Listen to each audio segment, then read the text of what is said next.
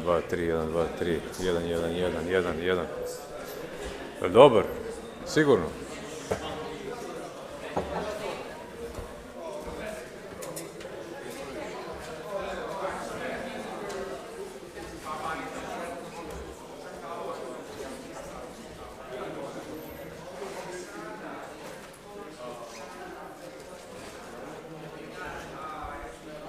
Jedan, jedan, dva, dva. Dobar je, fin je, čak i pojačan.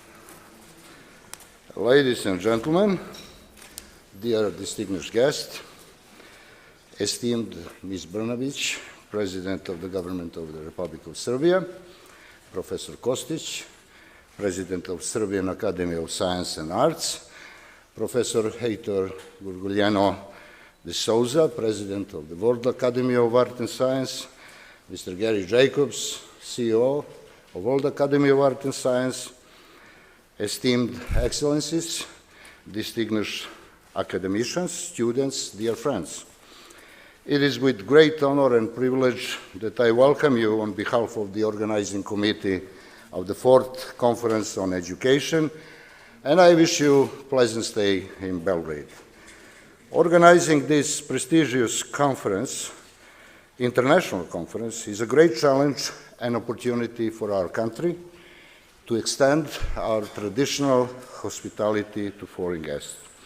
Therefore, we are very pleased that World Academy of Art and Science and World University Consortium had such great confidence in us by nominating Belgrade to be the host. Preparing and organizing the 4th Conference on Education has certainly been a rather demanding project. On behalf of organizers, I would like to express special gratitude to our sponsors, and you can see the sponsors on this wall behind me.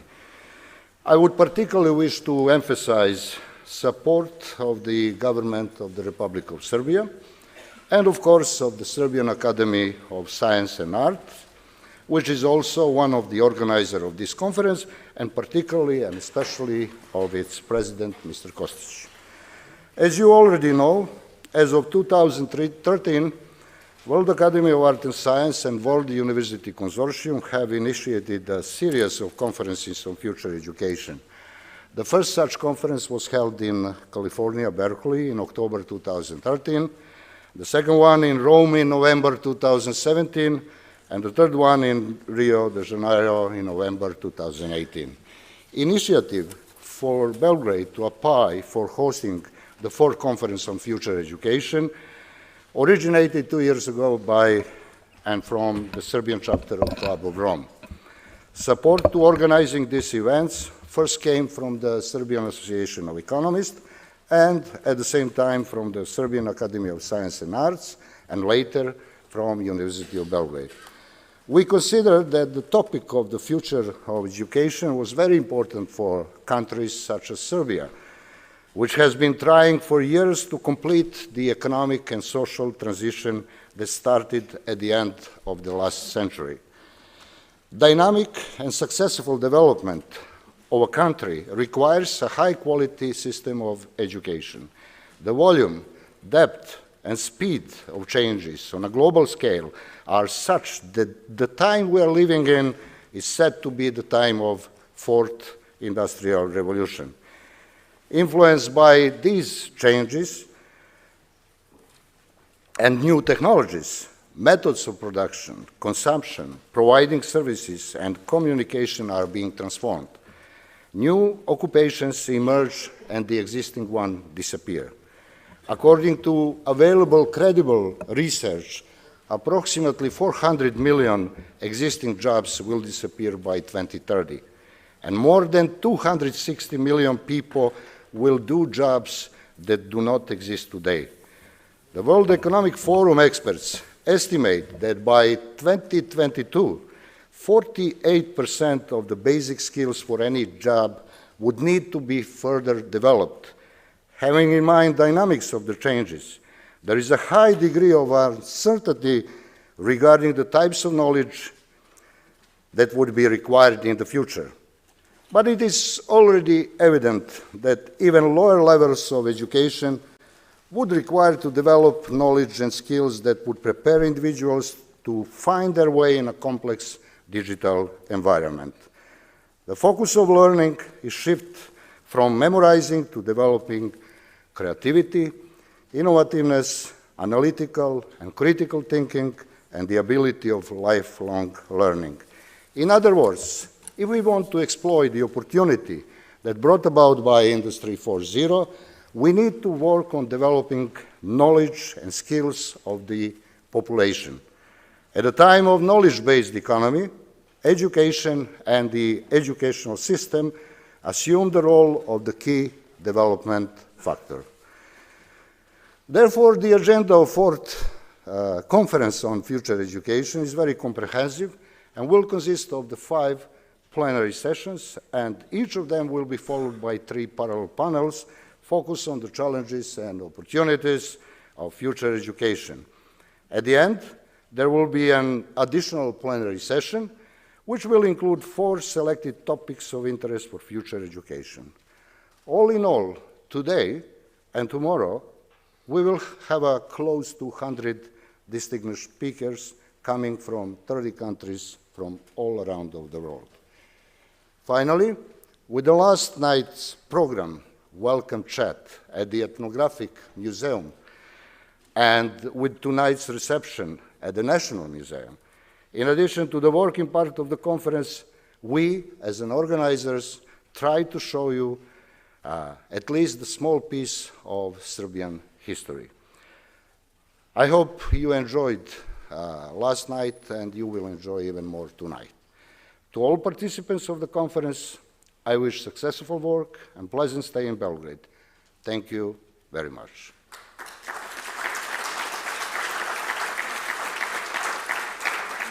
And now I would like to call Mr. Gorgolino de Souza to join me and to take this floor.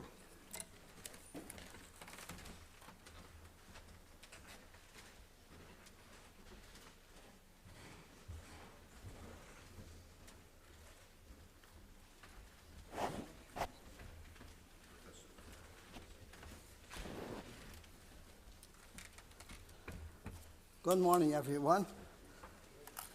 I'm very pleased to greet, first of all, Ana Brnabić, President of the Government of Serbia, and Aleksandar Vlahović, President of the Serbian Association of Economics.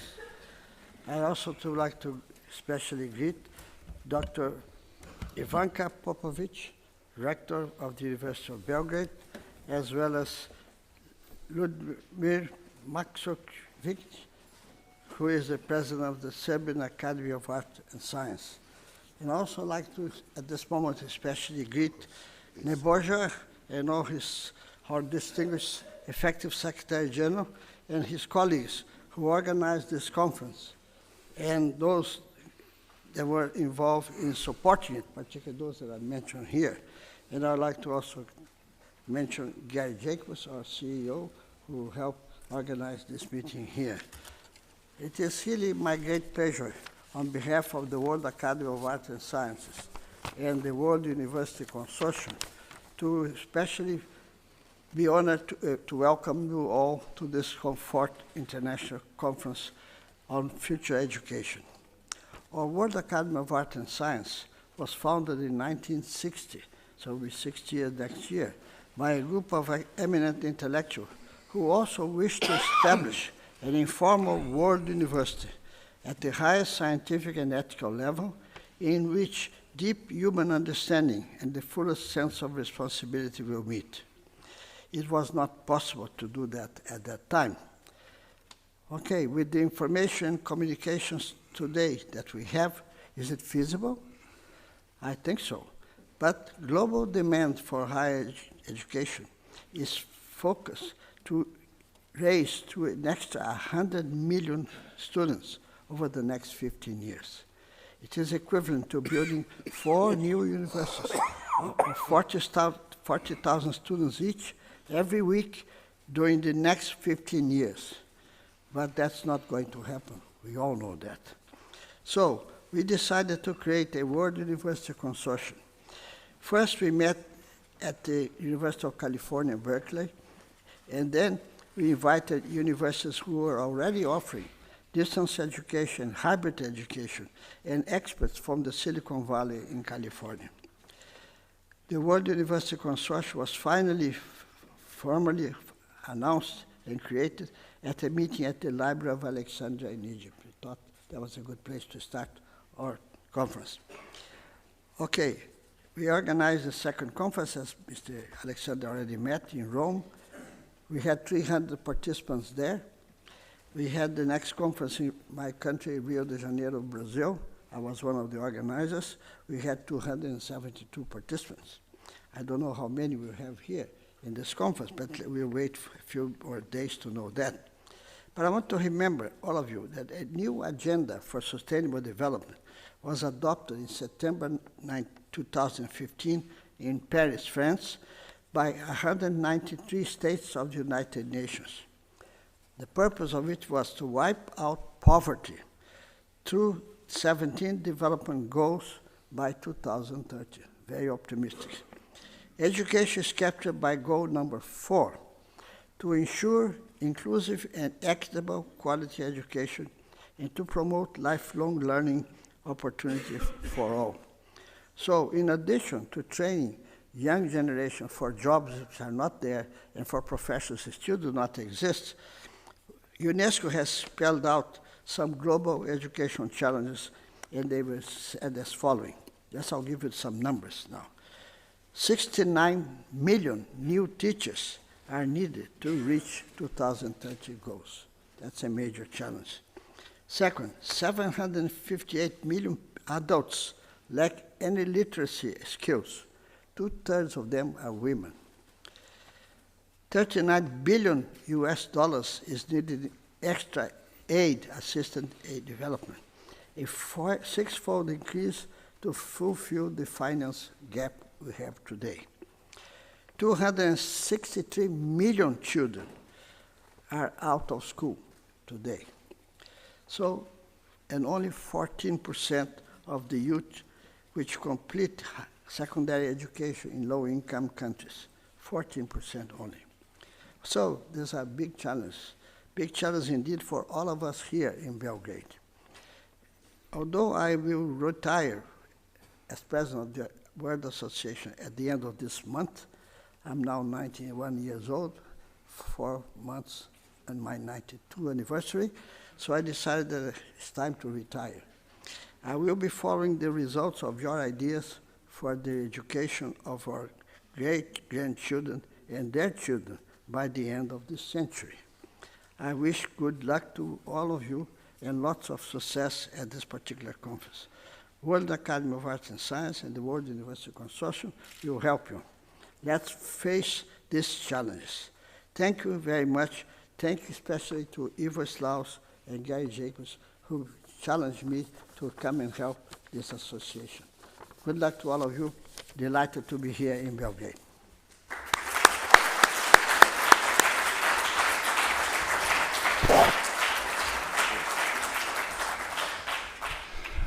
Thank you very much, Professor Gorlino de Souza. And now I would like to call Ms. Ana Brnabić, the President of the Serbian government, to take a floor and to make address to the audience.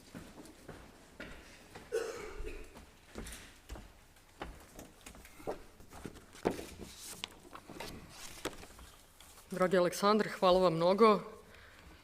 Dear guests, first I will just say that although according to the protocol when I'm, as the Prime Minister, when I'm in Serbia, I should speak in Serbian out of this time, out of respect for our co-organizers and Honorable President de Souza, your colleagues, your team, and since it's an international conference, I will speak in English. Honorable President of the Serbian Academy of Arts and Sciences, Mr. Kostić, Honorable President of the World Academy of Arts and Science, Mr. de Souza, Honorable Rector of the University of Belgrade, Ms. Popović, Mr. Nešković, Mr. Vlahović, Mr. Đurićin, representatives of the Serbian Association of Economists, distinguished guests, professors, students, dear friends and colleagues. I have to say that for me, it is a great honor and a great privilege to speak about the future of education in the building which gathered through decades and in the Serbian Academy of Arts and Sciences which gathered for almost 178 years the greatest minds not only of our country but of this part of Europe. And I want to thank also the World Academy of Arts and Sciences for deciding that, as we heard from Mr. Vlahovic, following Berkeley, and then Rome, and then Rio de Janeiro, you selected Belgrade and Serbia to host this important event. And I would like to think that, at least to some extent, this is a testimony of our reforms and of our efforts to change, but also of the strength and the potential of our arts, of our scientists, creativity, and overall of our people. Throughout the world's history and the history of humankind and nation states, what determined the success of one nation, of one society, and of individuals was education. But in today's fast-changing world, success, competitiveness, harmony, and also happiness of one society and one country more than ever, I think, depends on education and of our ability to predict and to adapt to the future of education and challenges that it brings with it. This surely represents one of the key challenges for the countries and for governments across the world that need to reform our education system in order to make our younger generations ready for the jobs and the world of the future. The jobs and the world which do not yet exist today. And as we have heard also from Mr. Vlahovic, we cannot today even imagine or predict which way will they be like. And that is why education and the future of it is a topic which is amongst my government's top priorities, if not the most important one. I strongly believe that only a society based on knowledge, innovation, culture, creativity, and free-thinking individuals can be a driving force of development. And the foundation of all of this is the quality of education. The changes that are happening in the world today are above all rapid. They're of such a character that it is often difficult for people to understand their scope and scale. We are faced with completely new technologies, with artificial intelligence, virtual, augmented reality, blockchain, big data analytics, and all of this requires education to change and adjust almost at the same pace. And I would like to think that in this government's mandate, we have started those necessary reforms of our education in order to prepare young people in Serbia for jobs in the 21st century. And the most important thing is the systematic approach and the systematic support.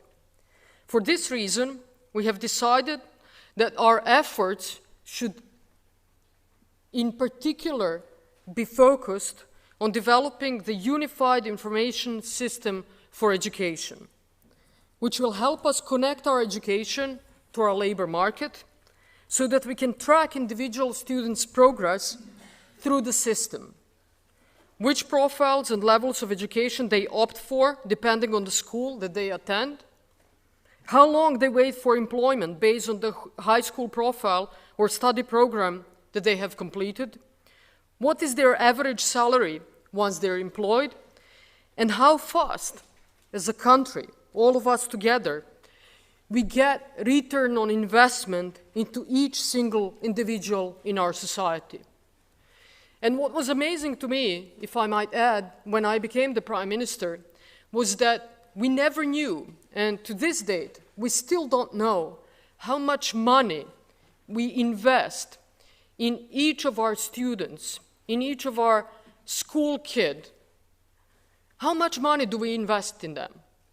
And how fast that investment has its return to us as a society. Once we implement this unified information system, we will make our education completely transparent. We will know how much we invested in each single person in this country and to what extent that investment returned to us and at what pace. And based on that, have we made the right investments? How can we change those investments? How can we make those investments better? Because the best thing we can do as a society is basically invest in people. We have also started at the same time, in parallel with that, changes on all levels in education in Serbia.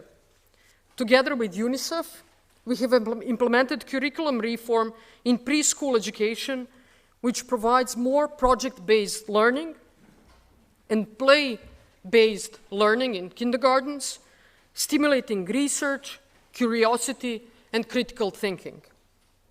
And our key goal for our educational reform is to teach our young people how to think and not what to think.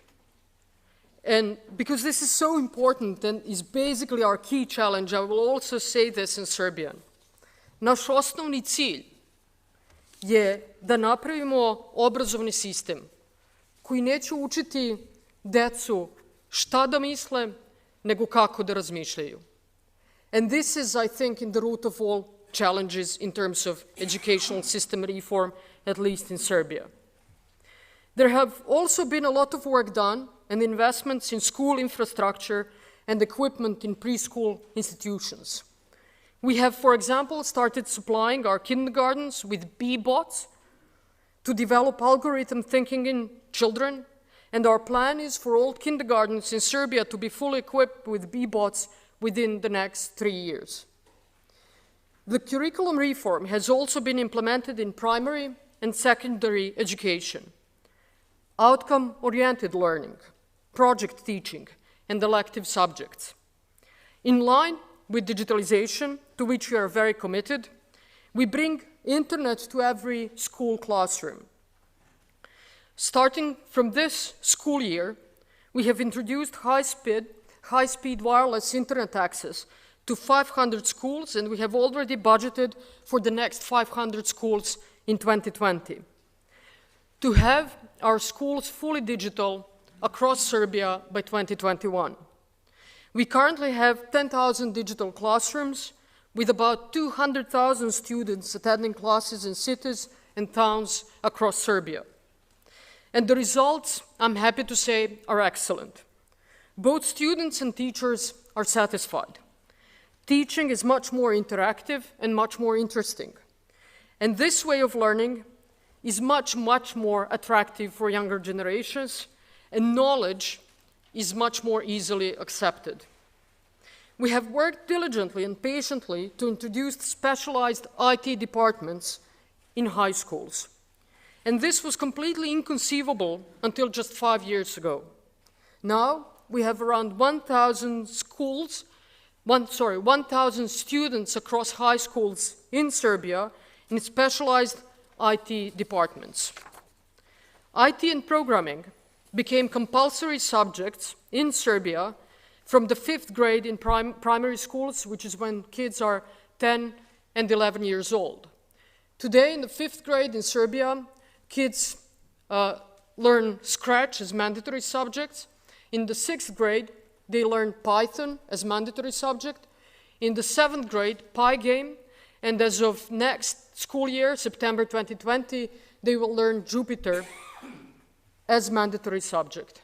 Meaning that in 2021, we will have first generation of primary school kids leaving schools in Serbia with complete knowledge of all key program languages. And in this, Serbia is currently one of the most advanced countries in Europe. We are also developing dual education to have a more communication, a better connection between our education and our labor market, our economy.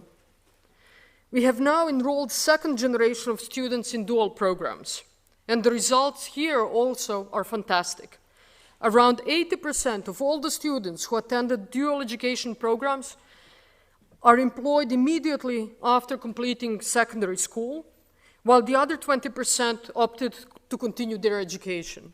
Because we need this also, 100 million euros for investments in infrastructure for innovation, research and development, and startups. We are investing in science and technology parks, innovation labs, new infrastructure for faculties, startup centers across Serbia, and we hope that all of this will provide actually results in 2021, also in terms of much more investments in entrepreneurship in Serbia and Serbian youth investing into their startups and innovation companies. And again, our task is to teach young generations how to think, not to be afraid to question things and question authority. Think critically, push the boundaries of everything they know. This is our obligation to equip them with the 21st century skills that they need. It is up to us to explain to them that they should not have to fear to rise up to challenges and make mistakes, because mistakes are good. Mistakes are just one stepping stone from the final success. And finally, the events like this help us achieve these goals. And again, we face with really much the same challenges, similar issues that all governments across the world face. And these challenges and these issues are so difficult and so complex that at the end of the day, you can resolve them only by working together. The governments cannot do this alone. We need the academy to support us in this.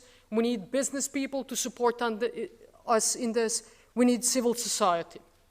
And thank you so much again for hosting this event in Belgrade, in Serbia. And again, we hope this is a testimony to all the efforts that we are making to change us and our society. Thank you very much.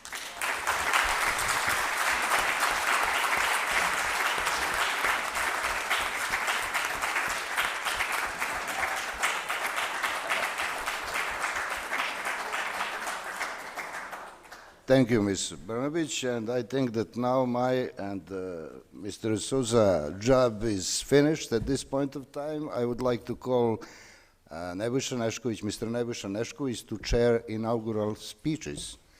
Nebojša, please. We are going back. Yeah.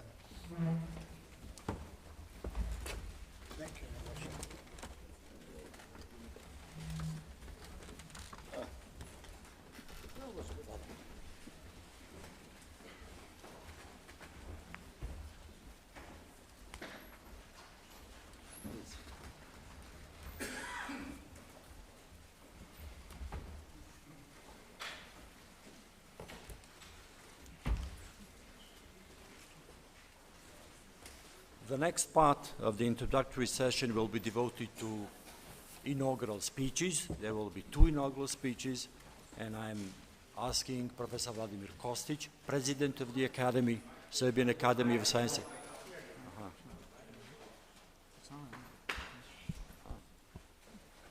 Well, I'm asking Professor Vladimir Kostić, President of the Serbian Academy of Sciences and Arts, to deliver the first speech. Please.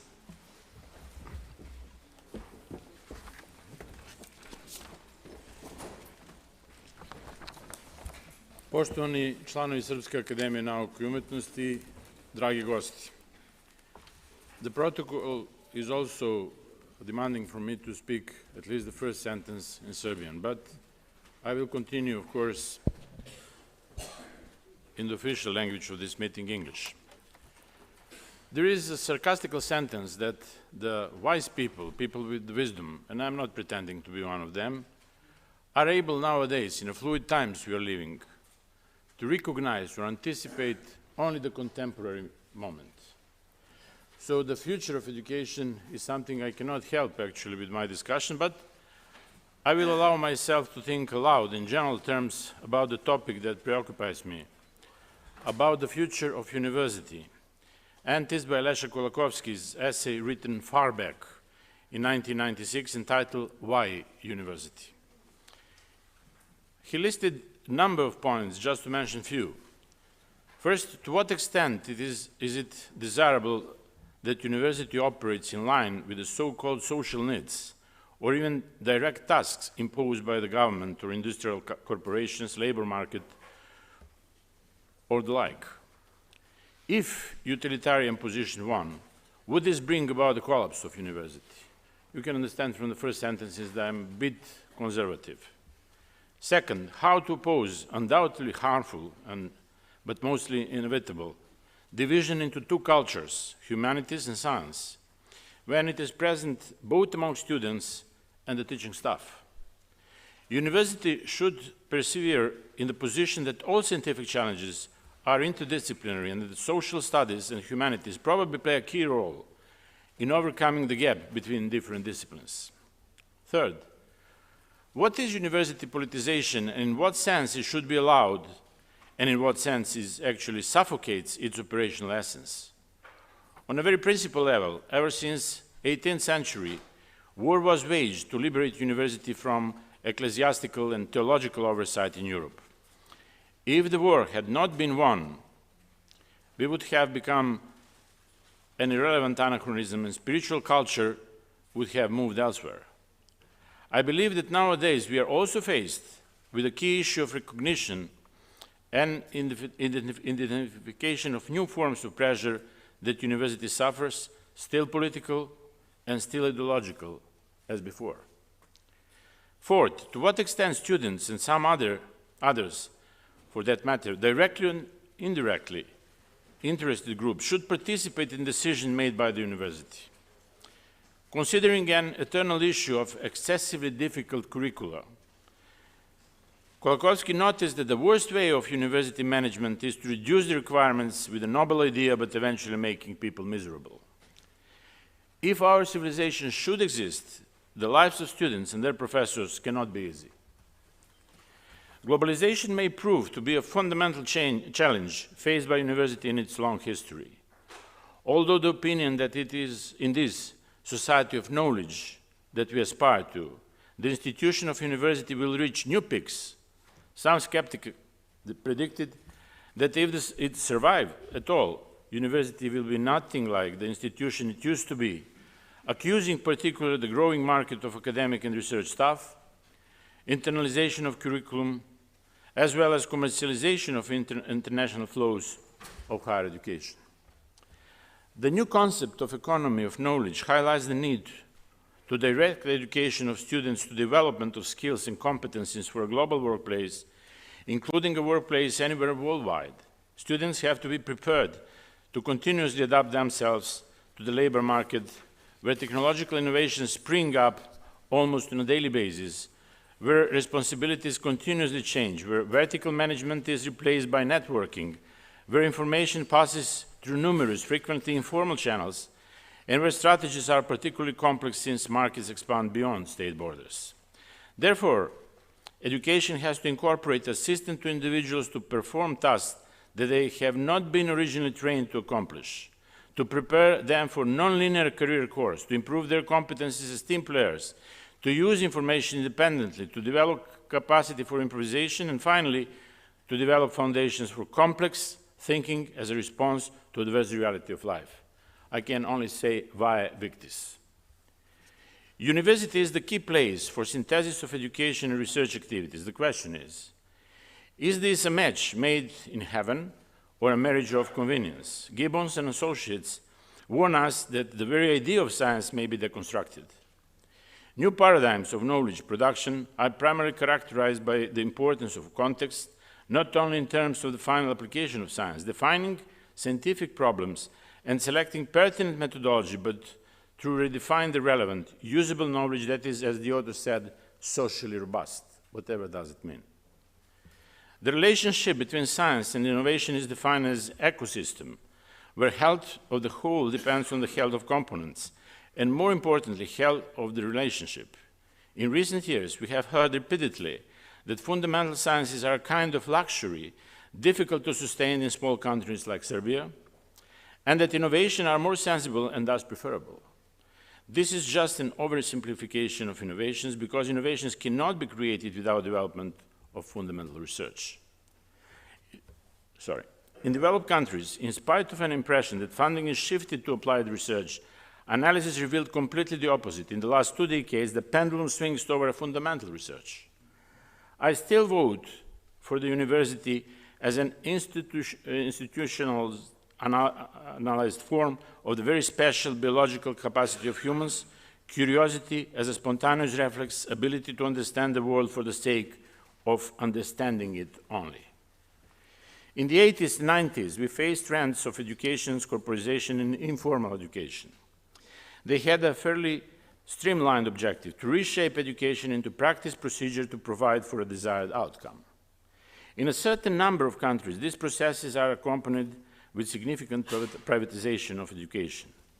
As long as 20 years ago, Middlehurst pointed out that the so-called corporate classroom is as big as the whole educational system of the United States. Some of these institutions are named Corporation University, which the author interprets as a compliment. The importance of university brand is therefore recognized, but also as a threat, illustrating promiscuous nature of the term and potential instability of categories that we use in our educational system. Some believe that these threats are only the tip of the iceberg, and the major rivals of universities will be the mass media, the so-called infotainment industry, and consultancy companies that will be more flexible than universities and organize global alliances faster. To put it briefly, globalization processes and relevant high technology alongside have translated the traditional concept of time and place into a single category. This is a special problem for universities, since in spite of more or less successful methods of distant learning and the like, this institution is deeply rooted in its place. Is the relative autonomy of the university compromised with the advent of new paradigms of knowledge production? One which particularly identifies public debates about certain scientific outcomes via online blogs and social networks, when opinion of any participant apparently carries the same weight as opinion of expert. As Tim Nichols perceived, this is a room to that of expert opinion. In this situation, what can this traditionally public, particularly scientific, educational, and art-promoting institution do? In 2018, Statement of All European Academies, ALIA, finds that the concept of transformation into digital society is also split. In this phase of tradition, public institutions will be forced to redefine themselves to be able to grow root into the new and uncertain grounds characterized by big data platforms, algorithm-led management, and global internet presence and activities. In an online society, institutions may be easily bypassed by platforms, knowledge replaced by search and information, shallowly equalized with data. This transformation may almost imperceptibly destabilize institutional activities that provide and enable integrity, transparency, autonomy, and reliability, which we believe university does. Yesterday, I told a story about Umberto Eco, who commented on a provocative question of a student addressed to his professor. Sorry, but at the age of the internet, what is your purpose here? In the background of this rude brazenness, there was an idea that the internet was the magna mater of all encyclopedia. To put it simply, almost everything is there, except for instruction of how to investigate, filter, choose, accept, or reject. Being a university professor, Eco was offended by the question and said that everybody with good memory can store new information, but much larger skills are needed when it comes to deciding what to memorize and what to forget. Conservatively, I believe that schools will have to go back to the Socrates and Plato's idea of the dialogue that does not prescribe truth but seeks it, does not enthrone it but investigate it, natural in the shadow of unavoidable old-fashioned ethics. A sentence that today we have too much mind, too little character just came to me. It is my opinion that only school and university, I think in a generic term, can instill the meaning of this relationship. But don't worry, it is only my opinion. Thank you.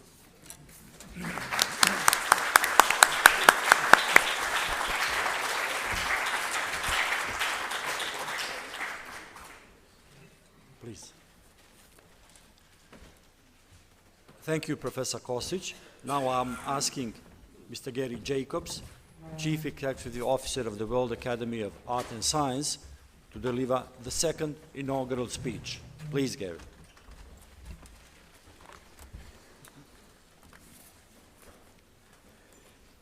Good morning.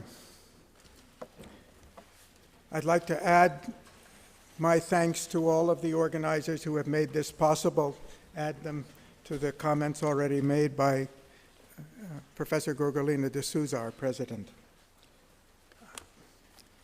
I'm really delighted to be here this morning. It's about more than half a year since I had the opportunity to participate in the Koponik conference up in the beautiful hill areas of Serbia, and to listen to leaders from this country, Prime Minister, Environmental Minister, leaders of business, leaders of academia, talking about not only the challenges the country faces, but what it seeks, its aspiration, its plans, its intentions to accomplish.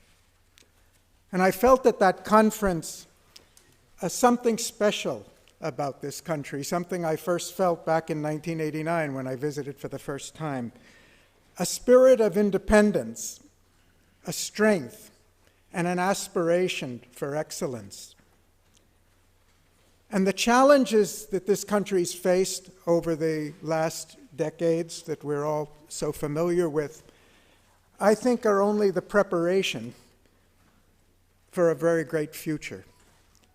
And how appropriate that we should come here and be invited here to talk about education, where science and intellectuality and independent thinking go deep into the tradition of this country.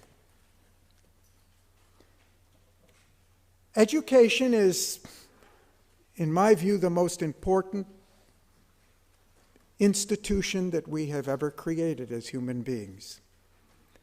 Education is what really separates us from the other living species on this planet.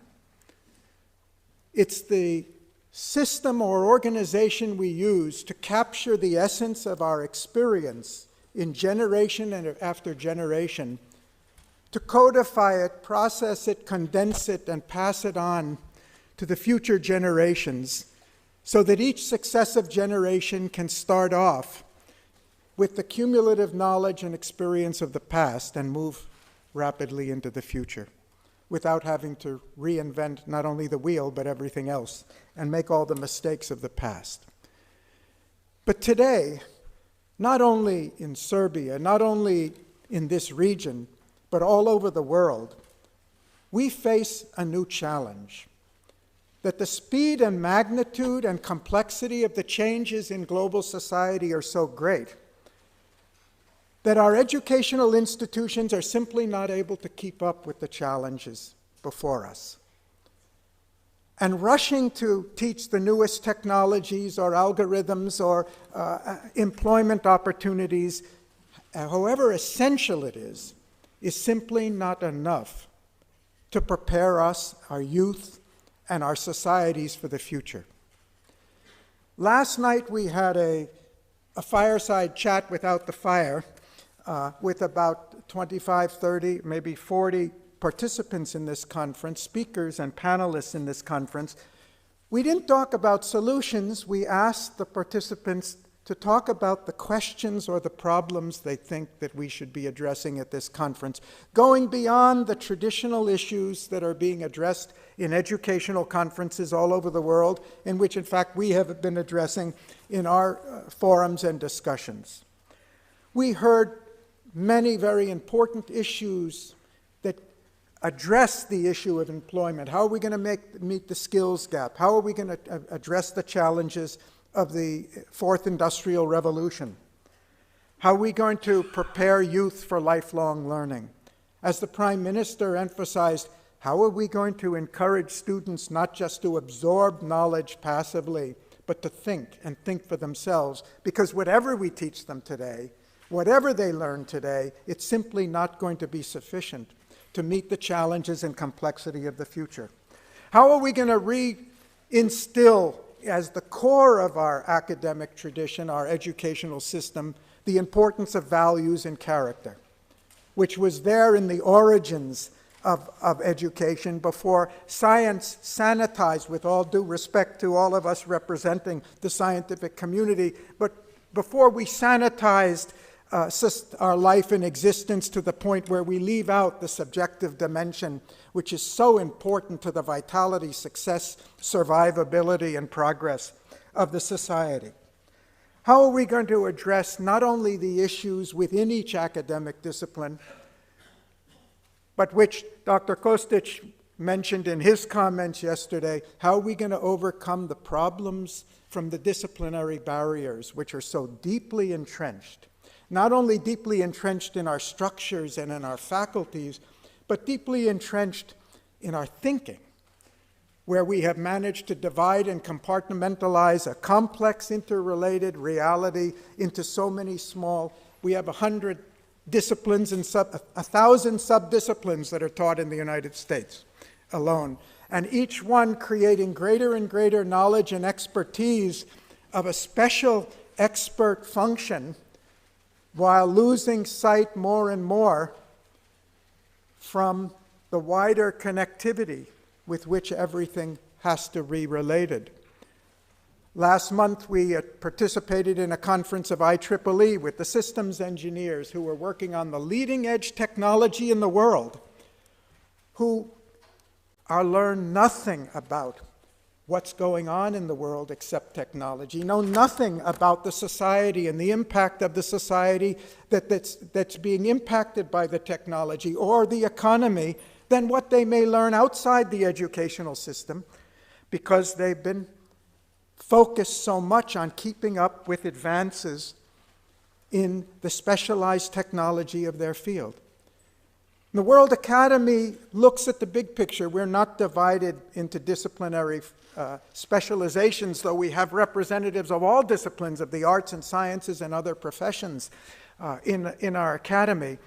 We're trying to look at the global challenges we face. And we find very often, perhaps almost always, the real problems fall within the link, the interstices between disciplinary knowledge. They fall within the area where the disciplines remain separate, where their perspectives are different. We have 200 years of economic history and economic thought that until very recently considered the environment an externality.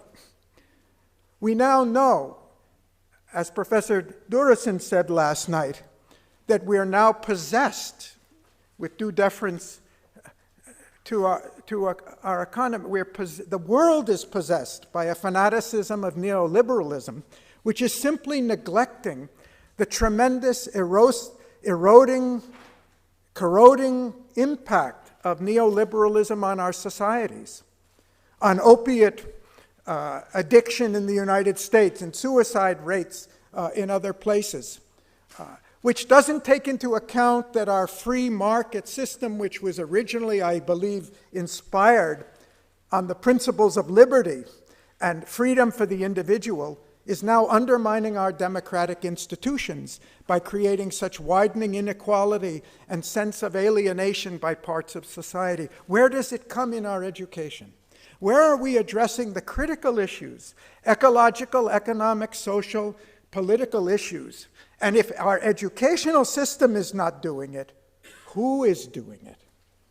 Who is preparing our future business leaders to really understand that a financial system that's totally divorced from the real economy and has money chasing money for profits rather than creating real jobs and producing real goods and services to meet real human needs is undermining the very fabric of our society? Who's responsible for that discussion if it's not in the universities, if it's not in our educational system?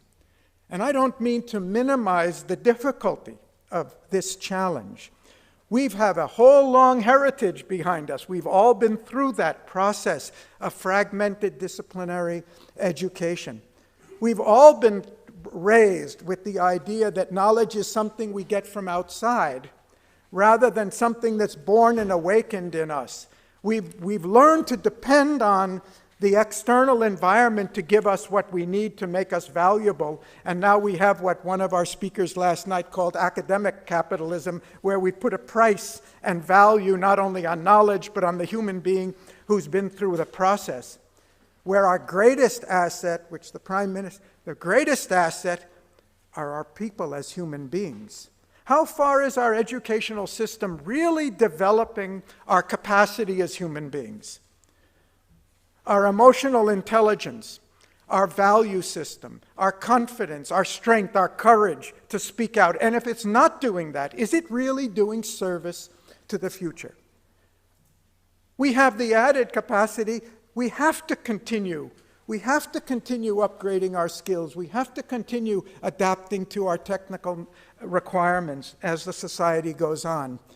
But I think if we reflect honestly, we simply know this is not enough. This is not sufficient. This is not going to solve our problems. And if Serbia manages to replicate and duplicate the best educational system in the world, it's going to be plagued by all of the problems that I see in my society and the other countries I see around the world, because they don't have the answer. They don't have the model for the future. And my hope in coming to Serbia is this is a country with a tradition of not just thinking, but thinking for yourself and thinking differently. We need new models. We don't have to cast away the best of anything. We should receive the best of everything. But the best of everything is not enough. It's very difficult to create a new model and demonstrate it in a country the size of India, where I spend most of my time, or the United States. But we've got a small, compact society here with a tradition behind it. Can't we do better and not just try to catch up? And I don't underestimate the challenge at all. We know many dimensions of that already. We know we have to have a shift in it, a radical shift from the passive education, which is teaching, to the active education, which is learning. We know we need a shift from the paradigm of a subject-centered education. The real thing we need to educate is not about subjects. This is not a mass production line. We don't need mass production line. We need every individual coming out of this with the capacity, unique capacities, to contribute uniquely to society. We need that change from the subject to the student. We know we have to break down the disciplinary barriers, and I would give credit to the natural sciences have done much better at it than the social sciences, which I represent and which I'm working in all the time, where we've divided things so much that the very concept of the human being in economics is a different species, maybe from a different planet than the human being I studied in psychology. And frankly speaking, I'm not sure that that human being has much to do with you and I either. We've got a nice abstract knowledge divorced from the real reality. We're teaching principles, we're teaching abstractions, when what our students need is something that will give them an understanding of what's going on in the society. It's not enough they understand what's been written in the past or in the textbooks or in the laboratory. They have to understand the world they're living in. Otherwise, what are we giving them? We're educating them to be another species out of place in the world, like human beings seem to be out of place on our planet right now, and we've got apparently serious people thinking we should move somewhere else because we better give up on this one. What's wrong with our thinking and our education if we can't figure out the way to live in a place like this, and we can't live harmoniously together? And we know many other aspects of this shift. It's not enough we shift to the student. It's not enough that we educate the mind. We have to educate the mind in different ways of thinking, which are there in our past. They're there in our different civilizations. The analysis and dividing all reality down to its fundamentals has given us great scientific discoveries, but we know more and more the complexity of the world can't be resolved by reductionist mechanistic thinking. We've got to think in synergy. We've got to teach our students, our youth, to think of the whole. And it's not enough we just assemble the parts and aggregate them. We've got to be able to link it to what they're feeling subjectively. We need an education and a way of thinking that includes our subjective reality, not just the objective world we see around us. And these are the themes that we've been exploring in the Academy and the consortium, and very gratified that we have a wonderful opportunity with a wonderful range of speakers and panelists and participants to explore them further. Because our hope is not that we discuss here how Serbia can catch up with other countries, but how Serbia can evolve models that others need. Just 3 days ago, I was in Geneva representing the World Academy at a new project we're launching with the United Nations, which we call, for want of a better, more clear term, global leadership in the 21st century. And our colleagues within the UN system were admitted later, I'm glad they didn't tell me beforehand, that they were very skeptical about this. It was the first time an NGO was invited to represent to UN organizations and partner with the UN on a project like this. And I didn't realize how skeptical they were about us getting a reception from their colleagues within the system, because there's so much cynicism today about multilateralism, about the international institutions, about the support and attitude of the nation states, and the possibility of addressing the challenges that we face. Well, if our education isn't helping us face those global existential challenges, what are we preparing our youth for if we can't do that? And this project, which we'll talk more about for those of you who can join us on the 14th, is how do we lead a world where nobody's in charge? Well, after all, we got this far in a world with nobody in charge because nobody's ever been in charge of the whole world. But now we seem to be grappling more and more with more centers of power and influence, whether it's the business community or the governments or the international organizations or NGOs. But how do we lead together? How do we create a movement that can respond to the aspirations of the young generation, Greta Thunberg's generation, that they want a planet that works for them? So we need a new knowledge. And those who participated in our meeting on 8th agreed on one thing. For all their training in public administration and leadership and economics and other fields of development, we don't have that knowledge today. We are not teaching that knowledge today. What could be more valuable than the next generation come out with an understanding of the world we live in and how we have to cooperate and how we have to lead, not just from above down, but awaken the aspirations and release the energy and initiative of everybody from the bottom up for a value-based world. And in our discussions last night, I was so pleased at the variety of issues and questions that were raised, because I think they all belong on the table. We can't look for simplistic solutions as if education is only there for one purpose. Education is there to bind and develop our human civilization, and now it's emerging as a global civilization. So the challenge and responsibility is greater than ever before, and it's a waste of time to blame anybody for it. We're a species learning in the process. The only question is, can we step forward to learn all that we need to learn to make this happen? That's why the motto of the Academy is leadership and thought that leads to action.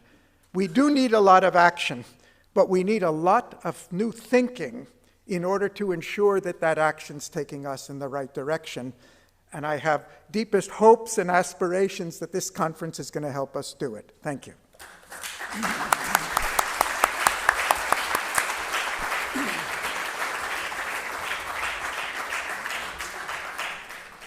Thank you, Gary. This is the end of the introductory session. We are now moving to the first plenary session. Go for it. Close. And now I'm asking Dr. Carlos Alvarez Pereira to come here and to begin the first plenary session. Thank you so much for coming.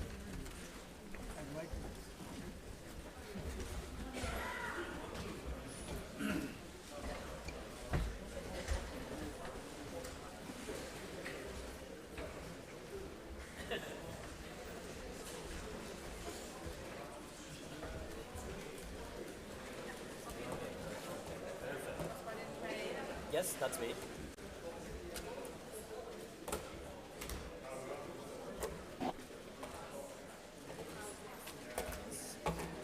So, yeah. Yes, perfect.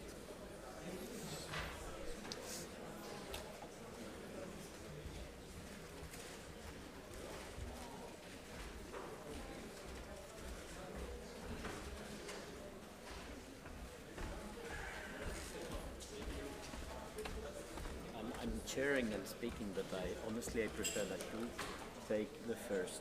So I will speak at the end of the session. But they put up your Yeah, but we will take it out. Okay. Okay? Thank you. So.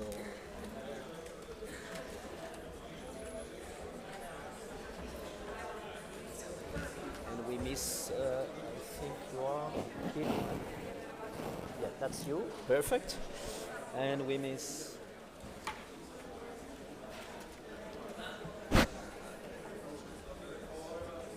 Can we take out this because we will start with Ivanka. I will talk the last one.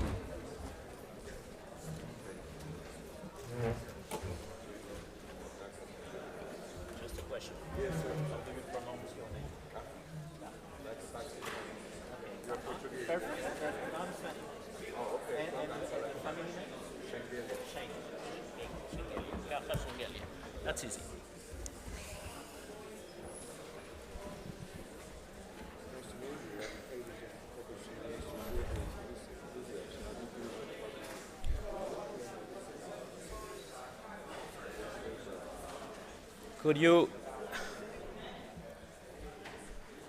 Could you have a seat, please? Thank you. We're about to start again the first plenary session.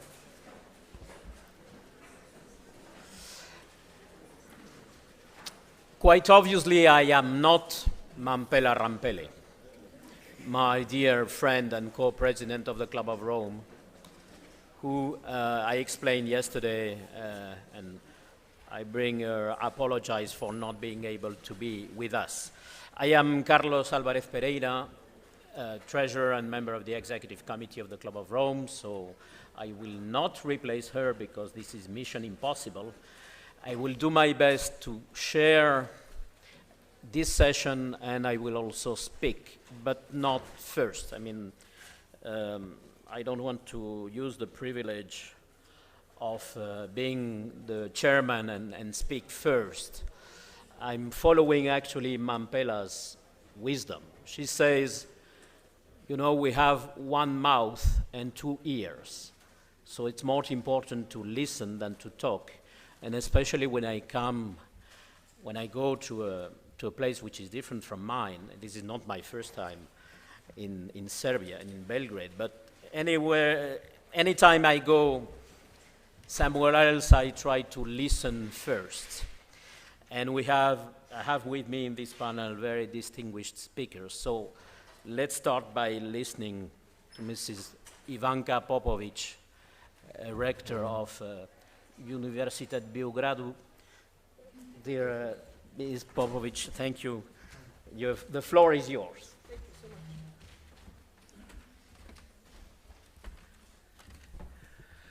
Good morning to all. Dear representatives of the World Academy of Arts and Sciences and dear dignitaries of the Serbian Academy of Arts and Sciences and esteemed participants of this, I think, highly interesting meeting. It's my great pleasure and honor to be able to address you with maybe a few thoughts about higher education, but education in general, where I think these first sessions will open up the topic because I think no one can, within 10 minutes, give any substantial contribution. But I would like to share a few thoughts. And for those of you who are in Serbia for the first time and maybe do not know enough about the University of Belgrade, perhaps I can give you a very brief snapshot of our university. It's the oldest university in Serbia. We have about 100,000 students studying in many disciplines, We are a comprehensive research-intensive university. That is actually about 60% of the scientific output of Serbia is from faculties and institutes of the University of Belgrade. So therefore, research excellence is incredibly important to us, and there are several areas in which we excel. But I have to say that about almost half of our students are studying social sciences and humanities. And the contributions of social sciences and humanities, unfortunately, cannot be so easily quantified as those in natural sciences and engineering and medical sciences. So therefore, the strength of social sciences and humanities at our university I cannot present in such a way, but I believe that not only at my university, but at all universities, this increasing gap between technological and social development will be overcome by representatives of social sciences and humanities, and that's why I see their role as being crucial in the future of all aspects of education and the development of society. I would like to dwell on one point, and that is how well we use the money for higher education here in Serbia. This is, some of you are maybe familiar with the Universitas 21 rankings, which do various analyses. One is taking the scientific output of a country and actually setting it to its GDP. And in this respect, Serbia is actually an excellent performer. And I would not like to say that that means we can do good science with little money. I'm just saying that we're very, very frugal with the money we get. So I'm taking the Prime Minister at her word that education will be at the forefront of the Serbian government, and therefore I hope also the budget of the Republic of Serbia. So moving on to, I would like to present 4 ideas that I think may have had a key impact on higher education. Of course, higher education can be only as good as the education that comes before. So the focus on primary and secondary education is really extremely important, and we are seeing some problems with the freshmen coming into universities that their knowledge is maybe not what it should be. So reforms at lower levels of education are crucial for higher education to perform in a better way. So if we go back a little bit, I think, at least in Europe, the Humboldtian concept of university is the one that has had the longest lifespan, and that only lately are we seeing some changes in how higher education can be perceived. But I think we can't knock von Humboldt in the 21st century, considering that this type of university will provide skills for a profession, but it provides people who can think and who can solve problems. And therefore, maybe what I am a supporter of is maybe Humboldt University 4.0. adapted to the 21st century, and not forgetting, because now I think we see higher education moving into a rather gray zone where it's difficult to distinguish between academic and vocational training. Training for certain skills is excellent, it's fine, but it might be short-sighted for some of the skills that are being addressed. And that's why I think von Humboldt was on the right track, and that we need to adapt what's going on. Now, when we talk about this blurring of lines, we especially see a tremendous focus of many governments on applied sciences, that this is the key, and I won't talk about innovation ecosystems because I think you're all fed up talking about innovation systems, ecosystems. The point is, there is only good science. Whether this science can be applied or not remains to be seen. And at universities, we need to do good science, and certain aspects of this science can be taken to other levels, and if so, that's excellent. But we mustn't separate the two, and I'm also hoping at least that the new budget for research in Europe, Horizon Europe, will try to keep this distinction. Now, moving along, okay, maybe we'll get a little bit dark, but I have to mention Huxley and others who are seeing various visions of a society that is moving in the wrong direction on a global level. So, are new technologies making us lazy? Are we using our brains enough? I think this is a very big challenge to educators, because we need to interest our students. But a typical lecture by a traditional professor is not the way to reach this audience. On the other hand, can our audience, who is used to other forms of communication, able to follow us? And this is what I find extremely disturbing. I'm sure that many of you have read the various studies with various instrumental techniques showing how the brain responds to certain types of information. We need people who can do, quote, deep thinking. Scanning enormous amounts of information is very useful. It's a useful skill. Our youth is very capable of doing this, but that means their brain is being trained in a different way, and we need to pull them into the deep thinking. And that's why universities are so important. That's why a Humboldt-type university is extremely important to train people not to lose the ability of deep thought. It means having a retention time.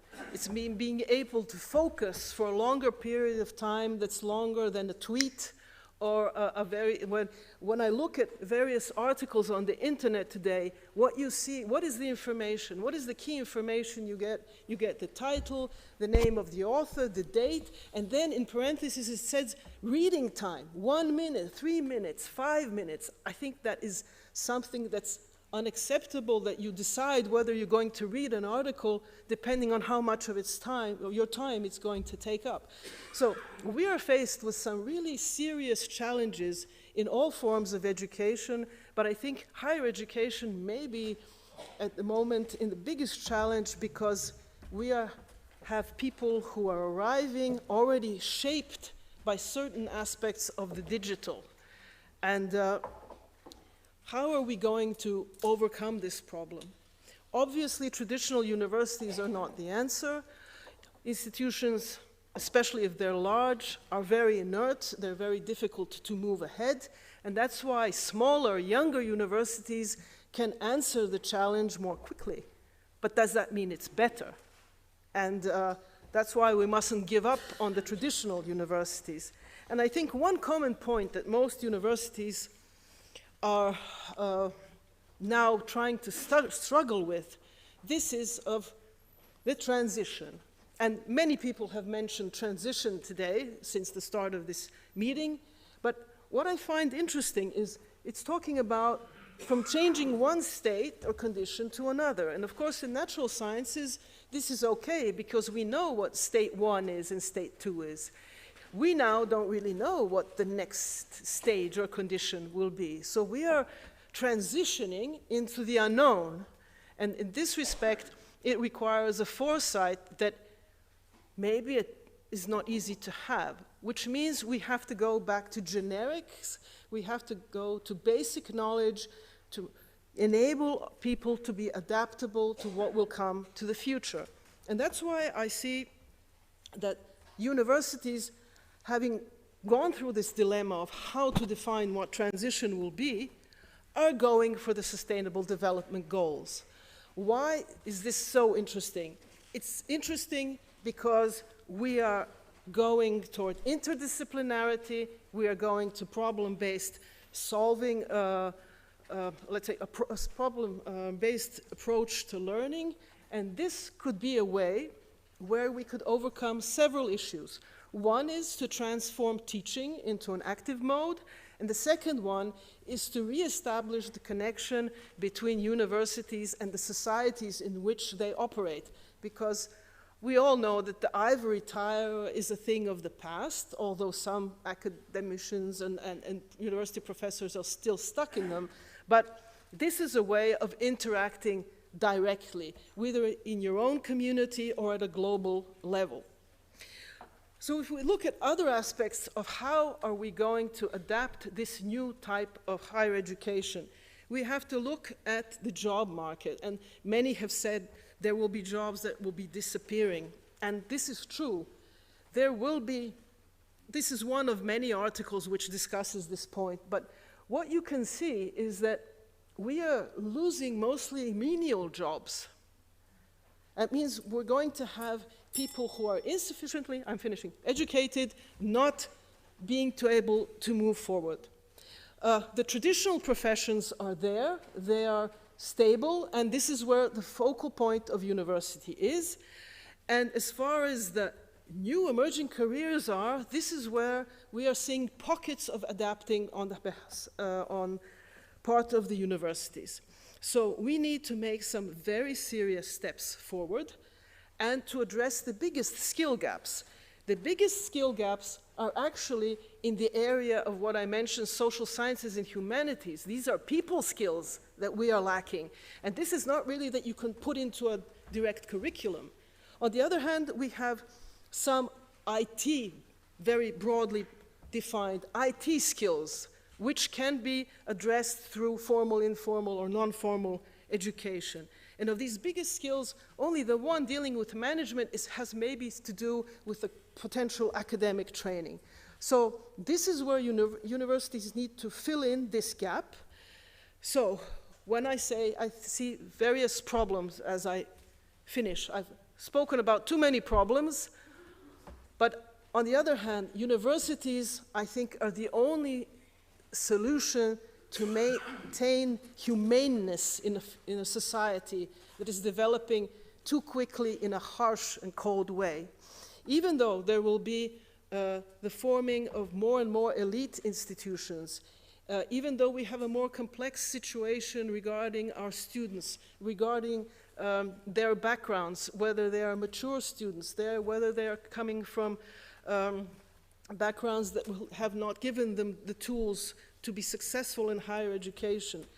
We will obviously have only the universities, not the vocational schools, which are fine and dandy, but the universities are the institutions that will save humanity from itself, I think, in the future to come. And therefore, all the contributions coming today and tomorrow at this meeting are really, really crucial that we can share this knowledge and make higher education better.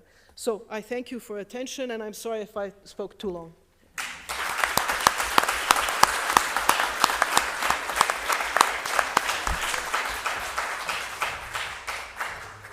Thank you very much, Mrs. Popovic. You didn't speak too long, and what you said was extremely interesting, and I appreciate it, especially the part on these reflections on our relationship to technology. I will go back to that myself later. So I think we have time for maybe one short question. The term short question meaning not an exposition of your own statement longer than 3 minutes and then a question. The short question is a short question. So do we have a mic for Mariana? I see there are several hands, but we have only time for...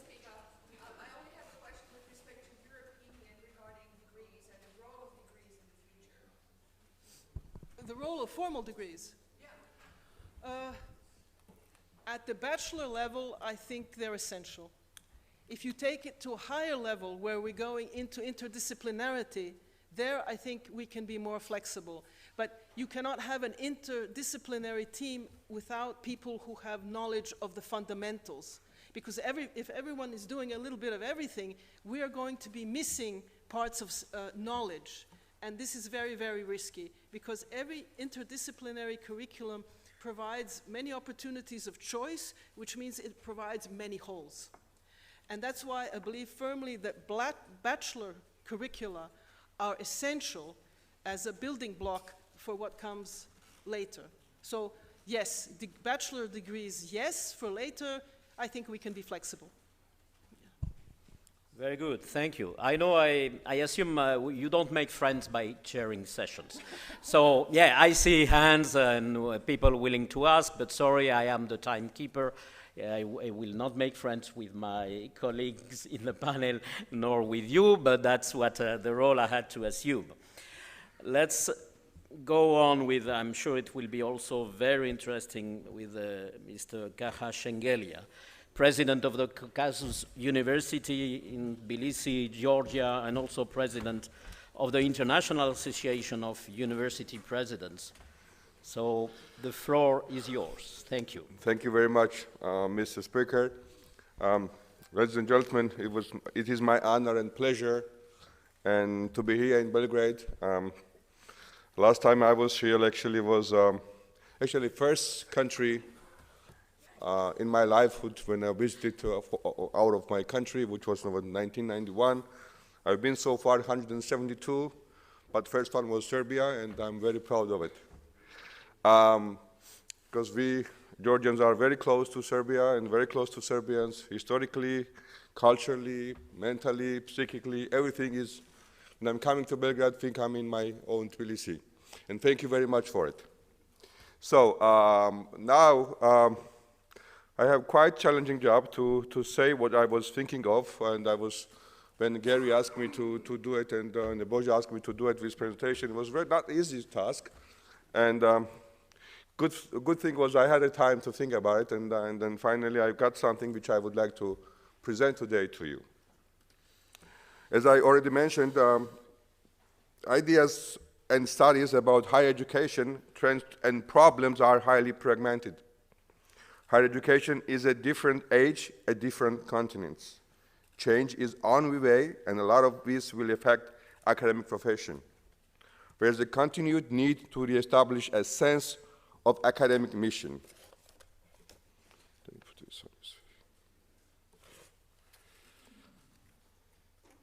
The academic revolution which took place in higher education during last century varied in transformation. Comprehending this task while being in development cycle is not an easy job. We know that last developments and challenges are not less of importance since the arrival of research universities in the 19th century as a new university naturally globally.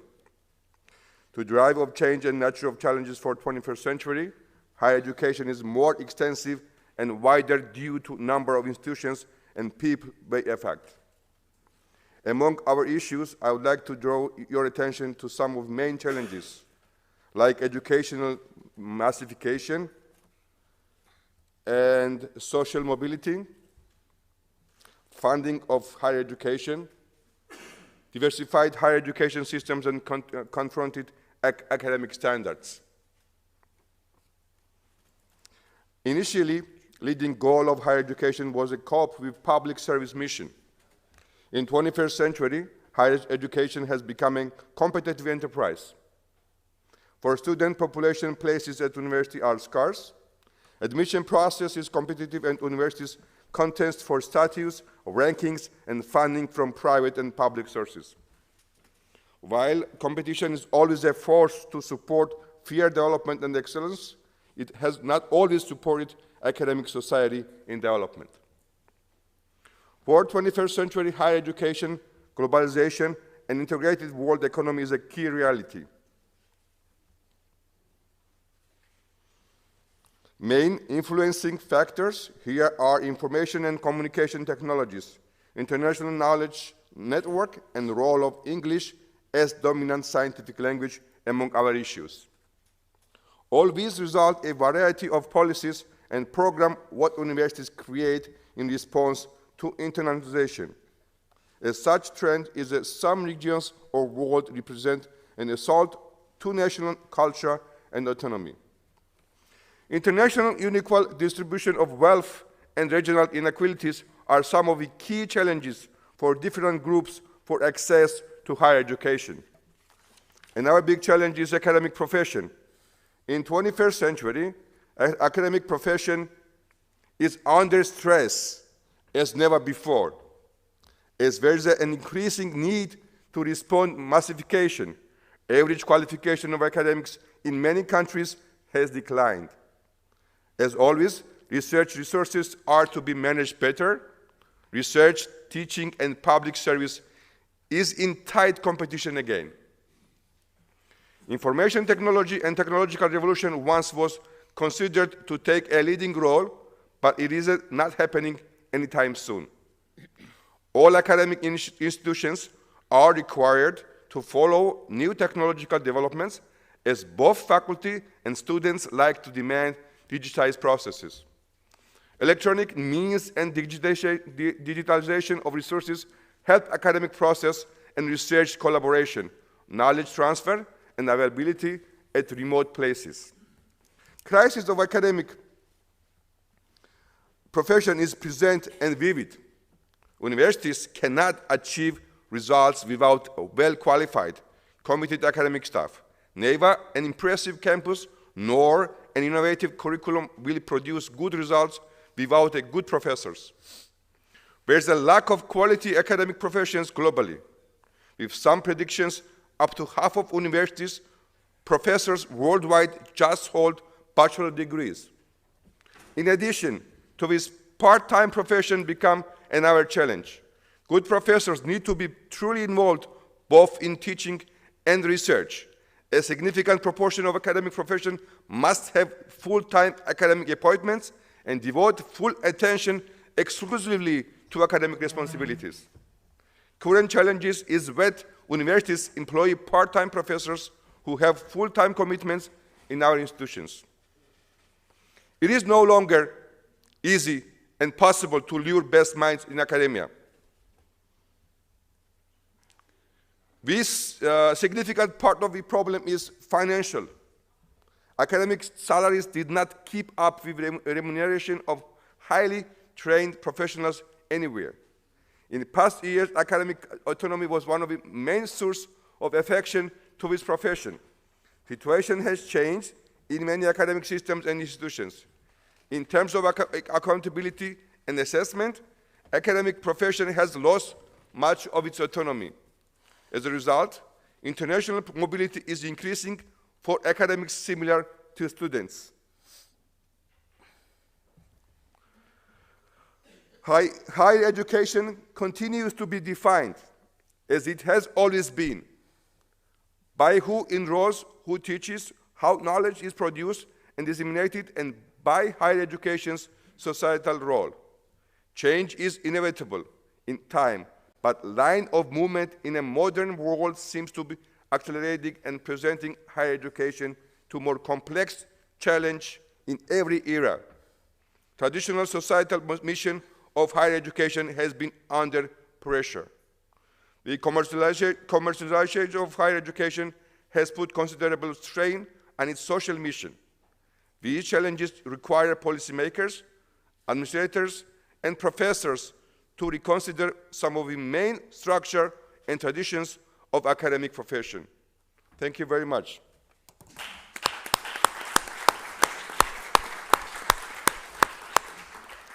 Many thanks, Professor Shengelia, for your realistic, I would say, critical but realistic appraisal of the challenges of higher education. It's good to hear, declarations, statements which go beyond the banalities of talking about education, but pointing to the stresses. So many thanks for that, and many thanks for something absolutely incredible which you made happen, which is you are the first person I ever met which spent less time than assigned to speak. This is the first in my professional life. So thank you also for that. That gives us a little bit more of room for questions. So in particular for the questions, Marcel, the end of the room, please.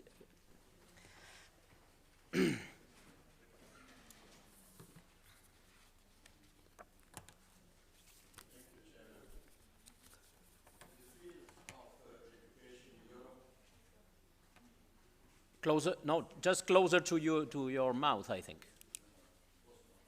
Okay.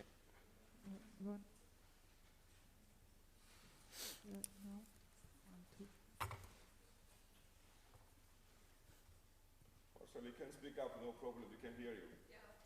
The point is that in the higher education, particularly in Europe, the European Union was the Director General for the education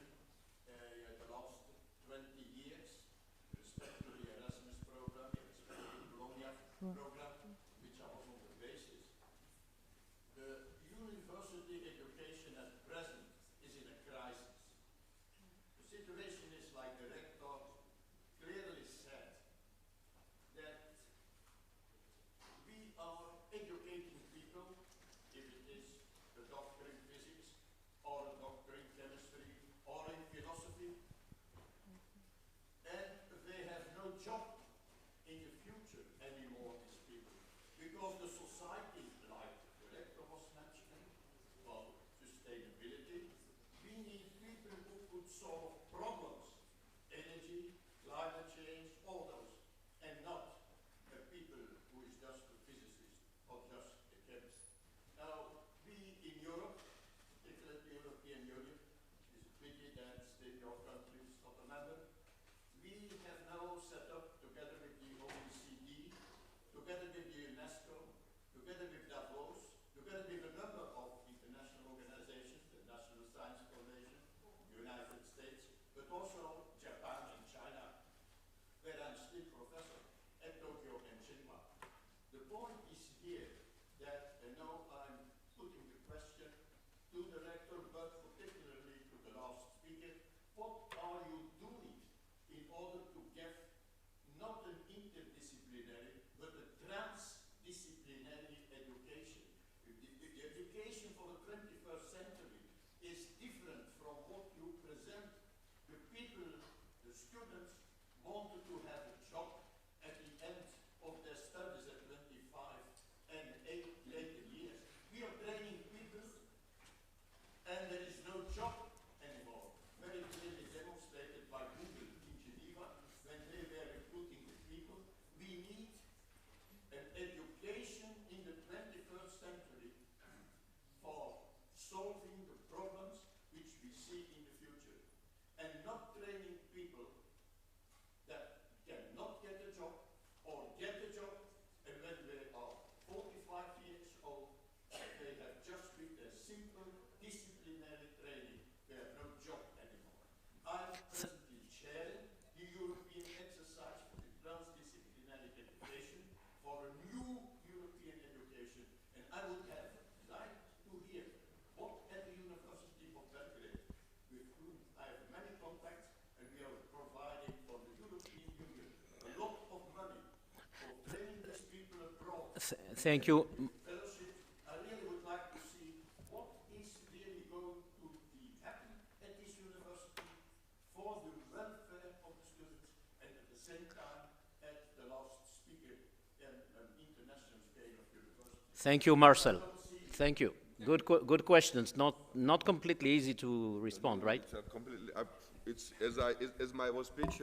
I'm trying to answer him in 2 seconds, because we a new generation don't want to waste time for just only speaking. We have to do things. What we do in my university is it's a very pretty young university, around 20, 21 years old now, and many of you already been and they know how we are doing. 99% of my students are employed already. What is going to be in 2040? 65% of today's students won't have a job. Okay, good question. But we are also thinking about this, what's going to happen in 2024 or 2040, and we are trying to introduce new curriculum or new subjects, which is going to be in 2040. And we're not teaching anymore. Believe me, we're not teaching anymore. It may be not right to say, but philosophy or psychology anymore. We're doing something else now. Believe me, we're not doing it right now. Philosophy is not my cup of tea now anymore. I'm sorry for philosophers, but this is the way we have to do it, because we are very practical. Yes, please. Okay, I have to vehemently disagree with you.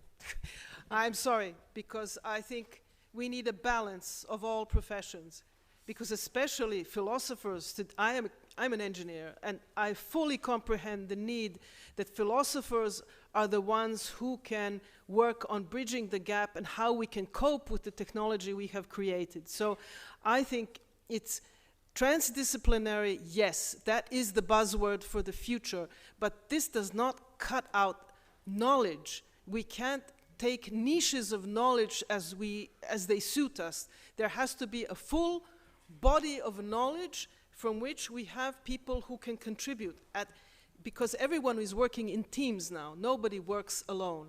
What we need is a certain number of people with transdisciplinary capabilities of organizing research or any type of problem solving that we're talking about. But you cannot kill off standard professions for the sake of transdisciplinarity. We have to have a balance which will provide all the knowledge we need to move forward. Because if we're not careful, we can have a situation in 50 years where nobody will know what a certain term is in a certain field. Then we've not done the right thing. And just imagine, let's say, some fluke, some power cut that will cut off our access to our databases, to Wikipedia and everything else. Our students will be lost. We have to have some other element of training which goes to the fundamentals. So I think you've opened up an incredibly important point of discussion, but I'm not sure that we can answer it quickly. And as far as the University of Belgrade goes, it's moving as fast as it can away from traditional professions, but it's a slow process because the resistance is tremendous, and I think it will take time. But I believe it's happening. Thank you. So we will take the question by Olivia now at the very end, but we will not answer it. We will keep it for later. But please, let's hear your question. You're welcome. Maybe you can wait for the mic, if the mic works. Yeah, the acoustic is very good here.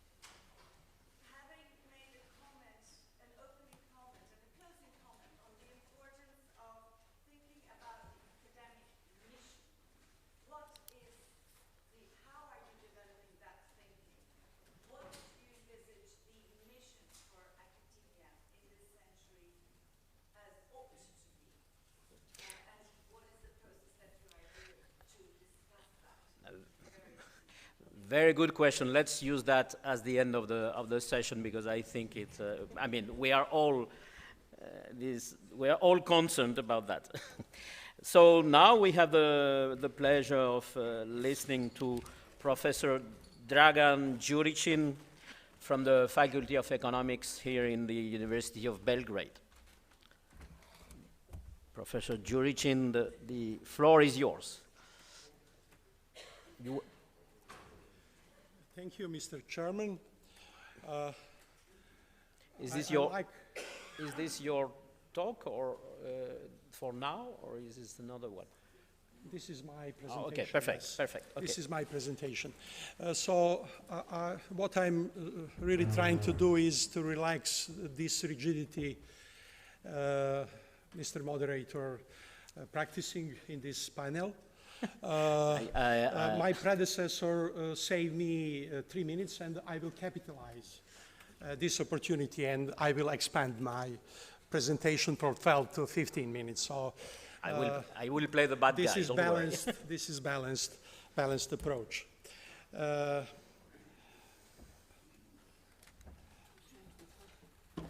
So after more than 2.5 centuries of industrialization and more than 4 decades of neoliberalism experiment, the most contingent factors of the future of our planet are anthropogenic climate crisis and income concentration. This double trouble is a consequence of wrong model of growth and related economic policy platform. In a new millennium dawning, the impact of global warming of 1.5 degrees above pre-industrial level is the greater challenge, maybe. It is the result of the planet Earth layers disorder. According to John Forrester, the planet Earth itself is system dynamics, nexus of elements interconnected together by exchange relations or flows. Physical system is closed, but not isolated. The conservation law is a way of functioning in it. Matter and energy can be destroyed, they can be transformed. Energy change is possible, exchange of matter is negligible.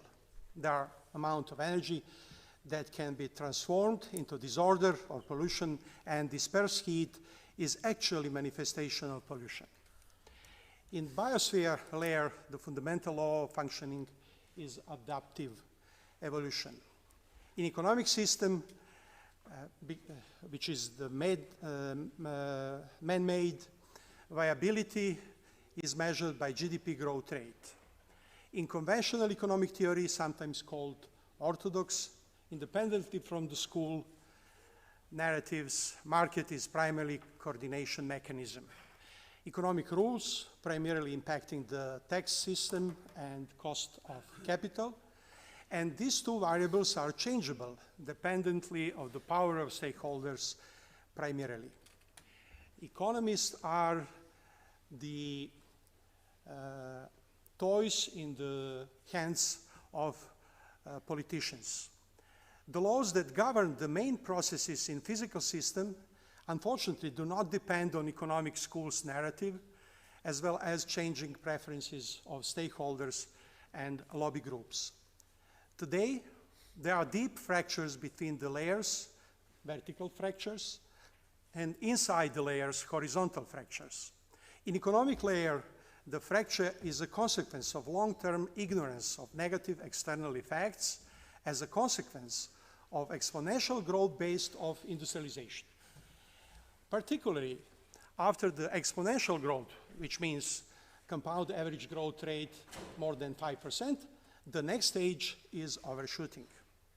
Fractures in economic system and disorder, particularly dispersed heat, have penetrated deeper into the structure of system dynamics, threatening sustainability of other layers of the planet as a whole. Also, climate crisis is macro relevant factor because we have a squeeze in the GDP level. Consciousness about that is raising, which means climate change will influence climate of change.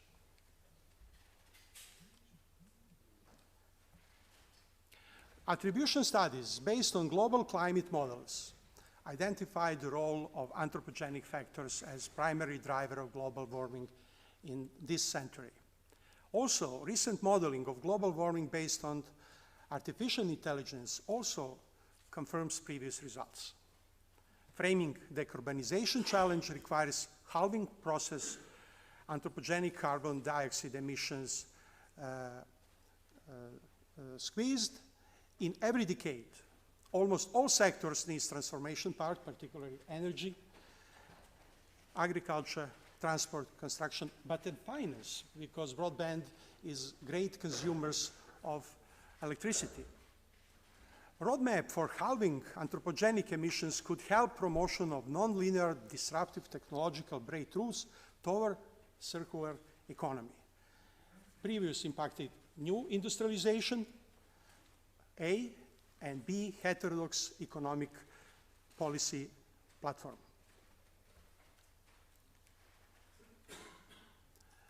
Another indication of neoliberal model of capitalism fault line is income and wealth concentration. The term neoliberalism has been used to explain the trend in economics that followed the displacement of Keynesianism during 1970s with market fundamentalism and so-called Washington consensus economic policy platform. Washington-based institutional support from IMF, World Bank, and US Treasury Department suggested minimal reform package following principles of deregulation, liberalization, and privatization, particularly for Latin American countries in 1980s and for countries from Central and Eastern Europe during transition in 1990s. But in home country, neoliberalism produced plutonomy related to those who have extraordinary wealth. Manifestation of financial sector mentality for plutocrats is short-term orientation instead long-term growth and investment, particularly in market instruments in their portfolio. On the global level, distribution of wealth looks like champagne glaze. Top 1% captured 27% of total growth, and 20% of riches participate in 83% of income. In the meantime, neoliberal model of growth gets the alternative. In case of developing countries, development based on technology transfer, following the principle of manufacturing-led export growth and inflation targeting as universal and almost exclusive policy tool, get macro deficit, increase debt, reducing of speed of growth, and developing economy into the so-called middle income trap. To escape the trap, it is necessary to reduce foreign borrowing. This is not possible without reducing technology purchase from abroad. Search for solution inspired growth model in early 1960s, so-called Asian model, supported by some luminaries like Professor Roderick, toward internal technology development supported by industrial policies. Previous was a seed of pro-growth state or managed capitalism in terms of Professor Rajan.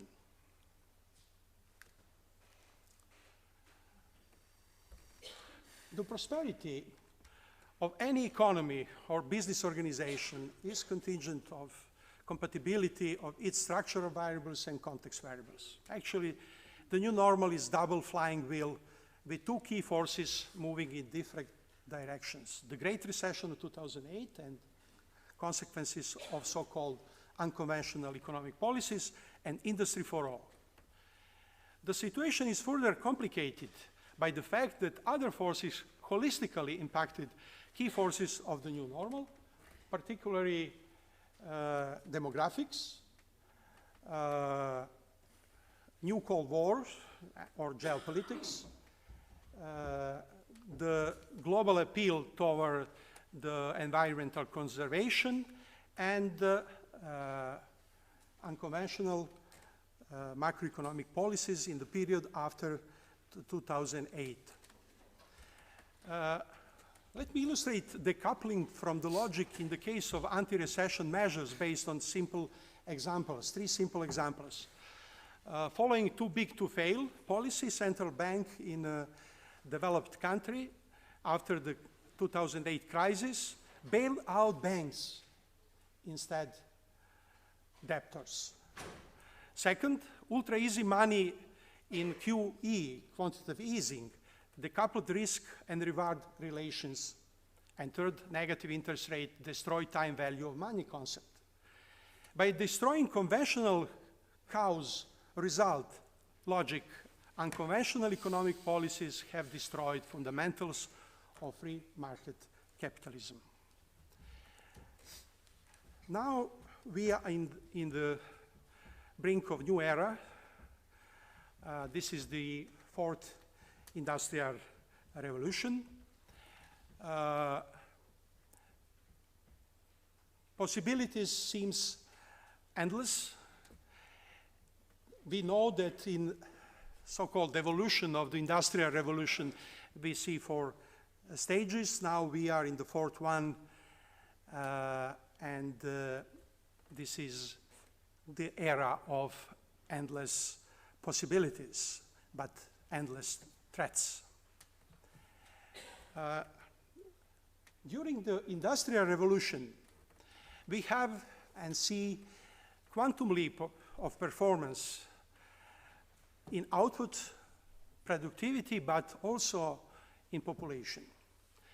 Growth curve of population is exponential. From 1784, when Industrial Revolution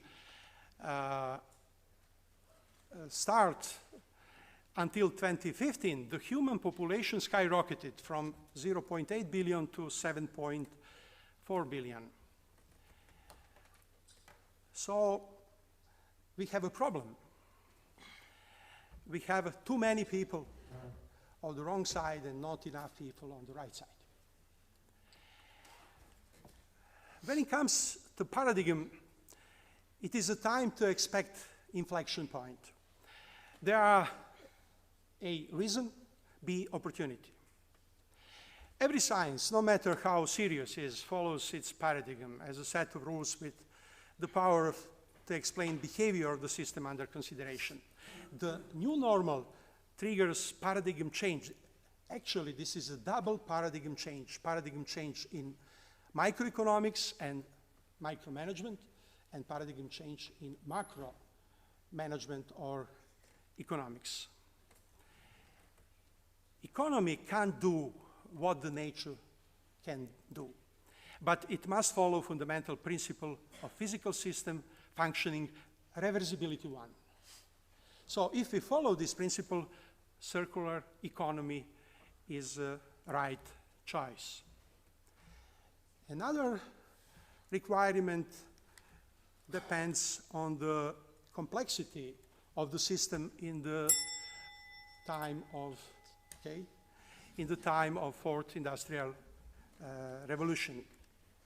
Due to universal connectivity, which is the new free good instead of land, water, and air, the possible interconnections or flows grow with the square of the number of interested parties or nodes. As a consequence, the complexity of the business ecosystem grows faster than the ecosystem itself.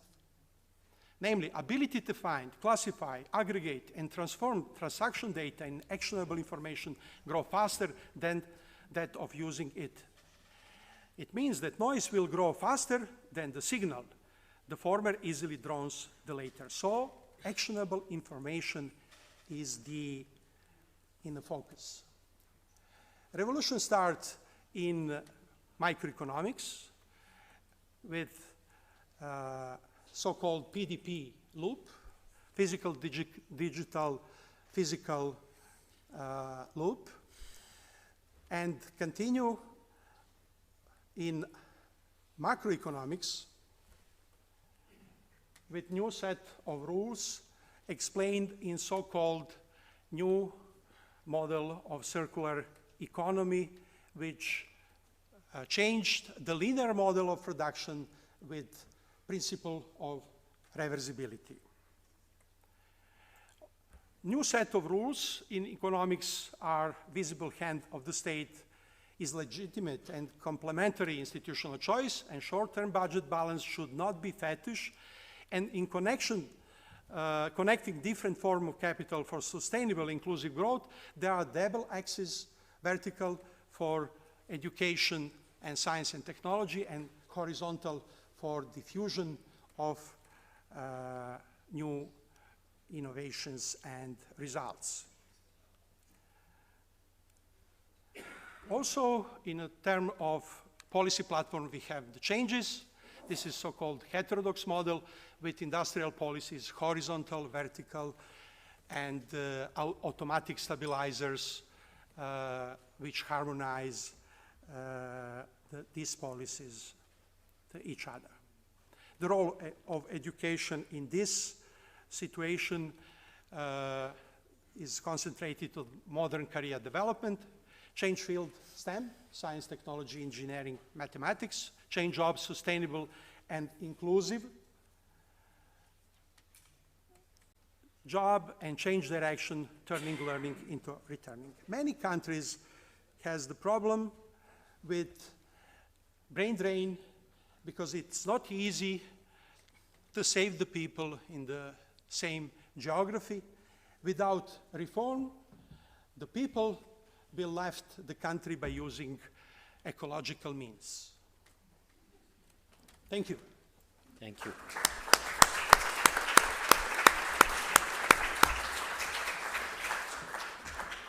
Thank you very much, Professor Juricin. So now I will switch directly to my own presentation. Sorry for that. You will.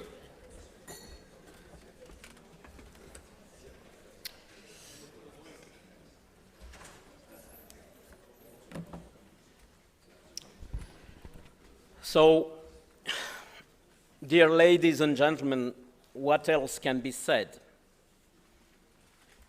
Take into account that I am the obstacle, the physical obstacle to your coffee break. I want to share with you a philosophy, which is that life is about asking questions and obtaining responses which lead to new questions. And to start with, I would like you to look at a graph, and I will not say anything for some seconds, because I want you to look at this.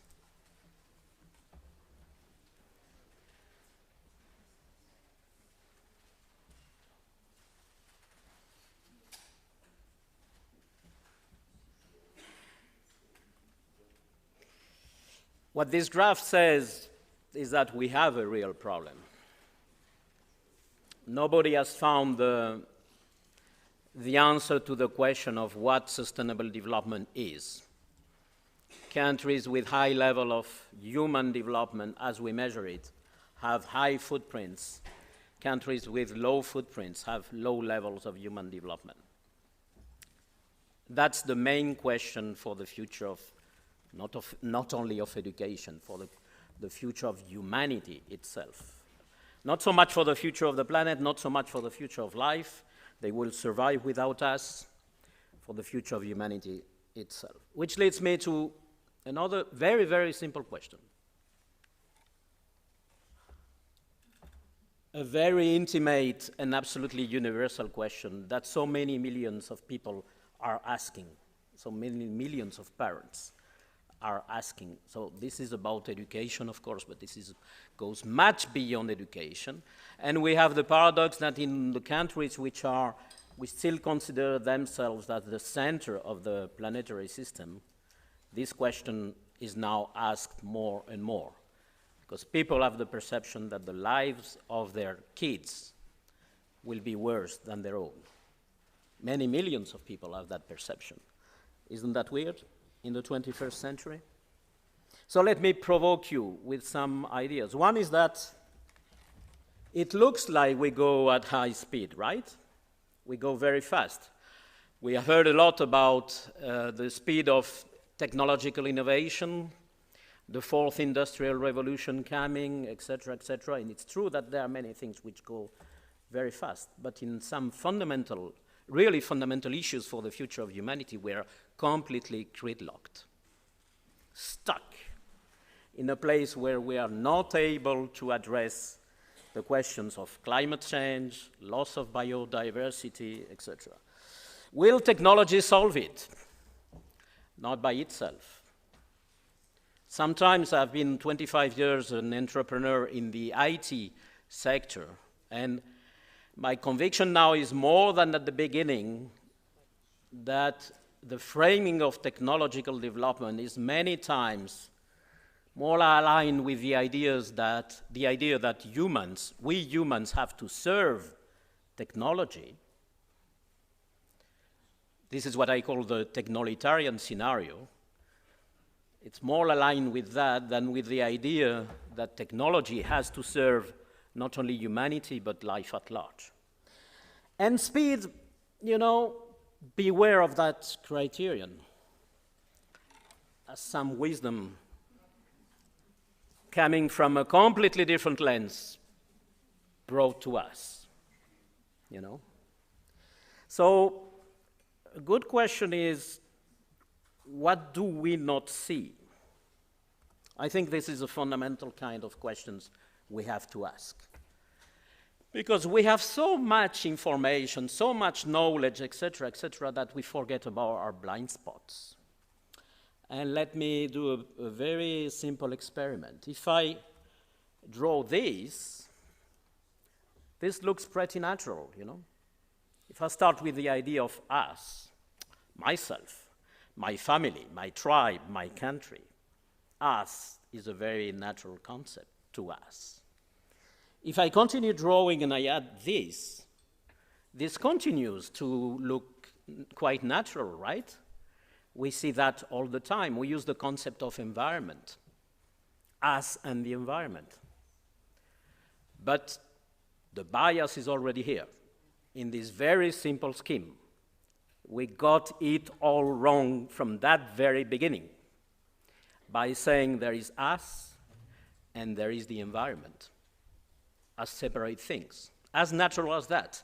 So my dear friend Mariana Borgesan is worried about the uses of AI in the future and if AI can be made beneficial, and you are right in being worried about that because the biases are so well ingrained in our way of thinking that we take for granted that us and the environment are different things and that they are separate, and then we can put processes in the environment to exploit it for our needs, and then we also do this. We also put processes on other people. There is always a them. And of course, I mean, it's tricky to see how humans, we are so good at drifting from the idea that I am different from you, distinction, to the idea of, well, I don't care so much about you, separation, to the idea of I'm better than you, exclusion. Exclusion which leads to exploitation. And this is so much ingrained in our culture, in our modern culture, that we don't see it. We don't even see that. We don't even see that there are many layers between reality, our perceptions on reality, most of them being unconscious. We have built the modern civilizations on the idea that we are able to capture the essence of reality through processes of conscious thinking, while most of the processes, most of the living processes are unconscious, including the billions of processes which keep us alive, you know. And then we skip this is not new. I'm not throwing here things which have not been elaborated by others, also by philosophers, sorry. And that there is something between our conscious understanding and the perceptions, which are frameworks of interpretation. So for instance, we have been taking for granted that we can separate reality from knowledge from action, and actually we defined disciplines to talk about these three levels, you know.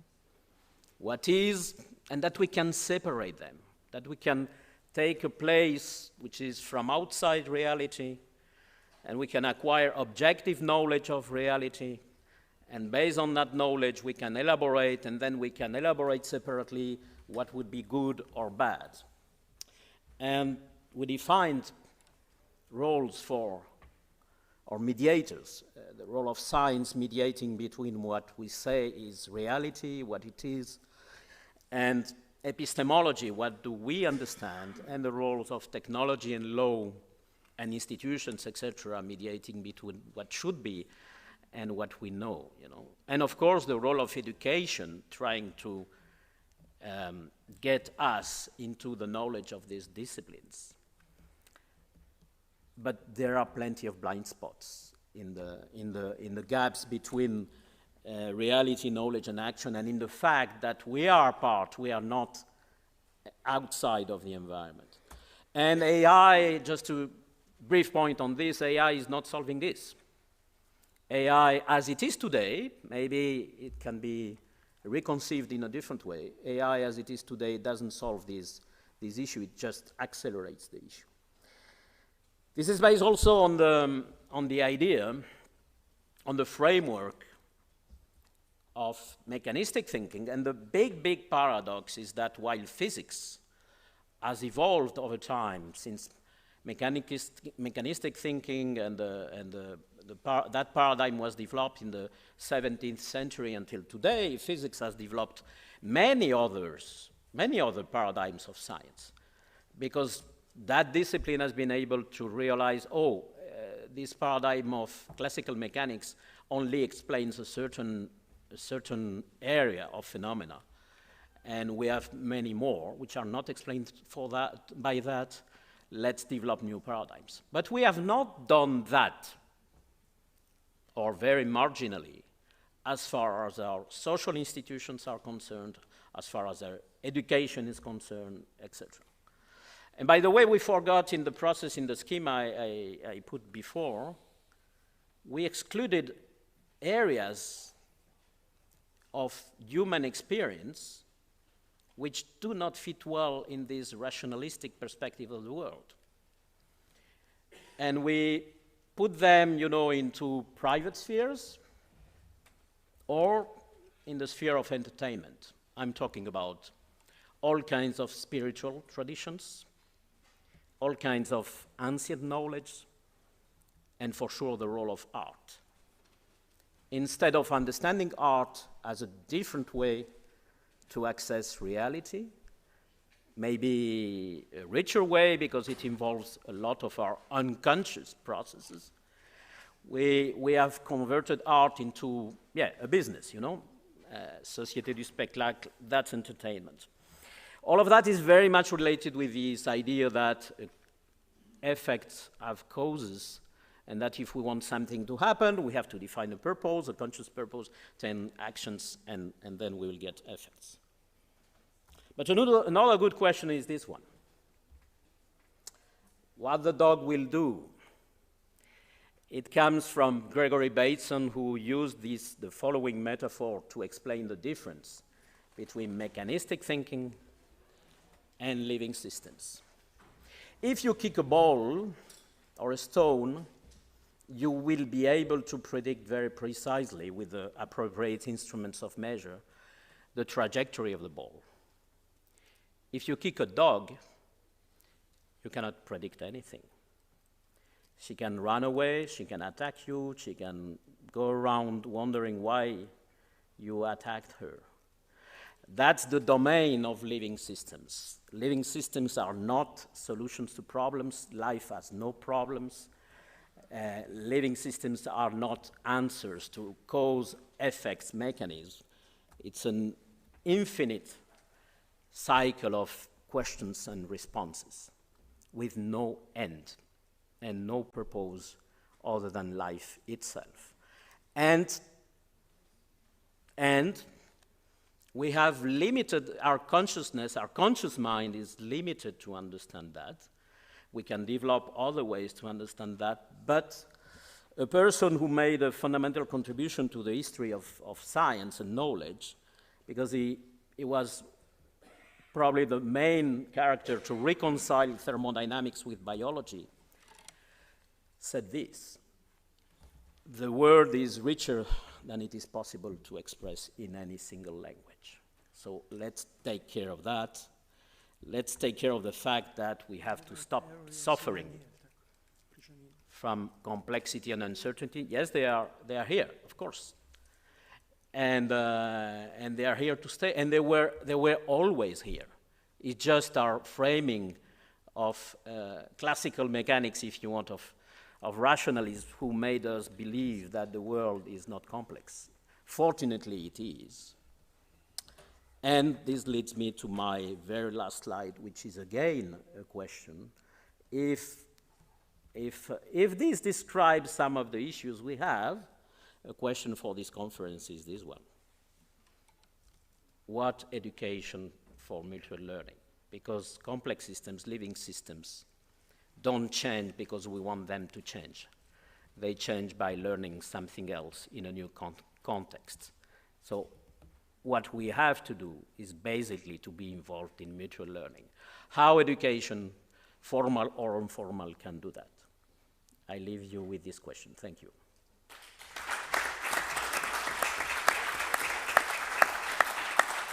And now, with a question to our dear organizer, should I close the session right now? Coffee break. You didn't hear him, but your response was coffee break. So. Great speech, sir. Thank you. Yours was also.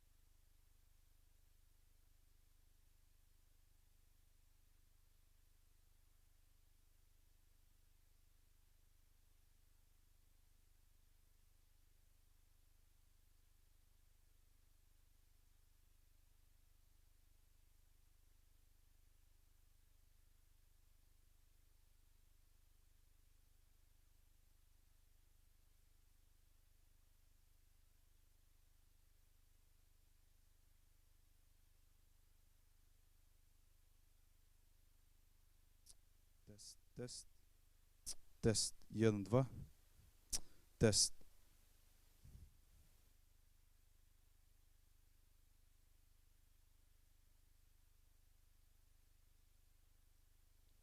Тест 1, 2, тест. Тест 1, 2, проба тест.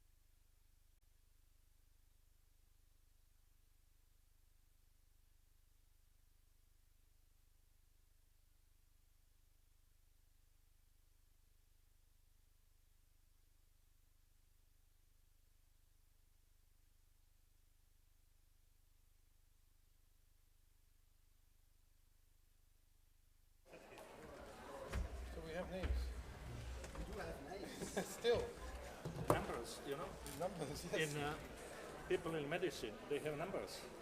Really? You know that? I speak in number 1, 2, 3, 4. Yeah, that's right. In medical journals, they have numbers.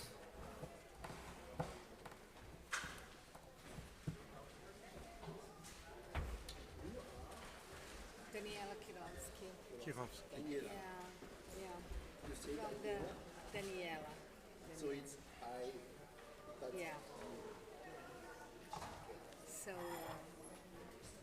I will probably sit here.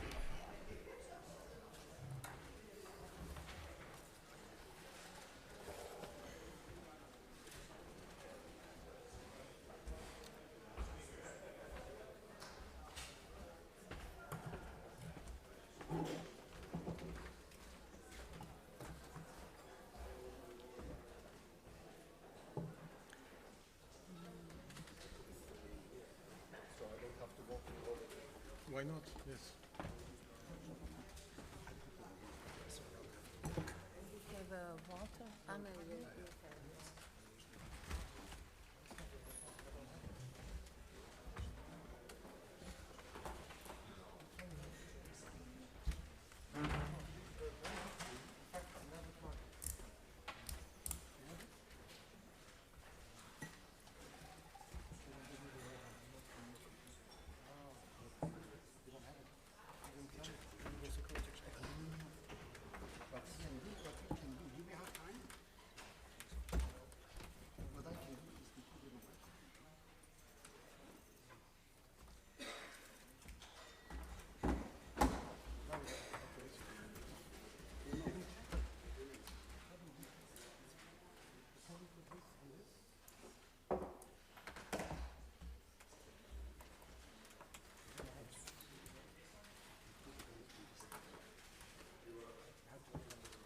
Ja se nisam sa vama upoznao, ja sam Đurović, inače sam iz Podgorice. Aha, videla sam, ja sam sa veterinarskog Video sam ovo. Da. Eto. Da čujemo šta ovi važni imaju da kažu koji se bave zdravljem.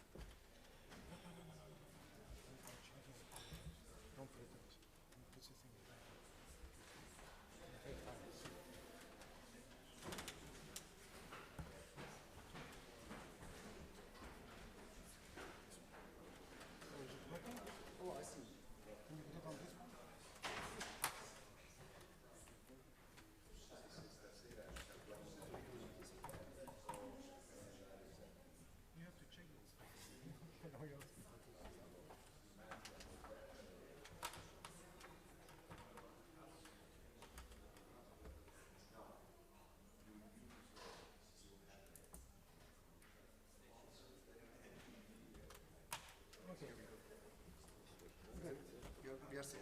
You still have your I have it. Mind. I'm fine.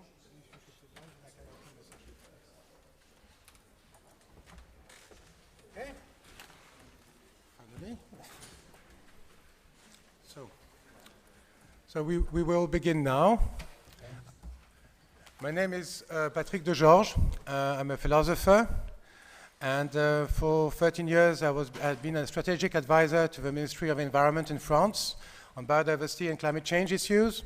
And for the last 2 years, been heading an Anthropocene curriculum program in the École Normale Supérieure de Lyon. And the purpose of this program was to integrate Anthropocenic understanding into higher education and research. I'm very honored to be here today, and I thank the Academy for inviting me to moderate this session. I will open the session with an 8-minute talk. And I count the time because my purpose here is to count the time and make sure that we do not go beyond 8 or 10 minutes for each of our interventions. And then I will introduce the next speakers and we'll go on. We will not take questions in between the presentation. I was told not to do like that, but we will keep the questions for the end. And hopefully we will have like 15 or 20 minutes or 15 minutes at least to exchange between us and with you. Thank you very much. I will then begin now.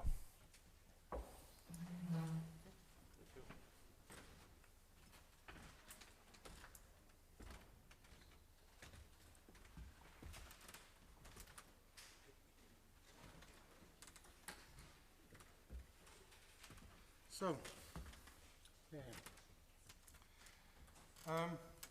what I'm going to do is first give you a quick idea of what an anthropocenic approach to education and research reform could look like. So a few words to begin with on the Anthropocene. Anthropocene, some people might not know the word. It came out in 2012. It was proposed by Crutzen, Nobel Prize of Chemistry, specialist of the ozone layer, of planetary security issues. And what the Anthropocene means, basically, is that we are in a situation today, for the last 40 years, where humanity, industrialized societies, are the major driver of change of this planet. And a driver of change at a scale that has no equivalent in our history. Because if you take in consideration, for example, the concentration of greenhouse gases, in the atmosphere, there's no equivalent for the last 4 million years, to my knowledge, and our geological friends. If you take the extinction of biodiversity and degradation of a biosphere, no equivalent for 64 million years, or 66 million years, or 254 million years. So we are in a time where humanity is driving change at a geological and biological level with no equivalent before in the history of our species. Species is only 350,000 years around. It has been around only for that period. So we don't have any biological memory, and even less, I would say, cultural memory, because the Anthropocene means the end of the Holocene, and the Holocene is the 11,000 years through which agriculture has been possible, thanks to the stability of the global Earth climate, and through which our civilization appeared. And this is the only period in the history of the Earth that we know for sure that can sustain the kind of civilization that we have. And we're getting out of this period. And this is creating a change of scale that is, I would say, affecting our perception and our understanding of reality. Because as time glides, geological, biological, and evolutionary, social and historical time glide together, phenomena that we are confronted with are now, in fact, getting into a state of saturation. And when we talk about the Anthropocene, we might be thinking that the human is the driver. But in fact, what is happening in the situation where we are in today is that we don't know what we are doing. And so what is, like in the presentation we had before by Gary, saying what is possessing us? We are in fact driving changes, the consequence of which are threatening the inhabitability of the planet. And so this is the paradox of the Anthropocene. The Anthropocene is not a period which is driven by human consciousness. It's not the time where we are finally rising to some kind of dominion of the planet. It is the time where we are triggering loop changes, loop reaction at the global level that totally escape our capacity to master them. So the reality of the Anthropocene looks much more like that than like a happy garden where we would be on a planetary gardened Earth and a controlled Earth. It looks much more like that. And if we understand this reality, then we understand that paradoxically, as Martin would say, the Anthropocene is in fact the result of modernization. The more we modernize, the more we ecologize. The more we are able to use the natural processes into the weaving of our societies and our technologies, the more we become vulnerable to changes in these processes, and we trigger changes that escape our capacity of control. And this means that it's the end, of course, of the divide between nature and culture, of course. Therefore, it's the end of the epistemic division or separation in the university between the disciplines. We have, in order to understand our technologies, to take into account now the ecological dimensions. We have to take into account the ecological imprint of our political regimes. This is a new dimension for research and understanding and teaching that we have to bring into our education system. And furthermore, what we are faced today is a new great divide. It's not the great divide, as I said, between nature and culture. It's a new generation of cultural wars, that movement like Extinction Rebellion around the world with the younger generation clearly shows. The erosion of legitimacy of the dominant and government party in all our countries clearly shows also. So we are, in fact, in a situation where the division goes between those who want to preserve an inhabitable planet and the others. What are the others? I don't really know. And if we take into account the contribution of the humanities, you can see that natural sciences has come up with one name for this time, the Anthropocene. From the humanities, there's more than 100 names. And so the big question today is, how do we interpret what is going on? How do we give sense? How do we give meaning to all that? And this is the role that humanities have.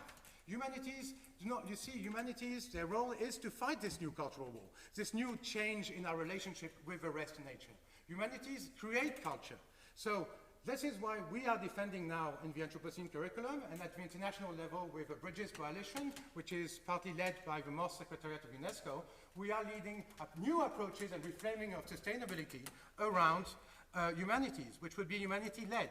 And I do not have very much more time, but I will say that it is taking us within this quarter, this higher quarter, with a partnership with the Earth, with a symbiotic relationship with the Earth, because then we understand, if we understand that the biosphere is as much the condition as well as the product of all the forms of life that constitute it, we need to develop symbiotic systems. And symbiotic systems at the economical, circular economy approach, at the political level, and we also need to ingrain this symbiotic understanding, which is quite karmic in nature, into our education systems. And this would open possibilities for a new understanding also of, I would say, the way we understand peace. The question is not only now to make peace between us, it's to be able to make peace with the Earth.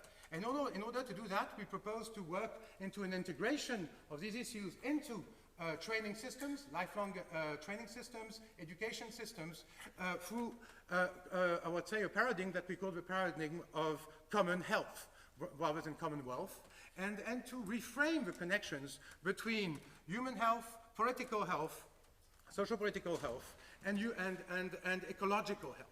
And as you can see with this quick diagram that was hacked from the Resilience Center, we can clearly organize this program with an SDG existing framework and start transformative approaches.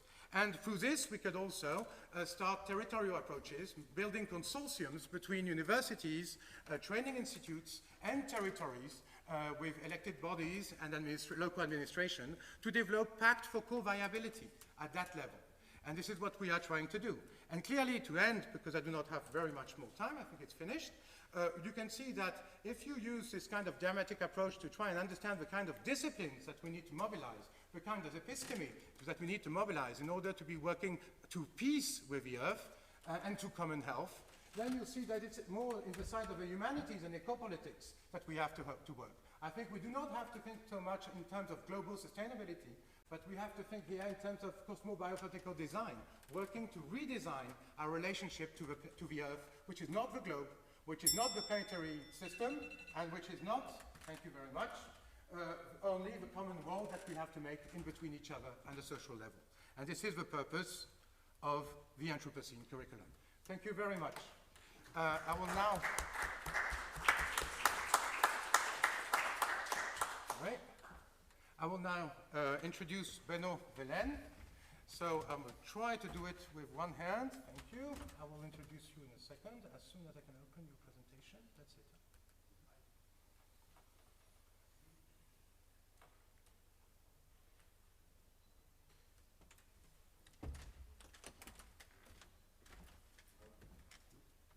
It should be. Yeah. Yeah. So give me 1 minute, Benoît, just to be a bit more formal. So, I'm introducing now Benoît Velen, who is UNESCO Chair on Global Understanding for Sustainability at the Friedrich Schiller University in Jena, Germany. Thank you, Björn. Thank you. Thank you very much. I don't want to spend too much time in formalities and go right into the topic. I will try to elaborate the concept of global understanding designed in respect of the futures of education. When the probably most prominent PhD student of my university, Karl Marx, was saying that human beings only set themselves such problems they can resolve, then we have to know that he was saying that in the age of modernity and not at the age of Anthropocene.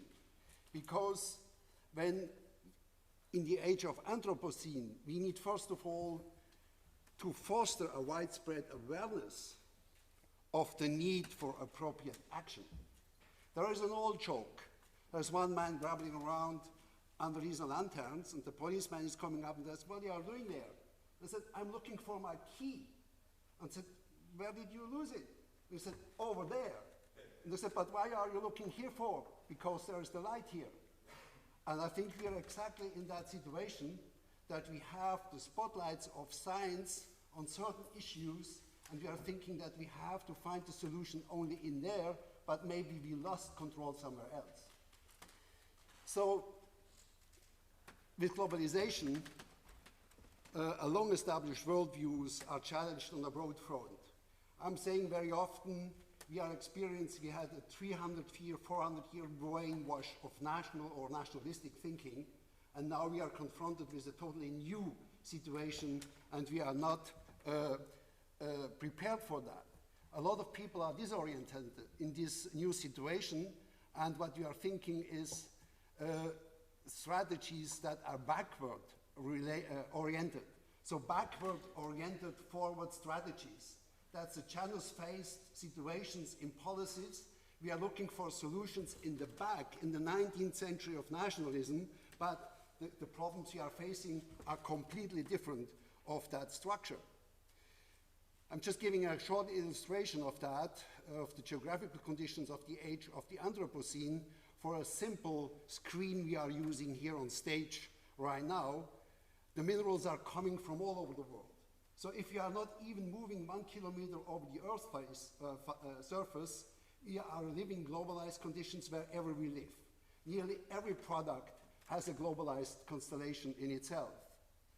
The same is the case for garbage, especially in respect of the pollution of the air. Depending on the way we are moving on the planet, we are polluting differently our atmosphere, and it stays there as smoke, at least for 5 to 10 days. So we can say smoke is a regional problem, we can change it.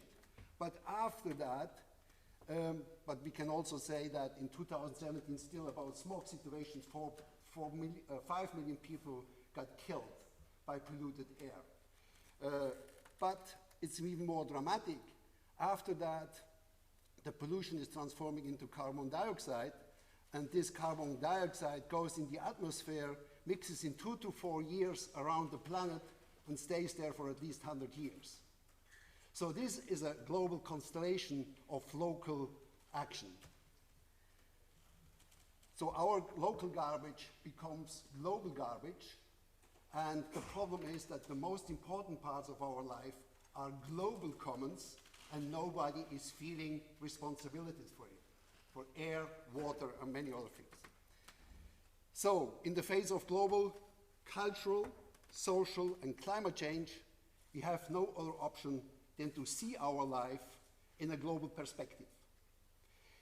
Human history, for a very long time, has been embedded in global processes in respect of the natural conditions, atmospheric transformations and so on, but in the social, cultural, and economic respect, this is a totally new situation that we are connecting with the world in real time all over the world. So global thinking presupposes global understanding. So we cannot act saying, think globally, act locally, if we don't understand the global constellation. So to clarify the connection between the local and the global is one of the most important duties, in my view, of future educational curriculum.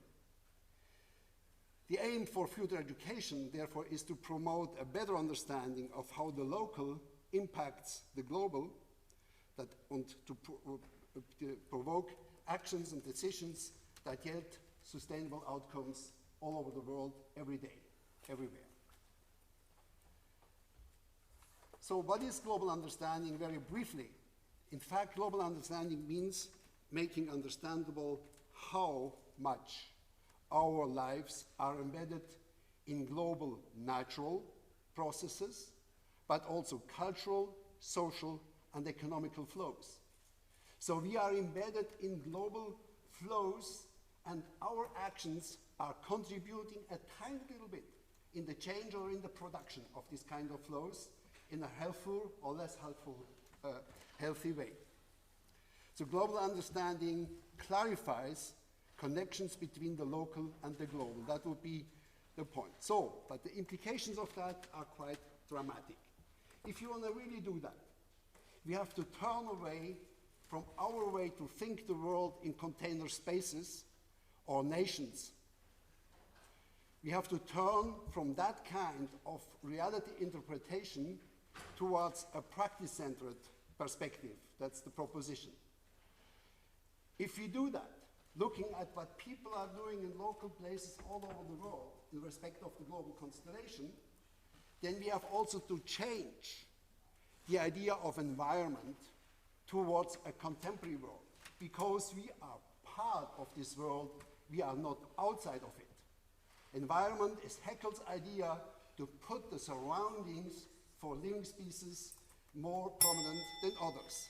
We have also to change from interdisciplinarity to transdisciplinarity, and from the national to the global perspective. Just a tiny little bit idea of how to do that in 120 seconds, if that's possible. No, you please, So you have 1 minute. The everyday practices in the center of the focus. Every practice is part of the biophysical world with the body of the actor. So the intersection, the interface is going through us and not between the environment and us. But we are also part of the social culture. And with the body, we are always localized in a specific place on planet Earth. And what we are doing is binding or bonding world processes into our practices. And the way that this should or could happen should be more sustainable than we are doing it today. So 3 interfaces for the curriculum of future education or proposition: how the local impacts the global, how the cultural is the decisive starting point for the interpretation of nature, and therefore that everyday life should be the core of science and not according to the scientific division, division of scientific labor in disciplines to subdivide everyday practices in all fields of scientific specialization, but looking at what people are doing, what the problem is, and then asking what can the different scientific disciplines contribute to the solution of everyday practices. And that's real transdisciplinarity. We can do that in respect of eating and drinking, how we are integrating the world in our activities, by moving and staying or belonging, housing, working, urbanizing, and waste and recycling, preserving, communication, networking, interacting, and sports, entertaining, recreating. So these are all forms or corporal activities where the local impacts the global. The idea is to launch, maybe with the support of this academy, a UN decade on science and humanities for global understanding, reorganizing the scientific organization of knowledge and how to implement it into new everyday practices. Thank you very much.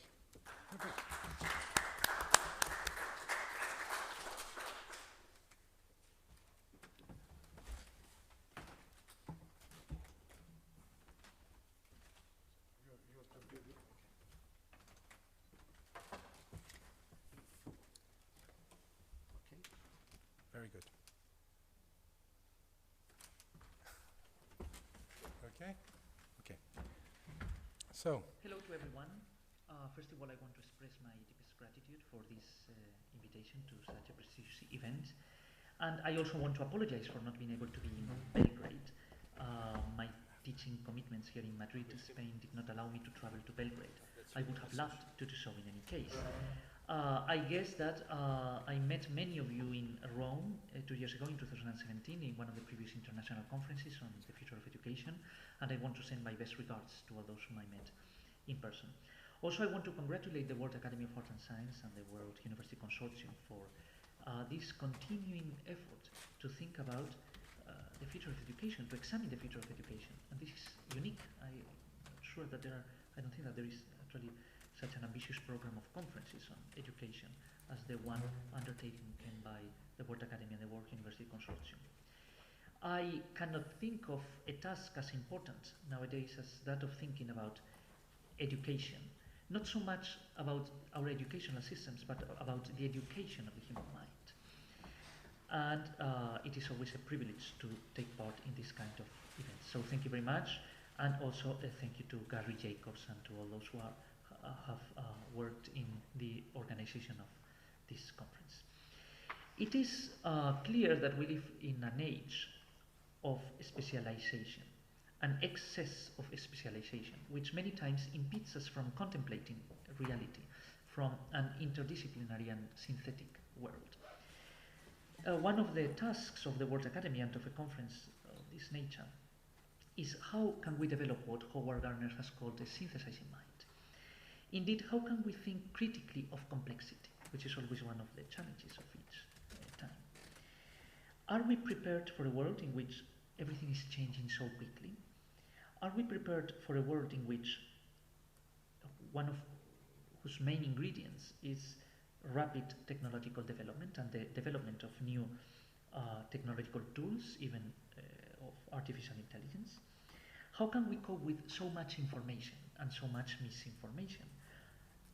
Are not we overwhelmed by this quantity, this outstanding quantity of information? And how can we preserve respect, basic respect for truth, rigor, justice, and honesty in a world in which so much misinformation is disseminated through the internet? Furthermore, how can we reconcile the need for specialization, for analytic specialization, with the need for synthesis, be for the magnitude of the global challenges which cannot be analyzed by a single discipline, but demand the convergence of different approaches? I don't want to be pessimistic. If one asks me about the interplay between education and technological development, which is actually the title of this panel, rapid evolution of the educational system, impact of science, technology and politics, I want to be optimistic. I think that technology is opening new horizons, new opportunities, such that both the student and the teacher can design their own educational agenda beyond the traditional rigidities of our educational systems. However, I do not want to be naive. Education may be an ambiguous tool for technology can be ambiguous for education. It may be positive, but it also may be deeply negative for education. The challenge, of course, is in a world of more possibilities, how can we cope with these increasing dangers posed by technology?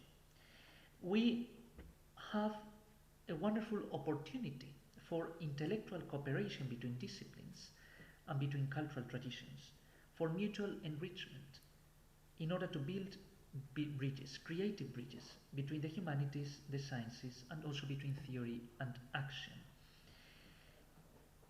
in order to cope with this challenge of making technology help education instead of seeing how sometimes technology is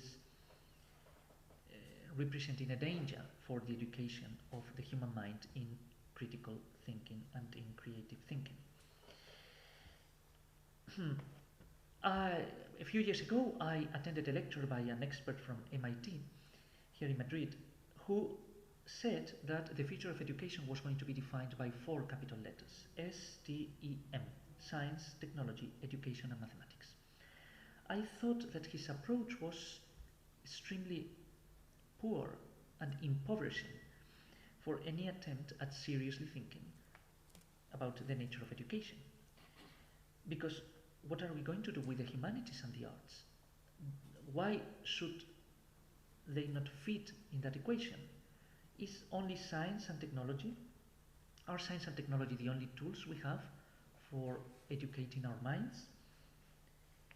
Indeed, I think, and I want to elaborate on this topic, that the humanities are equally important in this task of helping us develop a more critical, creative and free mind.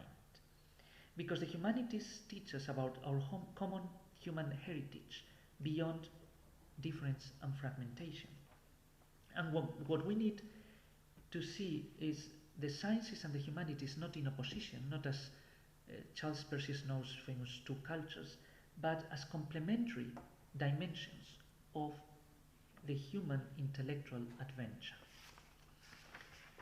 After all, the goal of education is to teach us to think on our own as free and responsible citizens.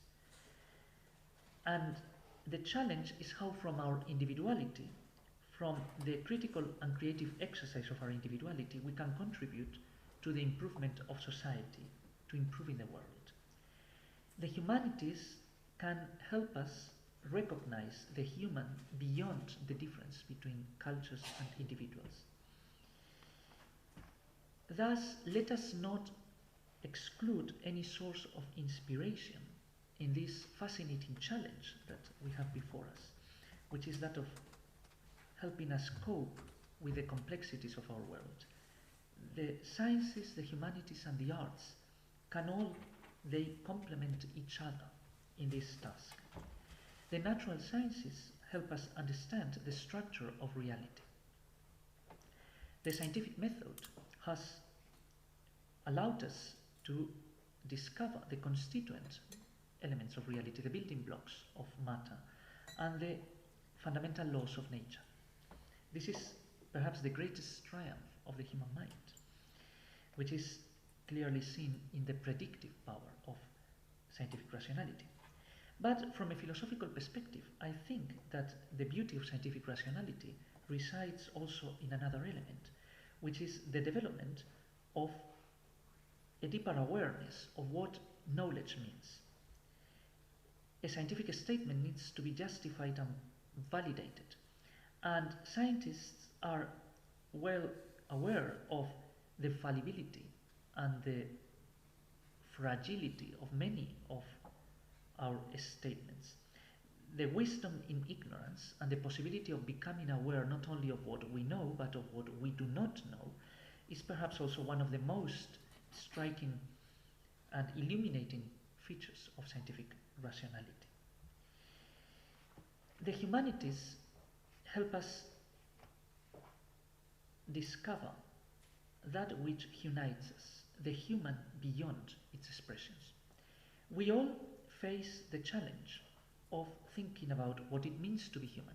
This is a constant challenge in human history, what it means to be human. The natural sciences help us discover the material elements of our humanity. The social sciences help us understand the historical processes and the social forces that have shaped our humanity, the cultural forces that have shaped our humanity. And the humanities, the art, the philosophy, philology, many other disciplines, are also crucial, in my view, for not only helping understand human nature and human history, but helping us reflect on what we may be, on what it may mean to be human. The arts are the quintessence of creativity, and the arts can teach us a taste of beauty and a taste of expressivity. They can help us appreciate beauty and expressivity. If we combine the sciences, the humanities, and the arts, we get a marvelous scientific discovery would have been made without imagination. If we want to cope with the future, we need to learn to use technology to help us develop a diverse and interdisciplinary approach to reality in which the diversity of faculties of the human mind must not be seen, in my view, in opposition but in harmony. Reason, imagination, emotions, empathy, creativity are not opposing forces but complementary forces, forces which help us admire the wonder of the human mind through the sciences, the humanities, and the arts. The education of the human mind cannot therefore be reduced to the education in science, technology, engineering, and mathematics. This has to be complemented with an education in the humanities, with an education in the social sciences as well, and with an education in the arts, because they all help us understand what it means to be human. And the question about the future of education is closely related with the question about what it means to be human.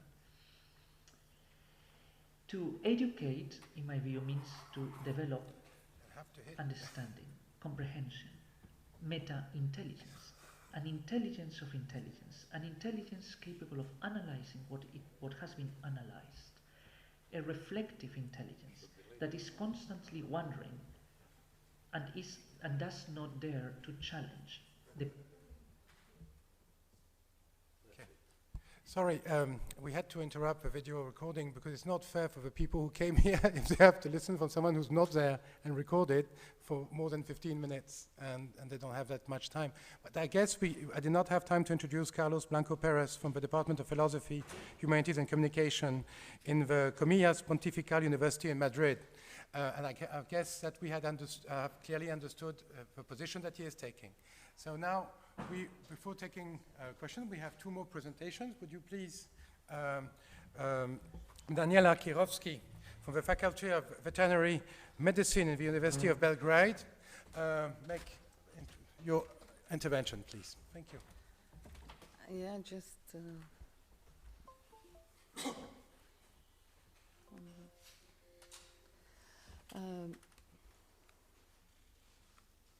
can I start? Yeah. So thank you very much. I just like to introduce myself. I'm Daniela Karelski, Vice Dean from the Faculty of Veterinary Medicine, University of Belgrade. I am President of Faculty Commission for Quality Assurance and Improvement and a member of Quality Committee of University of Belgrade, so my focus is mainly on the quality. So I would like to talk about quality standards in non-formal education as a challenge in rapid evolution of the educational system. And my emphasis in this short talk will be on our experience from the Serbian Public University, due to the fact that I strongly believe that I can mostly contribute to this conference if I share with you what we have done to improve education and what are the main issues we have to focus with. And I hope that I will just open some questions and that you will help us to get some answers related to that. So just from the beginning, for us, I'm veterinarian, so we have to be, as a teachers at the university level, aware that we have very strong weapon in our hands and that it can have great impact on our society. And just to remind you, which is for the veterinary science very important, that meaning of education have changed. In the beginning, it was focused mainly on the general education, and now, with the rapid development of technology and science, we are mainly, when we talk about education, focus on obtaining professional skills, not general education to get a professional who can work our job. And just to remind that there is formal, informal, and non-formal education. And formal education goes through the educational institution, and in that aspect it is, we can say, safe. Because I think that the strength of this formal education is that we have very good quality standards that are very clear defined, and we have to involve it in our educational system. But the weakness of the formal education, as we are aware of, that it is very rigid and it cannot follow those very rapid development changes in technology, science, and that is the main issue that we have to deal with, because if we want to implement, especially in our country, some new curricula, some new knowledge, that it takes time. And of course, weaknesses, that is a one-way direction from the teacher to the student. I just want to say that we try to implement all the standards that are recommended in higher education, not only to the management quality, but also to the quality of teaching process. And for veterinary profession, which is a regulated profession, which means that it is for society very important profession, we have some additional standards that we have to follow. So we follow that in the formal education, but and we get title which is recognized all over the Europe. But what is about informal education? Yesterday someone raised that question, what is the impact on informal education in general education? Because as we know, International Standard Classification of Education does not recognize informal education as a type of education. It is education that students get through the social media, in the society, culture, through the internet. So I think that this kind of education is very important for our students. And this is the question of the global knowledge, which we strongly support. But yesterday it was also raised the question that we have to have local approach to the education due to culture and some other differences. So the question is also what is informal education, because when you talk about non-formal education, which means that it is knowledge given out of the educational institution, you have some presentation on the internet that are very connected to the profession, but can they be treated as informal or non-formal education? So for our students, we try to incorporate informal education in assessment of their final education. And then we have a non-formal education, and that is what we use in our profession a lot, because non-formal education is something that can be get out of the educational institution, and big strength is that it can follow technological and scientific changes, because it can change more rapidly, but the big weakness that we recognize is that there are no quality standards for non-formal education as we need for our professionals. So in a professional way, non-formal education after diploma is usually called lifelong learning, and it is very implemented in a medical field. But as I told you, and what I want to share with you, is that non-formal education usually do not have so strict standards of education, and that is the question, what we educate our colleagues who are educators, who are allowed to be educators, because if we share, if we spread wrong knowledge, faint knowledge, that it can make very bad impact on the society at all. So we, in our country, in our profession here, are very focused on how to implement quality standards in the non-formal education, which is very important because it can change very quickly. One of the ways we believe is to connect lifelong learning with the university, with the faculties, just with the institutions that have some educational standards. Because we always think about that it is not a big problem for our profession if our students or colleagues don't know some things, but much worse if they are learned wrong and then they spread wrong knowledge.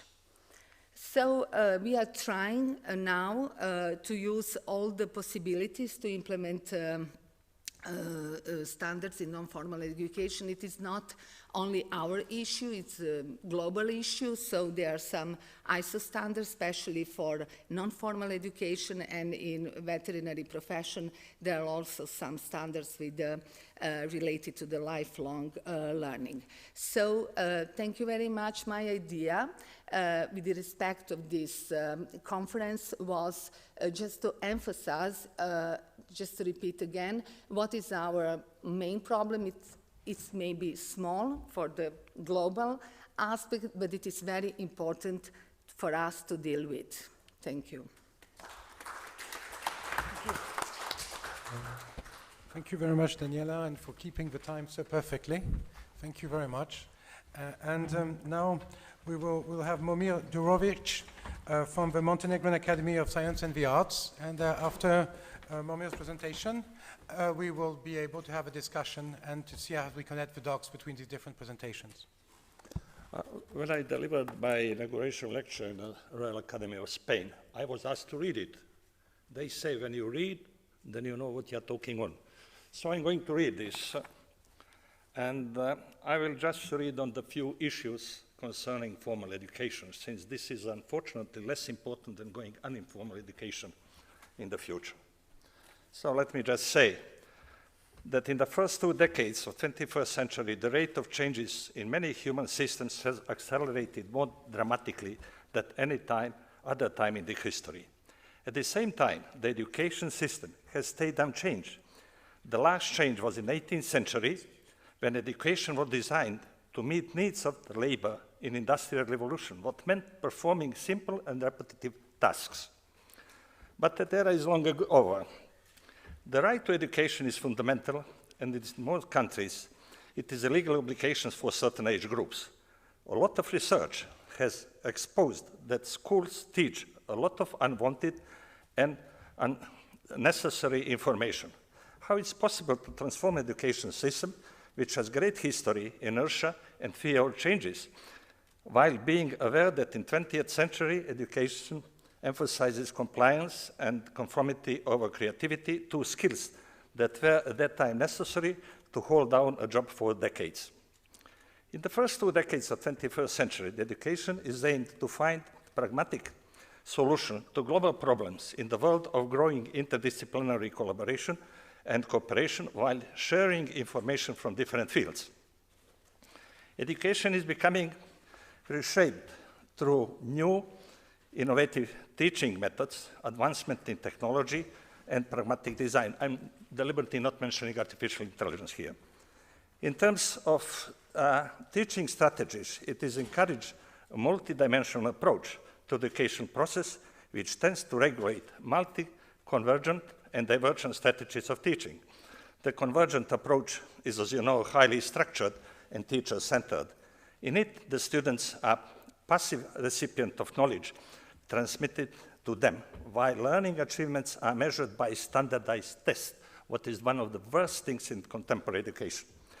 The divergent approach is flexible, student-centered again, where the students are active participants in the learning process, and learning achievements are assessed by a variety of evaluation tests. Those should be practiced through individualized learning, where all students' needs, learning styles, and interests are created such to end with the personal curriculum. In that sense, the curriculum, which implies 10 to 20 different subjects, what's the case in my country, I think in Serbia too, and in many other countries, has to be forgotten. The 21st year of education should not be too much formalized. It should be enabled to students to acquire knowledge from different disciplines through a unified theme, while at the same time practicing different and special ways of the practice of the integrated units.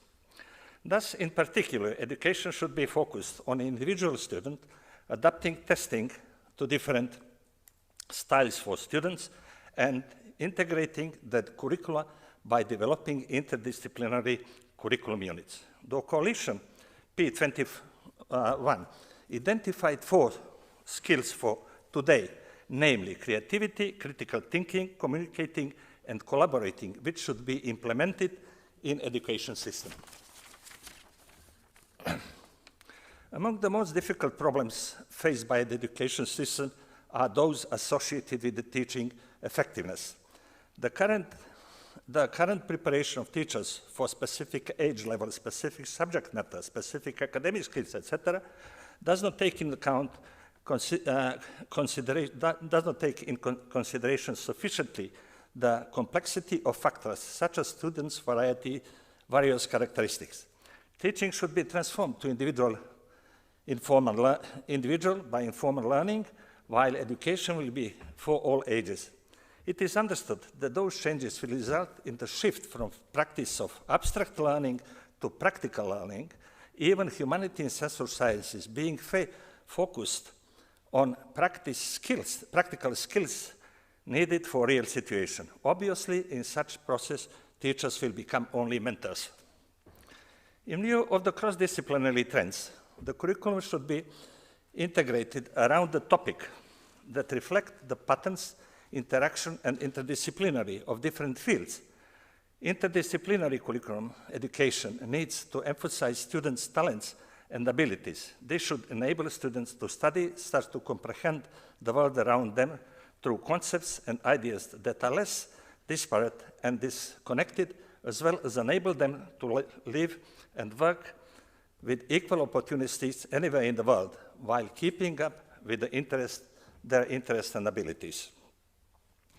The creativity and innovation thinking will be more valuable than rote learning of any depth. It is certain that all around the world, schools will not be the same, and they will not act the same. In fact, it will happen a dramatic difference of schools and non-traditional learning experience. This brings evaluation process to top priorities. Educational evaluation should pay specific attention to aims, needs, perceptions, values, and resources, and it should result in specific judgment of worth, significance, and meaning of phenomena.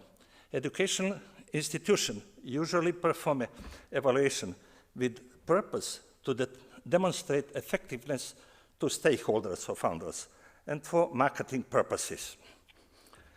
The education process influenced strongly by the proliferation of technology. Technology is at an exponential rate being adapted to teaching and learning. Such textbooks and curriculum have gone digital. Online lessons and classes have become everyday practice. Computers have been present in all aspects of education. Are the new technologies to improve education system such to meet coming challenges, or are they just the toys in the hands of the children?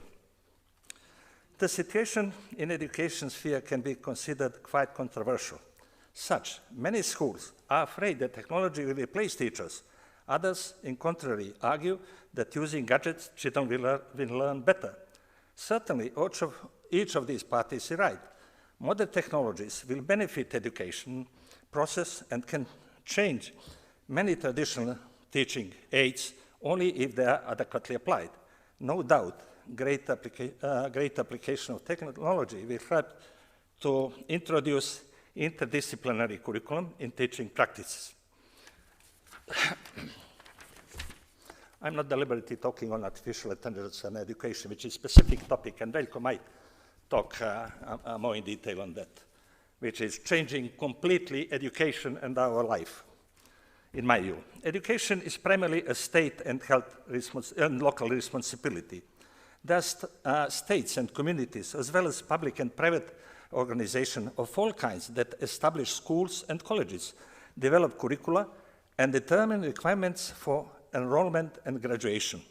Academic freedom and responsibility, which involves professors as well as public review of work together, have long been topic for public concern and debate, such to foster the education of students.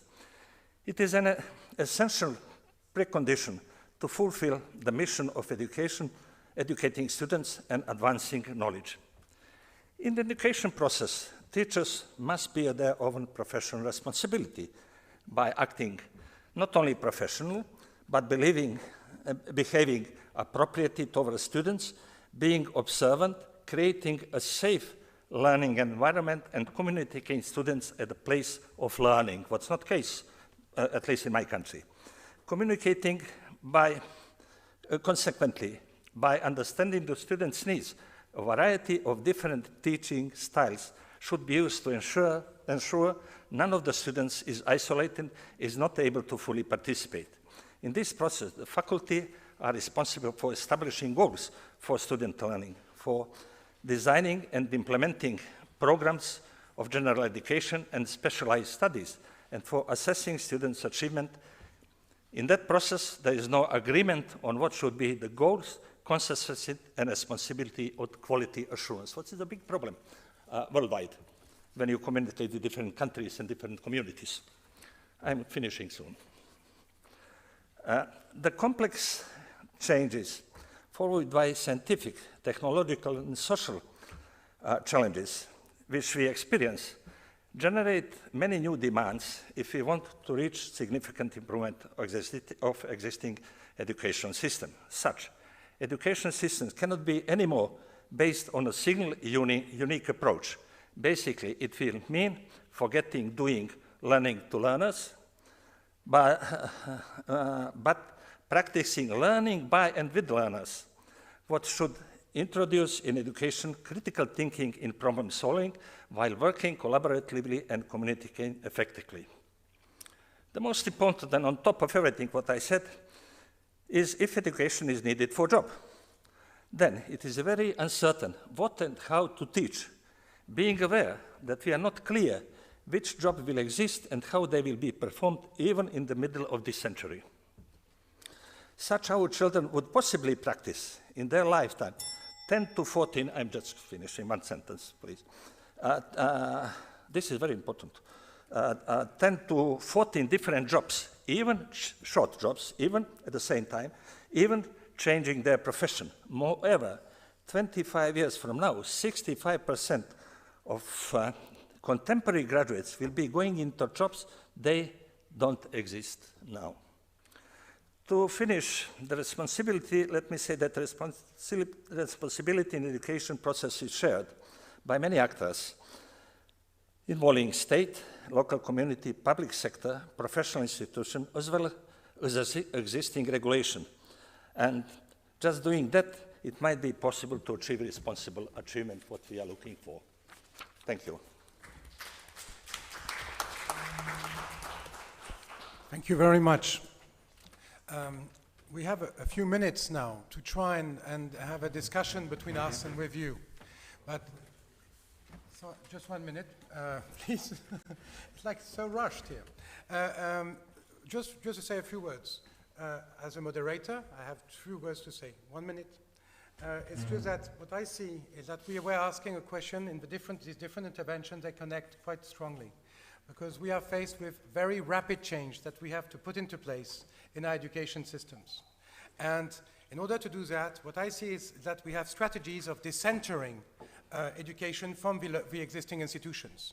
We decenter through working with territories in sustainability approaches. We decenter through working on global practices as you have put forward. We decenter through working and through different kind of relationship to knowledge and acceptation of knowledge through non-formal education that comes from civil society and that we have to manage to take in. And we also need to decenter within our institutions to take better care of student-centered approach, not to adapt the student to a past institution, but in order to take base on the student's creativity to change our system. And this is what you were talking, and with all the diverse actors that you mentioned at the end. So these decentering approaches are shared by, I think, all the different persons that intervened today, and I hope we can now have a conversation with you. Thank you. Madame?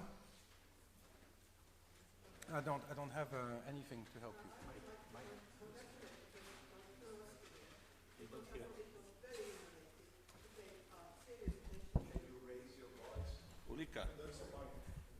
Take this mic, yes. Here. Use this mic if you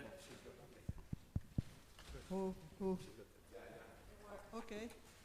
So I would like to congratulate Professor Krylovsky for this intervention. Oh, okay.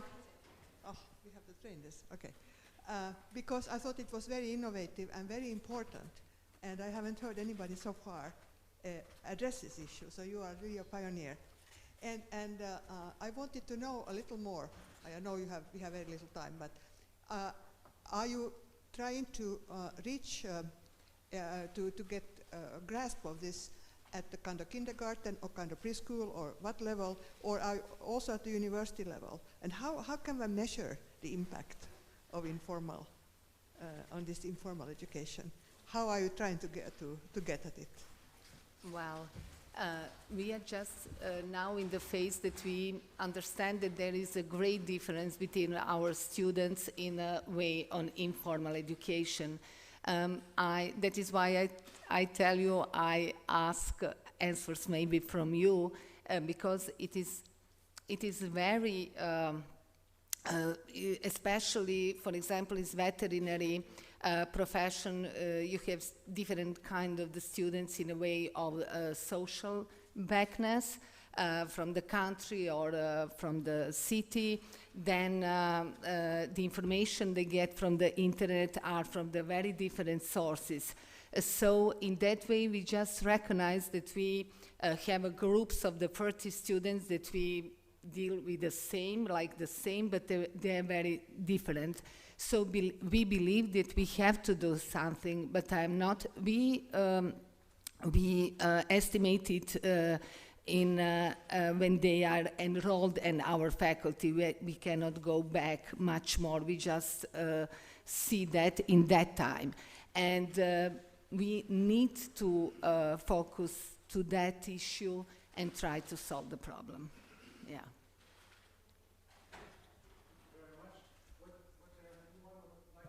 Another question that we can take. We have a few minutes, so we should at least make some use of it.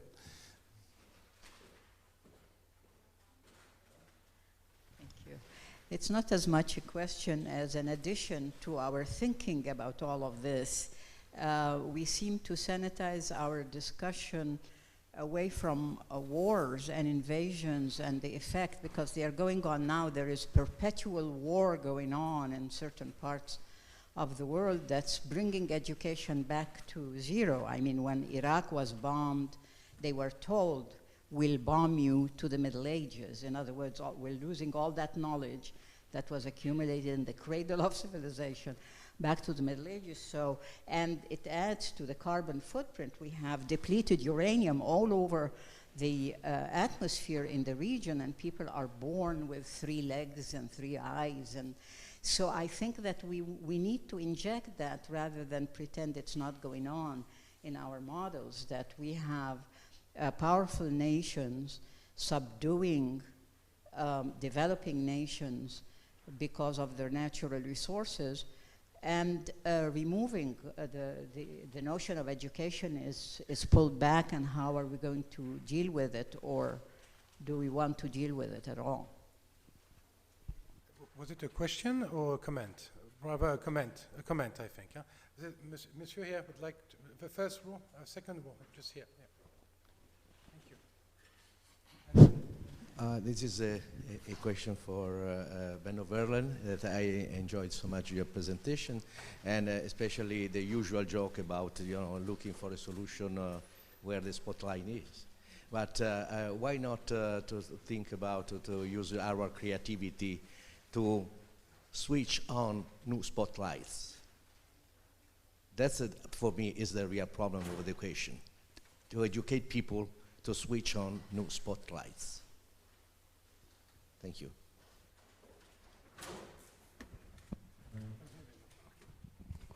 Okay. Yes, that's exactly an important point. And I think if we are not looking at people's life in the scientific division of labor, so we are cutting everything out that's not on the screen of the organization of science. So if we take looking at what people are really doing, so I hope that we also can find all these innovations and creativity in everyday life and look at them as potential, even if they are not based on scientific research. And that's what I'm hoping for, that we can have access to the creativity of people, and that scientists can also learn how their knowledge is really put together in everyday activities. I mean, people are not acting as a medicine or a mathematician or a sociologist or whatever. They are living their life, and they are putting all fields together, and science maybe has less to say than many of the good everyday practices.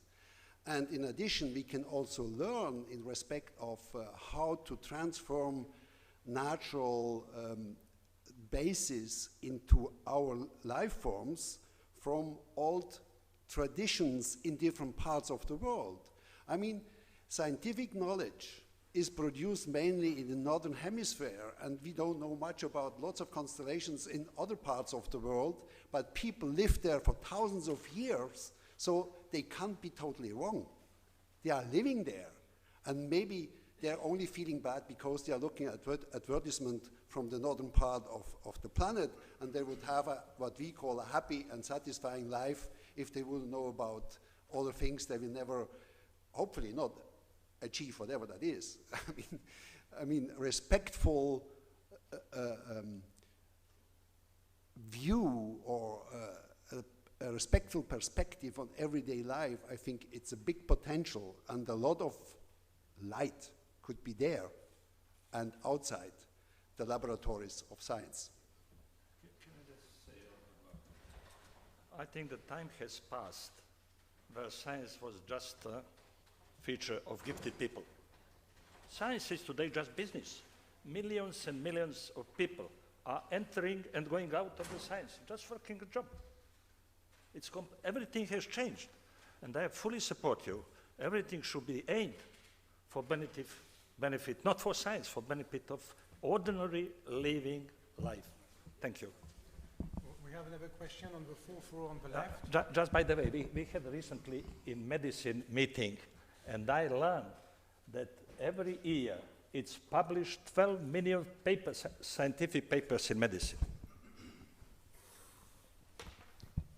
Yeah, my question is to Professor Daniel. Actually, when you underwent this transition of teacher-centered to student-centered, formal to informal, passive learning to active participatory learning, what are the major challenges you faced in this transition? Because I'm representing an institution from India, south part of India, Global Institute of Integral Management Studies. We also concentrate more on this student-centered and person-centered education. When we started changing from formal to informal, we faced a lot of challenges, One of the challenge was senior faculty members, who are accustomed with the age-old teacher-centered education where they will be lecturing for 1.5 hours to 2 hours continuously. We faced some problem, they were reluctant to change. I was guided by Dr. Alberto Zucconi. We are continuing our consultancy with him. I just want to know what you faced actually when you started implementing this in your institution. Thank you. Well, I think that we have a challenge with the very same thing. For the beginning, it's very, as you mentioned, there is a generation difference, and we have also that problem that a lot of our professors are focused at our institutions, public institutions are focused themselves. And you're a professor, and then everything should be adapted to you. So students in someone, they just have to follow the system. So the main issue was to change the mind of the people. And in the beginning, when we started the process of changing in our institution, I said, some of the people said the finances, some other aspects, that is the problem. No, I said, we have to change the mind of the people. And that is something that we have to focus here. Because I think no money, no, they said we are poor, we don't have. No. We have to push our young people on exchange. That is very important. And I and few of us, I was in education. I educate myself out of the country, and that is what I said when I came back. I have to get people with the open mind. That is something in the beginning that we have to do. And just a second, I want to say, when I thought about this conference, I said, am I competent to talk about my view of education from here, from Serbia? It's best to say what is our problem. And that is our problem, to focus to the student. And when I was in some, not to mention other countries, and I came back, I said to my students, you know what is the main difference? Because they are proud, they are students of the veterinary faculty. Everybody focused to them. And you see here, our students are the last, positions in the change, as you said. So I knew that we cannot do in the year 2. We have to push the system. And as you said, we just alarm also our government. Informal education is, I think, an issue that is very, very important. But our country have to understand what kind of informal education through mass media, through everything, is something which we can just alarm our government what is the problem with our students and that informal education. So I think it was very similar. I thank you very much. I think because there's another session which is planned like 10 minutes ago in this hall, so I guess the other one have not already arrived. So maybe you wanted a question or a comment? Can you make it very short so that we can... Thank you. And it's going to be the last exchange. Yeah, how do we change the mind?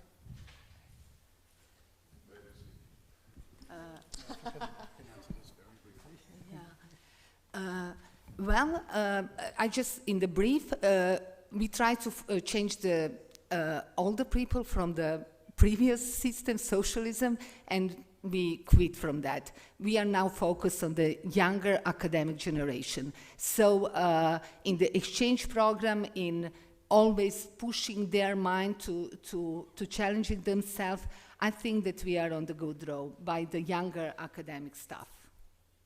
Yeah. So I thank you very much for attending this session, and I thank you also for respecting the time and questions also. We did our best, so thank you very much to you all.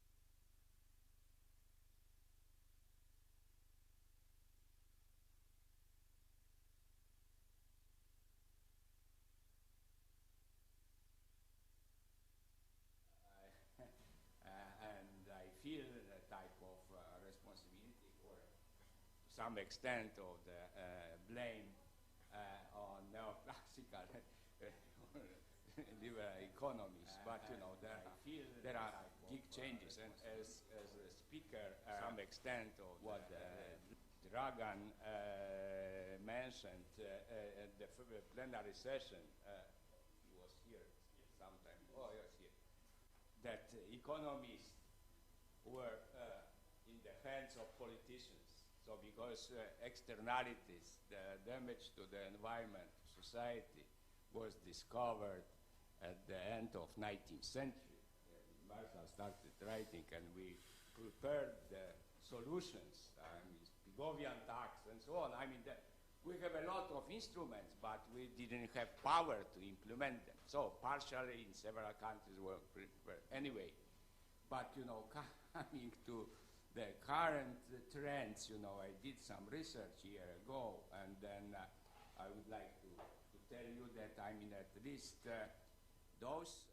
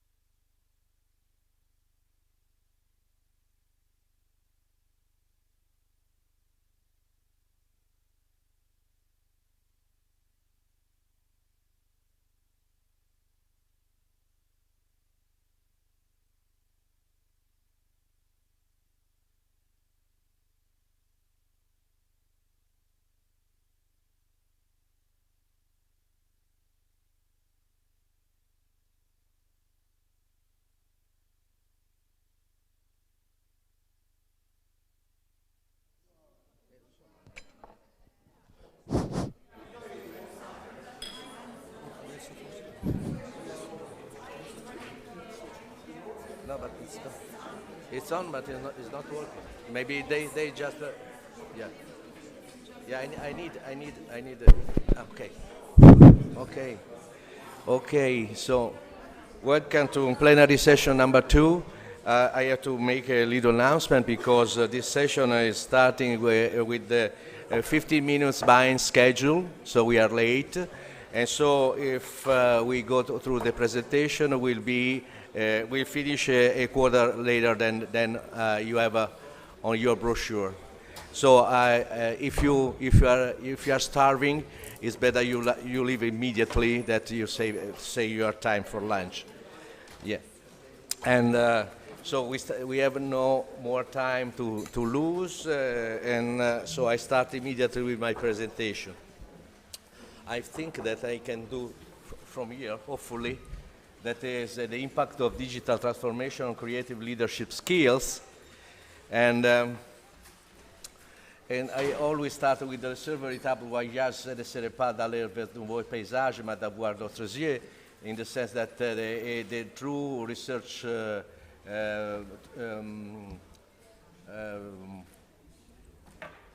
is a journey is not just to discover new countries, but to have new eyes.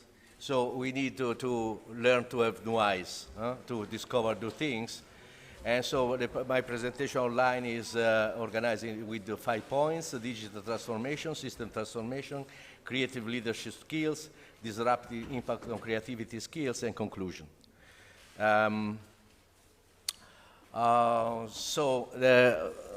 Just a few words for what is a digital transformation.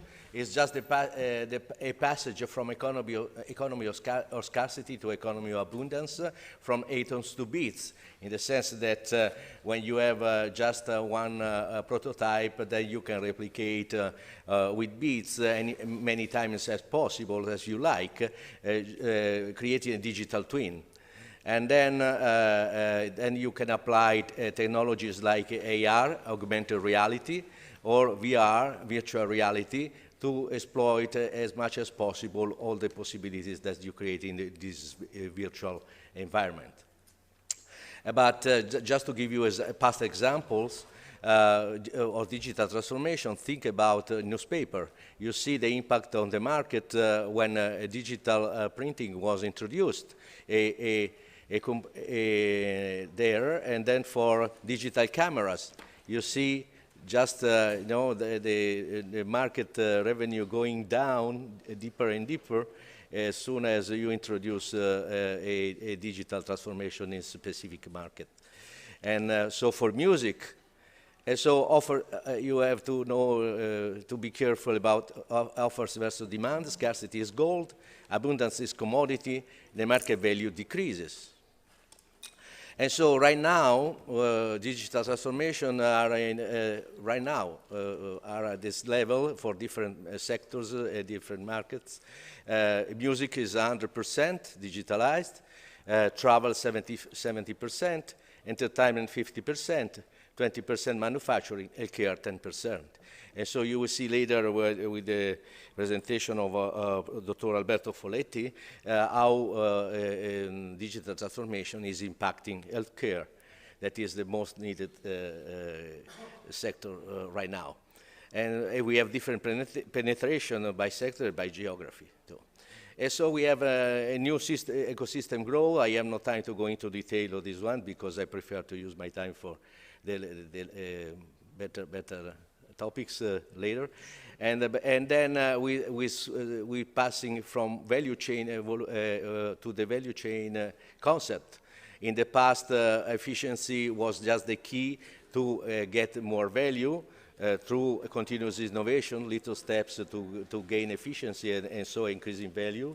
But now we're talking about value chain evolution, like perceived value and innovation in parallel sectors with concurrent innovation, strong deployment control, share control on route, scale advantage, competition is on price. But then this was the reality since the turn of this century. right now and tomorrow, you see out-of-field innovation, marginal node deployment control, meshed value creation, intermediation advantage. Competition is on biz models, not on object any longer, just on business models. And so just to give you an example that is quite clear, is computer market. Dramatic cost reduction expanded the market from mainframes to Mini led to disappearance of Univac, Ball, Siemens, and so on. From Mini to PC destroyed DEC, Vang, and so on. And post-PC era crisis hit IBM, HP, Dell, and we'll see in a few years what will happen. And so I take away, value chains are macro processes. Competition happens within across value chains. Competition decreases margins.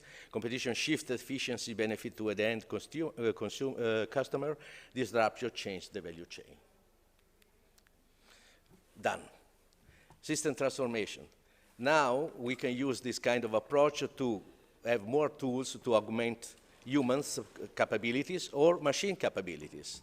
And you see there, you have humans, you have machines, you have all these kind of tools that you can augment function for humans and machine, and they are converging through this right part that is to arrive to symbiotic autonomous systems.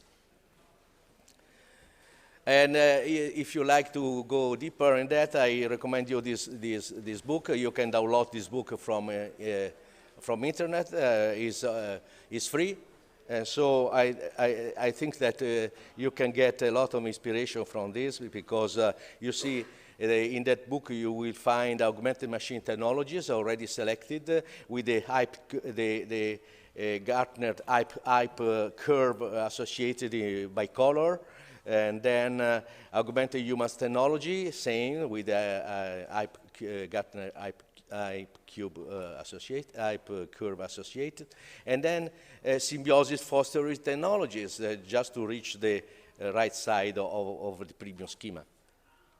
And so this symbiotic relationship with tools leads to humans 2.0 and beyond. And so you see augmented humans 2.0, and then you can just unleash your fantasy, and somebody is just talking about transhumanism, uploading your conscience on the machines. Can you imagine that? Okay, thank you, Kurzweil. Good luck. But then it's better to use our resources to solve 7 grand challenges. Those 7 grand challenges are just the fusion of the previous 17 challenges of GDS.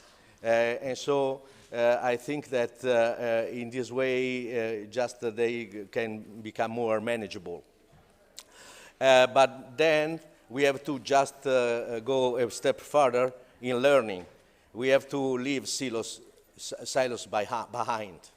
Okay, otherwise no solution will be available.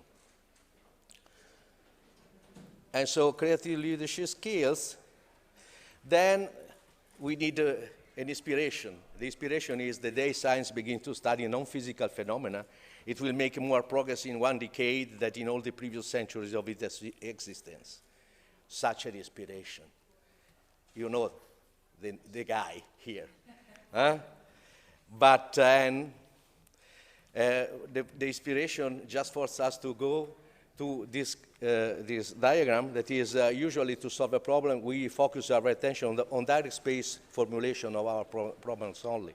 We don't take into consideration the co-direct space, the reciprocal space, and reciprocal co-space. So at best, we use hopefully only 25% of information to solve our problems. Is that correct? Unfortunately, it's not. We use even less than that because we don't take into consideration the other 3 parts, so we completely ignore all the relationships. So it's not 25% at all, it's just maybe 80%, and we don't even take into consideration the cross relationships that allows us to make the jump that Tesla thought about. That is the jump from outer universe to inner universe. You see the green horizontal line, no? Separating the representation of the outer universe, direct space and related co-direct space, and the inner universe, reciprocal space and co-reciprocal space. And so, continuous learning from outer, you see outer universe is our brain, and go inside, inner universe, inside our brain.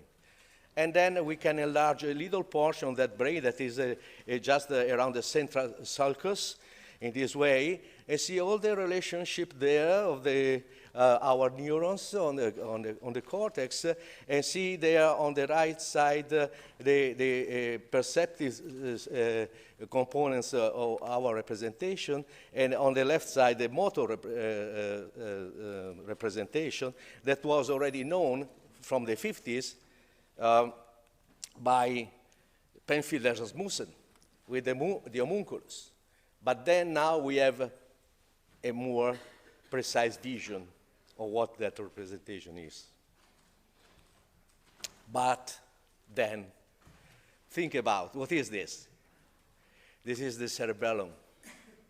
Anybody told you that the cerebellum just is made by 82% of all neurons that you manage in your body? 82% are there. Our cortex have only 17% of neurons. But all our attention is focused on our cortex only. So wise. You know, focusing our attention on studying different substances and absolutely wiping out all the information about the water on our body. That is the main component and a major important component of our body. But anyway, this is the usual approach, was the past approach. So what is physical and what is non-physical? At this level. And so we have just to take, to remember that we have to take, I already presented this slide in Rome, at this conference in Rome, where it's just saying that we have to remember to use all our components of our mind, that is the intellectual, and intuitive, and emotional and instinctive, okay? All together, all coupled together. And to arrive to the collective intelligence to overcome individual limitation for common well-being. And that's, I think, the next step. You know, we have to work together to arrive to the quality of quantity, from quanta to qualia. Each quantity has a specific quality. We didn't think about that in the past. We assume that all the quantities are just the same. Good luck. Disruptive impact on creativity skills, okay? Observer, c'est pour la plus grande part, imaginer ce que l'on s'attend à voir. So, to observe for the major part is just to imagine what you are already expecting to see. If you have this kind of attitude, you will never discover anything new. Thank you. So what is this? I already presented this joke in the past, so for a few of you already know the answer, but I elaborate on that. So what is this? I just turn upside down. What is this? Now, a river. But, you know, in previous presentation, you had a little difficulty to discover that was a river. Why? Because we don't take into consideration gravity polarization for our observation. All our observations are biased by gravity. We don't take into account because we stay with our feet on the ground. But gravity polarizes our way, the way we observe things with this kind of reference frame. And in fact, the previous image that I presented you was using a different frame, representation frame. That's the difficulty that you felt in the recognition. But then, to extract more information, we need both of them. Combine it together. And then you see that we need both of them with the 6 orientations. 6 basic orientation fundamentals. And then, when you use all the 6, you discover that there are not direct lines. They are a conceptual abstractions that we use on the real. Is that correct? No, asymptotic abstractions are just abstractions. Okay? So rotation implicitly defines associated line orientation, and oriented lines implicitly define associated oriented orientation. And this is too technical, but from a scientific point of view, we already know that we take into consideration with the geometric algebra this kind of property. But this kind of property is global, it's not just local. And so, if we apply at the global level, we discover that this property just originates from Leibniz, from number components given by Leibniz combinatorial partitioning formula. So we can use the partitioning formula to learn about the combinatorial side of orientation. And then we discover that those orientations, you see the Leibniz, or the Pascal triangles, the way you like, or there are many names for this one. But those ones, that is something that you discover immediately, as I discovered 4 years ago, that those are just the powers of 11. 11, 122, 1,334. So are the components of the power of 11. And then, if we associate this kind of knowledge, we discover the combinatorial side of orientation with points, lines, surface, volumes, hypervolumes, and then we arrive at any dimension we like with a computational approach that is solid, that give you exact error approximation. And then we will be able to compute the space-time tesseract. You see the vortices there. Do you remember vortices by Clerk Maxwell or somebody like that? Huh? You see? But now we are able to compute locally, point by point, was the kind of behavior. And then the same framework is just at the basis of our narrative proficiency. If you take into consideration the 16 logic cognitives of Peirce, then, or just the other 16 relationship of the elementary pragmatic model, then you see there, this is the Rosetta Stones. They connect the kind of spatial orientation with our narrative capability, with the colors perception, with color perception, with the frequency associated to that. So we arrive to our conclusion that traditional mathematics has really a big limitations. The first one is the continuum hypothesis assumption that is giving you assuming infinite precision by default. Life is a compromise. If you give infinite precision, that you lose orientation structure. That is the most important one for real life. And you have no information conservation, dissipation, total dissipation of information. And so now we are at the level to follow two different models to understand our reality. The past one, that is, by default, systems are simple, some of them are complicated, occasionally systems are complex, which the systems are exceedingly rare. This is the traditional approach, the Newtonian approach. Or, by default, the new one, systems are complex. Simple systems are limiting cases, include the complicated system. Complex systems treated as if they were simple tend to generate wicked problems. Ha! So the quality of quantity, big data versus deep unity. Big data analytics versus deep unity wisdom. And so we have two different modeling approaches. The past one, big data, just separation, the usual silos approach.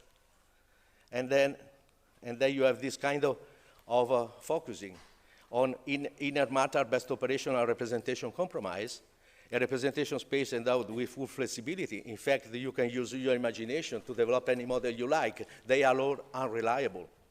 Good luck. Simplified system dynamics framework, Newtonian approach, to model any geometrical space and monitor system dynamics behavior only. A spectator can become a system in natural perturbation. So we put aside any humans from our models. You know? It's simpler. Or the deep unity approach, you know, the deep unity wisdom. that is the one for living mother best representation operational compromise, and outer representation space, one-to-one linked to our inner representation space. Natural system dynamics framework, quantum field theory approach, to model projective relativistic geometry and to anticipate emergent system dynamics. An observer, this time not a spectator anymore, but an observer. Human being becomes an observer, can become even a system natural co-artifacts. And then you jump from the past to the future.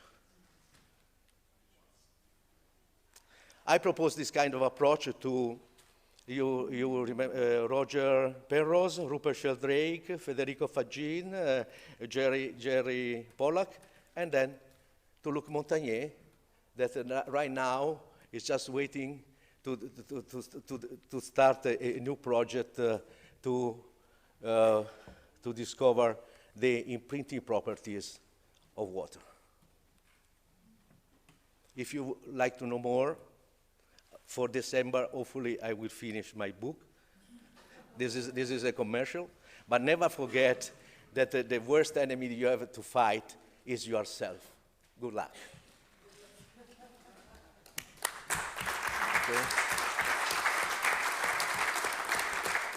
Okay, so now we are ready to continue with Mariana Botzesand, that is president of Aqua Foundation, based in Germany, representative of the Club of Rome, and we present an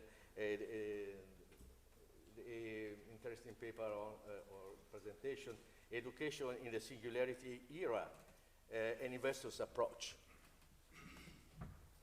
Well, thank you. It's a great pleasure to be here, and it's a great pleasure to follow your speech because you basically provided the foundation for the thinking that I started to have back in the late 90s. So let me give you a little bit. What qualifies me to be here? Is this the right mouse?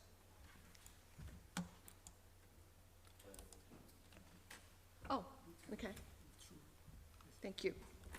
So what qualifies me to be here? I'm not a professor anywhere. I'm not an educator. And if this works, then I should be able to. I'm a computer scientist, but I'm not able to change this now. This way. So, okay, so I won't be able to. Oh yeah, it works. So what qualifies me to be here? I'm somebody who's tried to implement what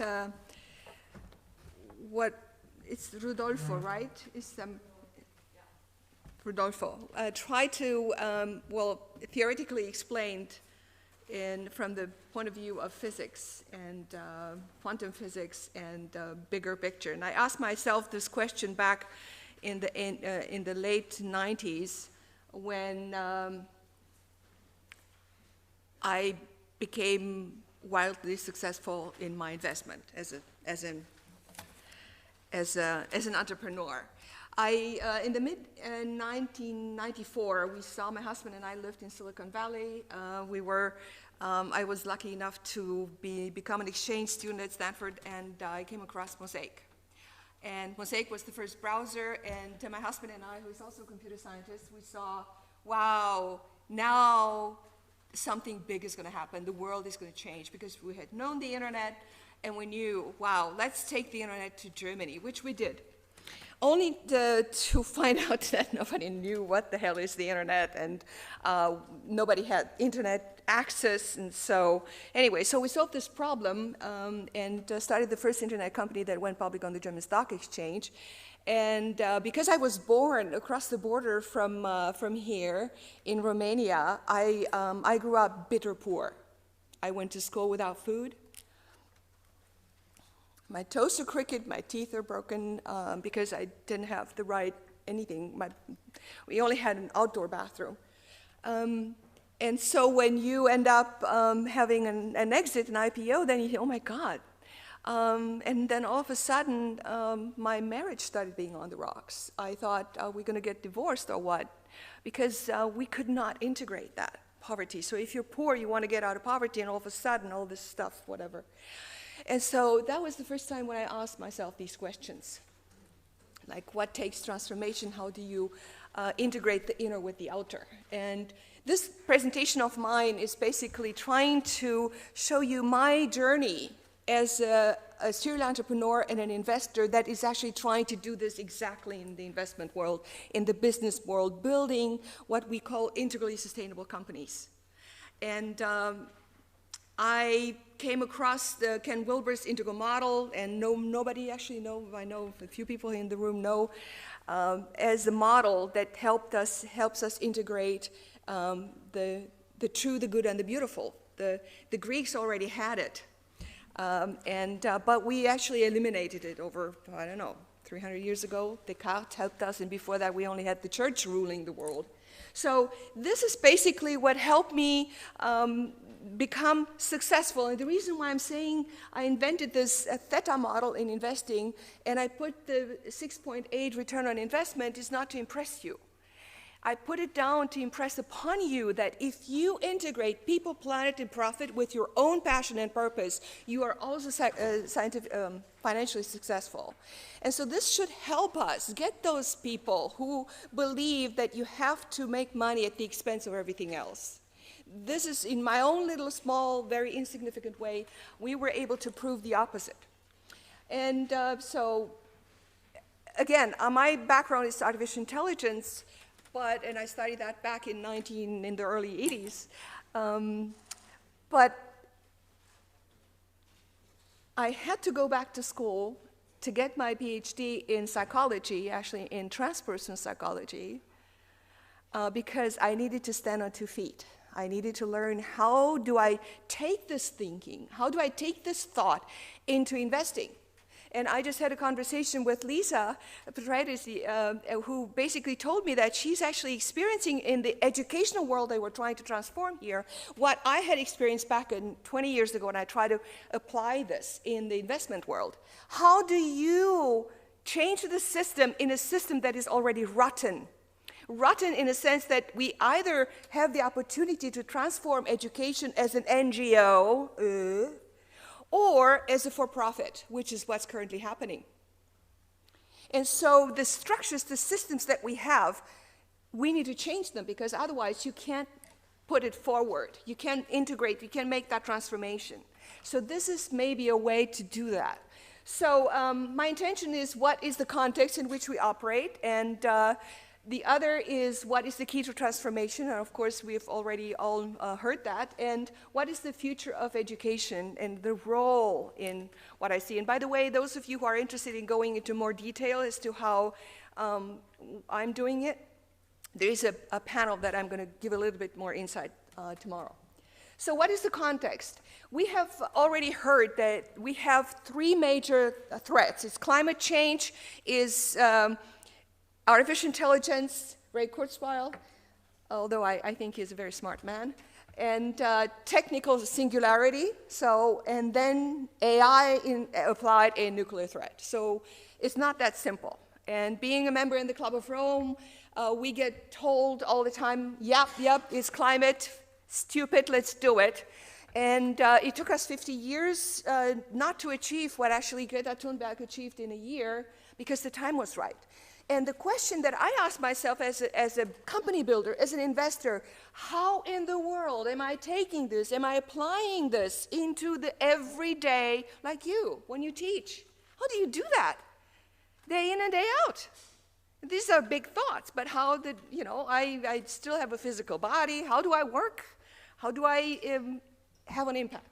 And so these are the questions that I ask myself, and we have on the global level, we have 2 major achievements, the Paris Accord and the 17 UN SDGs, but there are 17. And if you talk to people, education is one of them, they would tell you, oh, I pick 1, 3, and 11. What about the rest? Don't we have to implement them all in order to be successful? And last year, during the Club of Rome event, that we had at the Vatican, the Jürgen Renders, Rockström, and other amazing amazing people came up with the paper that I highly, highly recommend. And I do not agree with Jürgen Renders, by the way. Jürgen Renders is one of the initial authors, one of the 4 authors who wrote Limits to Growth back in 1972.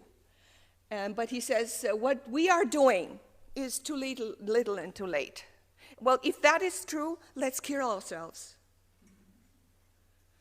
And I won't do that, because there is a bigger picture.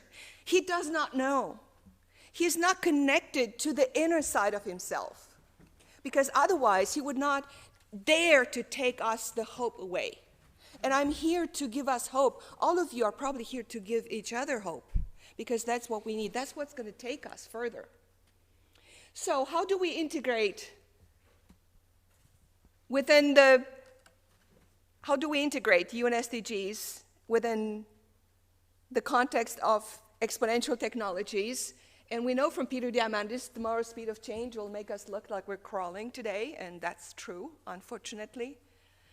And how do we take such exponentially growing curves? This is back in the mid-90s when we took the internet to Germany. This is the slide that we show people how the internet was growing. That's the exponential curve. And if you go deeper, this is what's actually changing our world, and this is a representation for our human ability not to get it, because we're linear, local thinkers. But technology goes exponentially and acts globally. So this is the major challenge that we have as humans. And this is a major help that will come through AI if applied in a proper way. I am convinced of that, and we need to join them. If you can't beat them, join them, and this is what I'm doing. And what is this? Who has already seen this curve? People in the Silicon Valley have already, yes, of course. This is the evolution of technology over the past 100 years. And most people say when they refer to exponential tech, they refer to Moore's law. But if you look at it, Moore's law is new. It's only the 5th evolution. So what I'm trying to tell you here, this exponential evolution of tech has not seen any wars. We had several wars last century, 2 major ones. You can see that. What this tells me, people will continue to provide the dollars, the money, to evolve this technology, because it's exciting for many reasons. So let's join them. Here is another, so it's electromechanical relay, vacuum tube, transistor, and then integrated circuits. This is a much more readable slide for that same statement. And of course, the 6 Ds of singularity, everyone is familiar with them, I suppose. I need to go a little faster to keep within the time frame. And here's the report that I've referred to you and that I highly recommend. And I would like to thank Jürgen Renders and Rockström for giving me these slides, because this is research based on data that's been collected over the past 50 years, and they have done a new simulation that help us implement the UN SDGs within the next 11 years. And here's what they came up with. The most important thing is to implement the UN SDGs within planetary boundaries.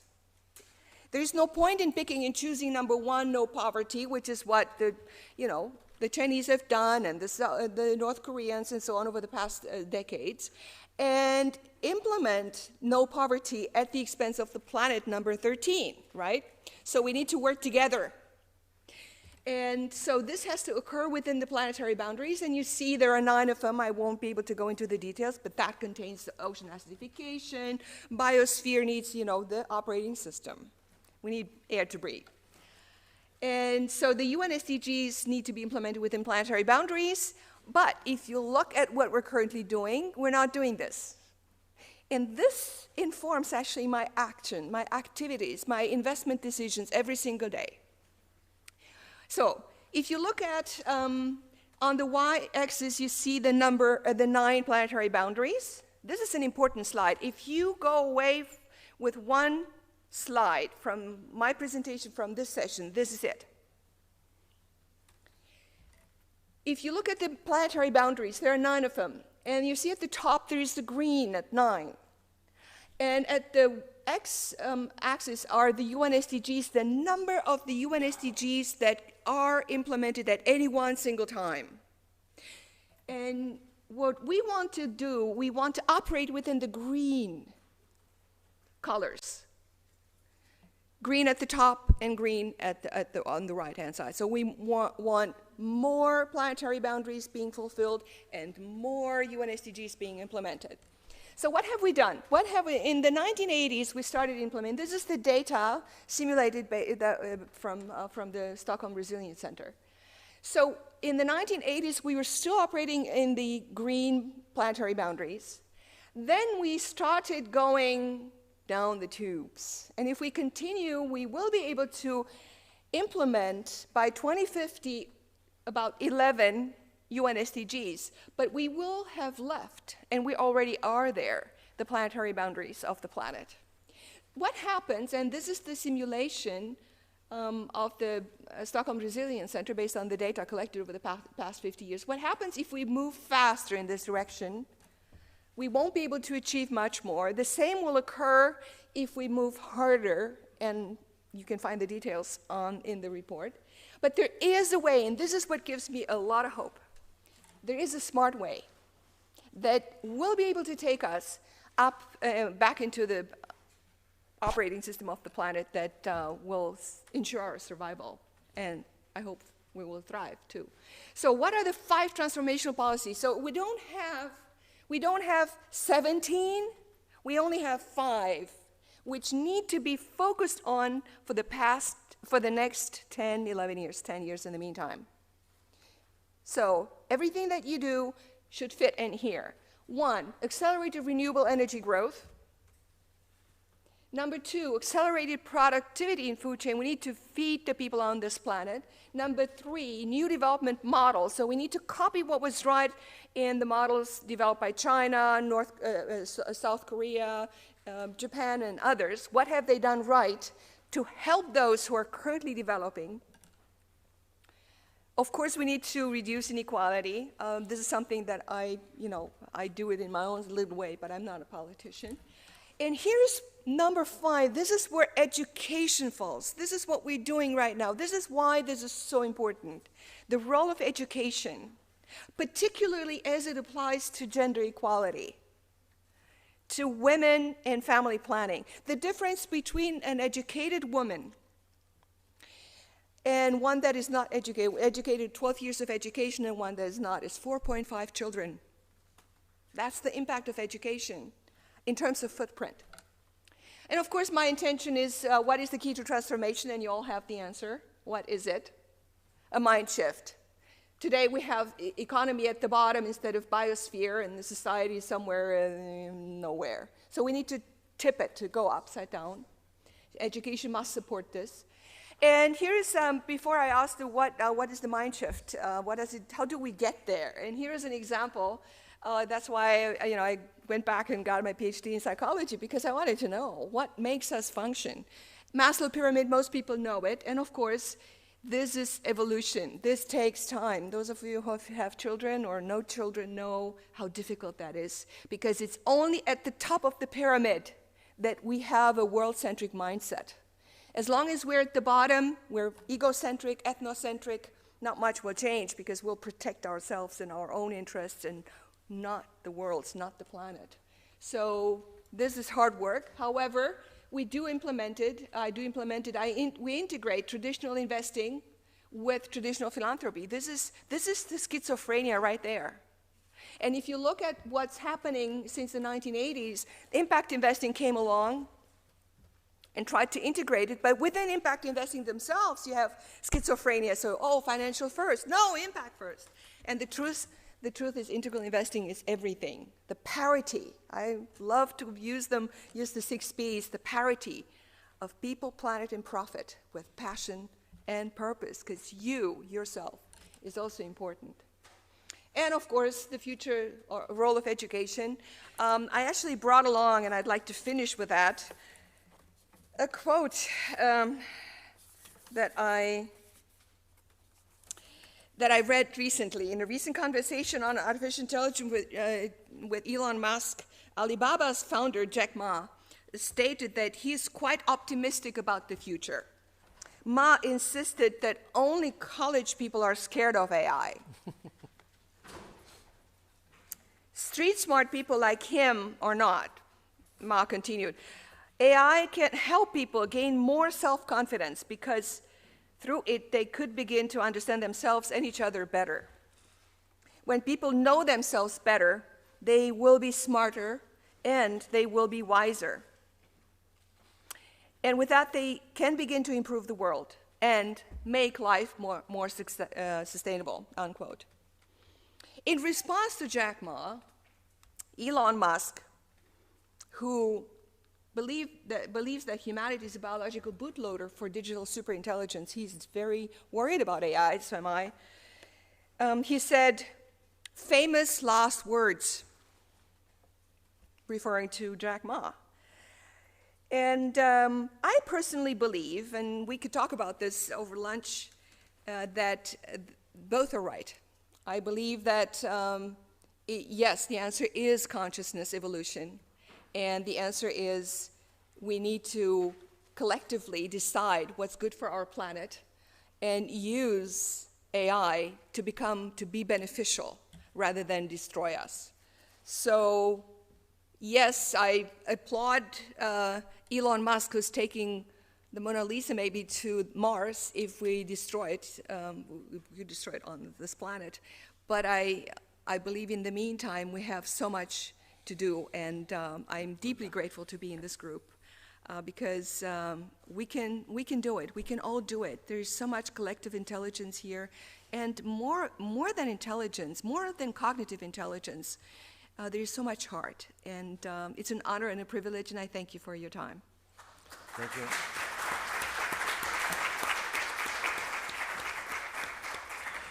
I think that we postpone any question to the end of the presentation, so we pass immediately to Dr. Alberto Folletti.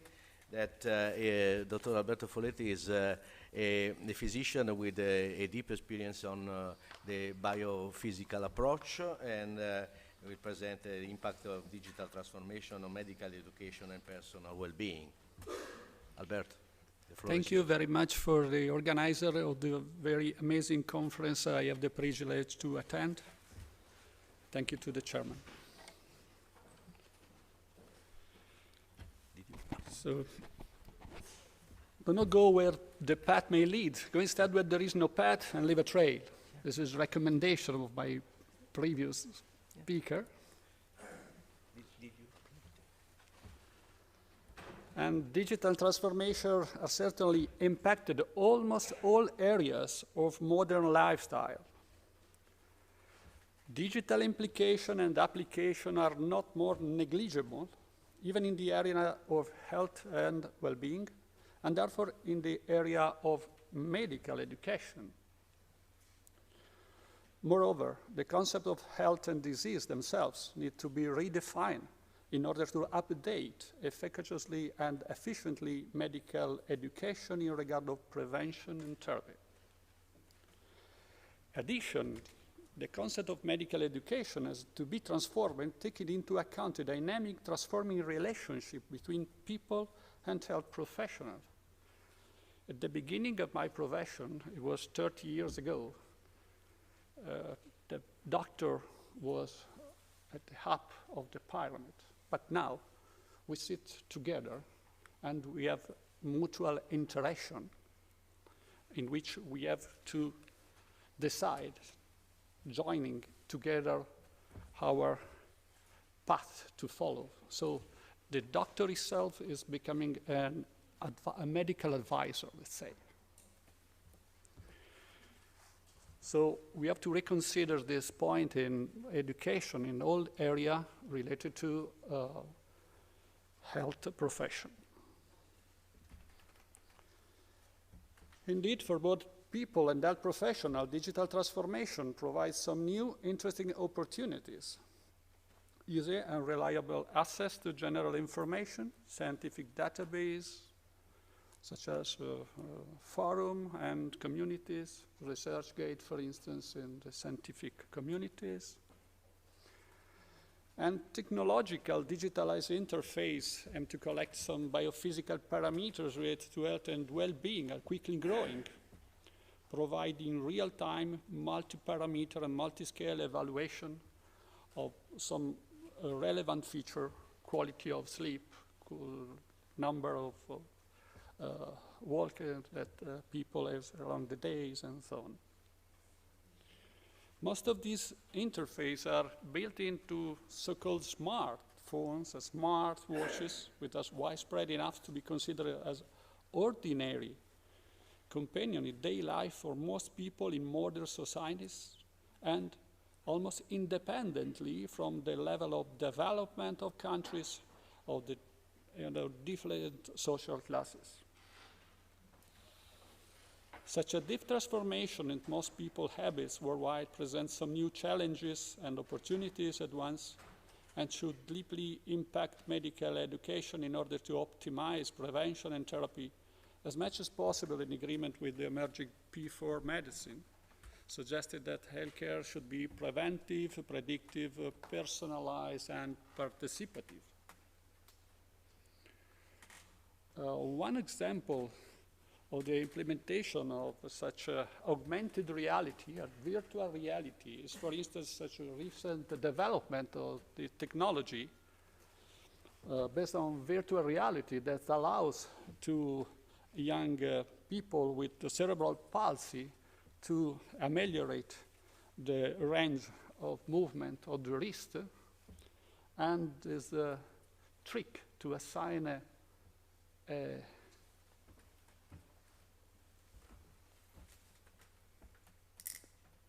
some kind of gamification to this process, allows to boost this movement. And it is my personal opinion that this kind of new technology should allow to provide new horizon, not only in the field of rehabilitation, but for instance, in the field of well-being. So most of people should not go anymore to the gym to keep in shape, for instance, or elderly people that took advantage of Tai Chi, Qigong at home, for instance.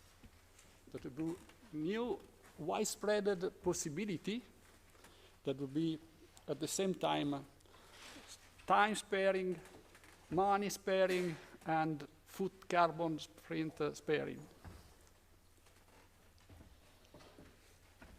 Digital transformation could not only foster a change of paradigm in healthcare encompassing biophysical features, but could afford its realization as well through bioelectromagnetic medicine that is based on the possibility to exchange information through new biophysical devices.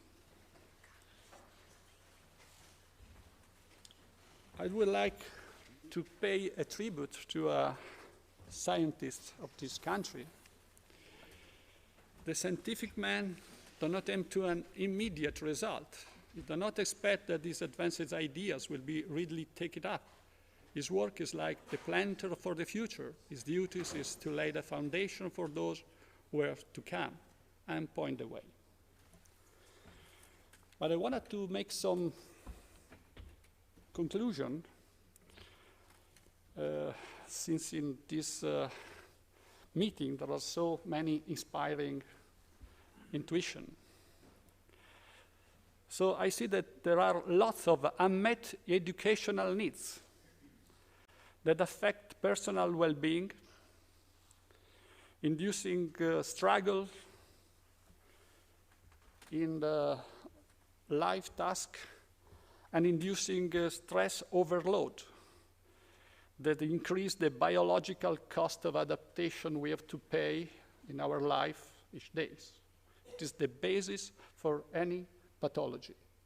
If you want really to spare money, since the country spend a lot of their income to provide healthcare, we have to pay attention to this point. And I see as a medical doctor that there is a great lack of education in regard of emotional intelligence, communication intelligence, parental intelligence. You need a driving license to drive a car, but you are allowed to have as many children you want. And sometimes it's a disaster, not only for the children, but only for the health state of the parents. So social intelligence also need to be educated, ecological intelligence, of course, financial intelligence. This is a very neglected point, but this affects very heavily the struggle for life of so many people that is impacted health status. And moral intelligence. That should be the way to build the bridges all between these relevant points. This way we can remake such the sense of coherence we lack so many times and leads to some other pathology, both from personal and social viewpoint. So the final question is, which are the hallmarks of humanity? We need to educate humans or workers or consumers. So I want to conclude with this quote. The best way to predict your future is to create it. Thank you very much for your attention. Thank you, Alberto. So next speaker is Jeliko Milutinovic, that is from Department of Computer Science, Indiana University, that will present digital disruption as opportunity for business development. So the floor is yours.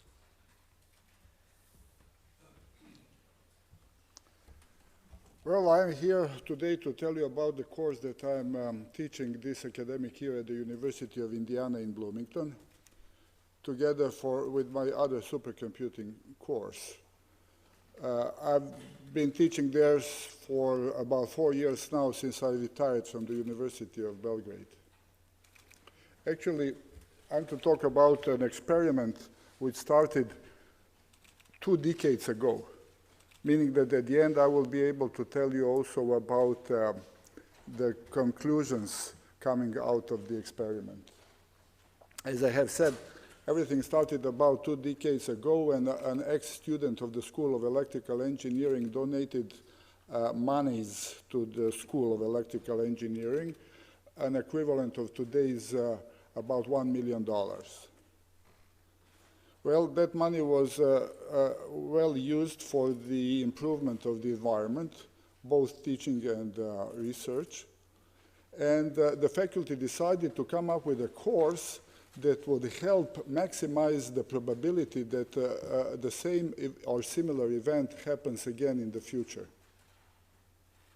They decided that I be the one who teaches that course, simply because after my PhD in Belgrade, I spent over a decade as a professor at Purdue University in West Lafayette, Indiana, USA. And then I came back before bar mitzvah of my oldest son. Well, at first, I looked around to see if there is something similar to find out at MIT or Stanford or the major US schools, which I was not able to. So I decided to create an own course with the help of the colleagues.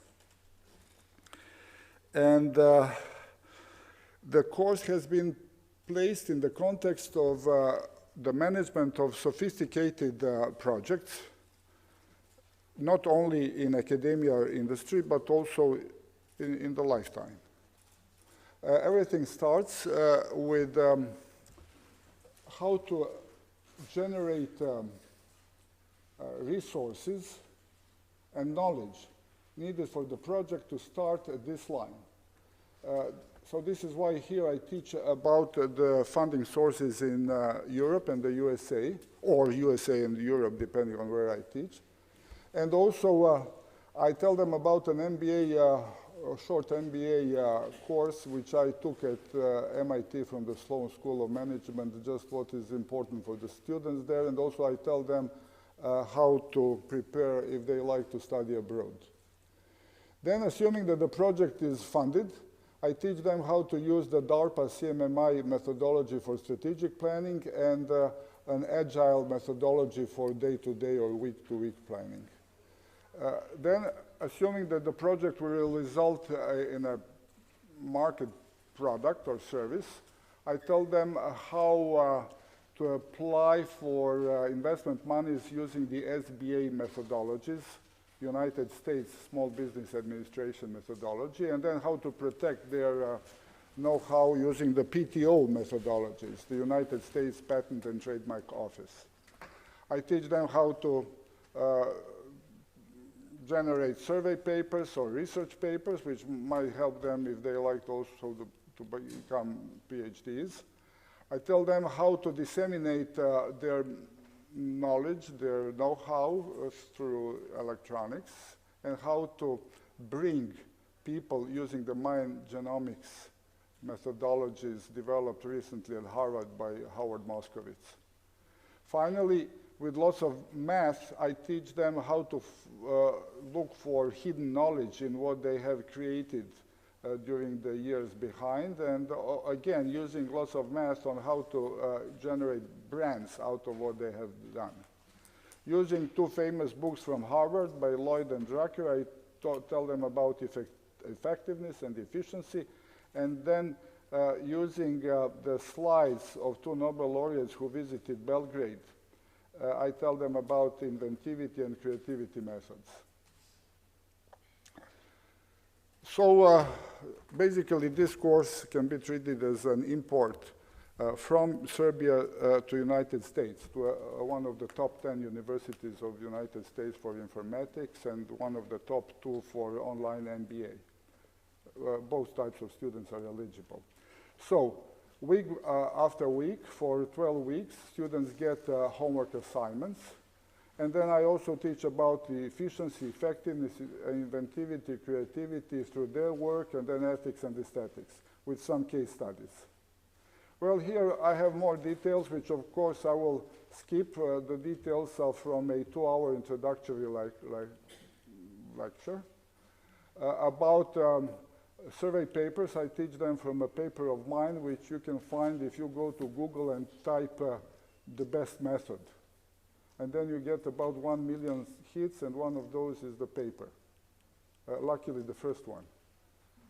The methodology of writing survey papers, I teach after another paper of mine published at an IEEE journal, which is what you can find easily if you type good method, and then you get about 1 billion hits, and one of those is the paper, hopefully. Actually, luckily, the first one. This is more about the other things that I just mentioned. And I stress a lot on the idea generation methods, where the basis is a joint paper generated by 30 faculty members of the School of Electrical Engineers, Department of Computer Engineers. Each one is accompanied with many examples and some anecdotics. Then we look into what the Turing Award laureates have done as far as what method of creativity they used. We also look into the methods of creativity behind the work of 10 Nobel laureates with whom we cooperated on writing joint books together. And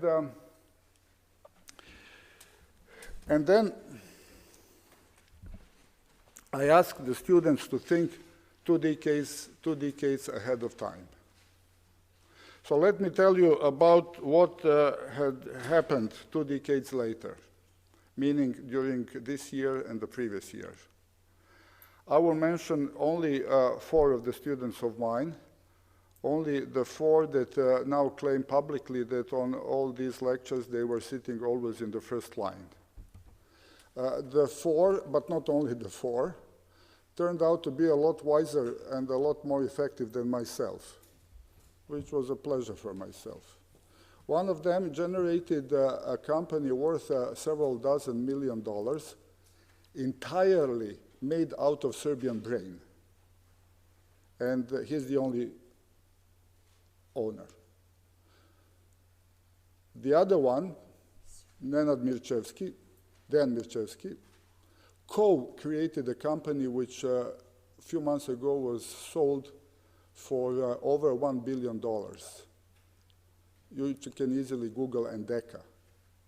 The third one, Oskar Mencer, is now in the court case with the major computing companies of the world and threatening to overpass what is currently the highest patent settlement on the planet of all times.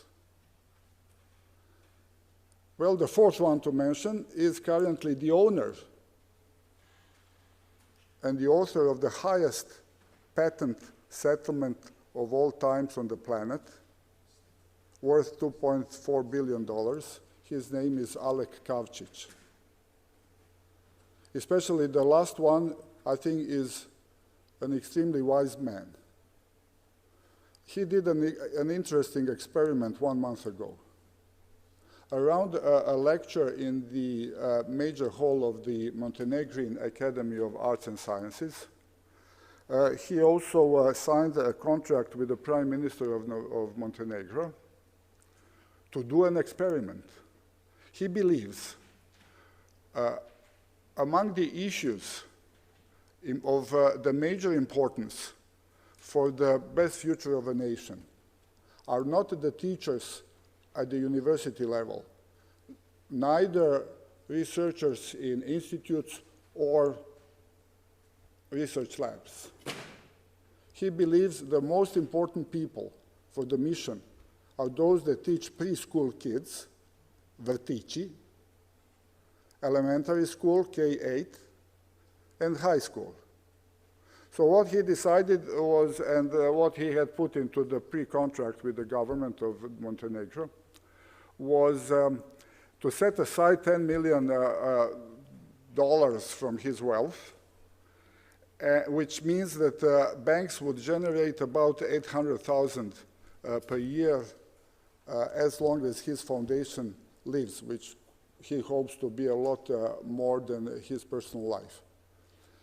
And he likes to use that money to double the salaries of teachers in vrtići, in preschools, 1 to 5, in K to 8, and in high schools. The problem, he believes, is that these pillars of education are underpaid and living on relatively low levels of the socio-economical ladders in a number of nations, at least in all those in Western Balkans. So by doing what he has decided to do, by doubling their earnings, he hopes to help in a way which he believes is the most vital. Thank you.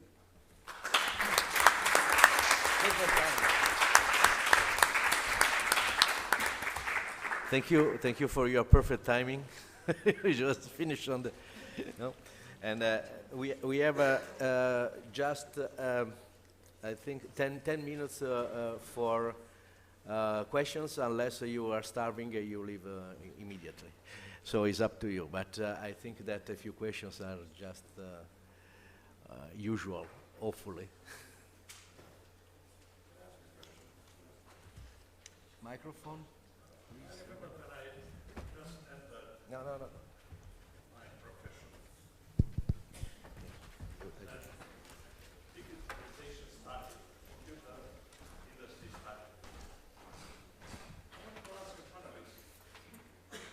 living in digitalized world. We are living in analog world. Because we can't solve and analyze all analog issues, we enter digitalized world. That is, we enter digitalized world. We live in analog world. Everything is analog. My speech is analog. Your behavior is analog. Everything is analog. It's not digitalized. It's just a single point in analog world. So, how do you think that we are going to really solve very complicated physical, biological, and chemical issues going to digitalized world? Every day we discover something new.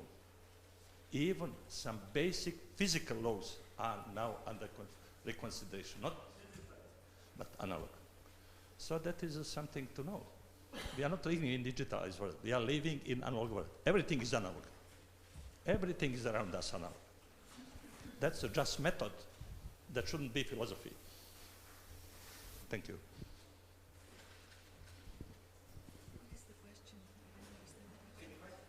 What is your precise? No. What is your precise question? What is your precise question? My question. Or it's just just a comment. We're talking that we are going to live in digitalized world. We are not living in digitalized world. That's just method to try to discover analog processes around the world. Nothing is digitalized. Everything is analog. I think the right position is that it isn't a duality. You just, we have to take advantage of this new development of knowledge to improve analog world. So stop to think separately, please. Right, it is about evolution. It's a question. It's a question of evolution. This is evolution, it's consciousness at work. This is evolution and consciousness at work, and the ways are not predefined. So it's very philosophical. Maybe we should talk about it over a glass of wine tonight. I have spent a lot of time, decades, on this topic, and it's very interesting. That's why I showed this the law of accelerated return. There are many, many ways that, you know, Ray Kurzweil talks about it. The philosopher Ken Wilber is talked about it. So there are so many interesting conversations that we could have and we should have. That's why we're here. So, and it's not a binary decision. It's not either analog or digital. These are words, coming back to what you said. These are analogous words. And I believe between, when I can only speak about my own way because I don't have the answers. But when I encountered my crisis that I mentioned back in the late 90s, I started meditating. And I've been a meditator, actually I started meditating deeper, but I've been meditating for 40 years. And this has been giving me access to different dimensions that are neither digital nor analog, but they have to do with wisdom, with intuition. We talk about intelligence, and I also had a slide, Howard Gardner's definition of intelligence. There are 9 that he identified. Ken Wilber speaks about 24. We group them in different sorts and manners, but these are just fingers pointing to the moon. They're not the moon themselves. And so I believe that as long as we continue to be human and have fun and joy, and not take things so seriously, we can enjoy the evolutionary process. Any further question, please? Over there. Carlos.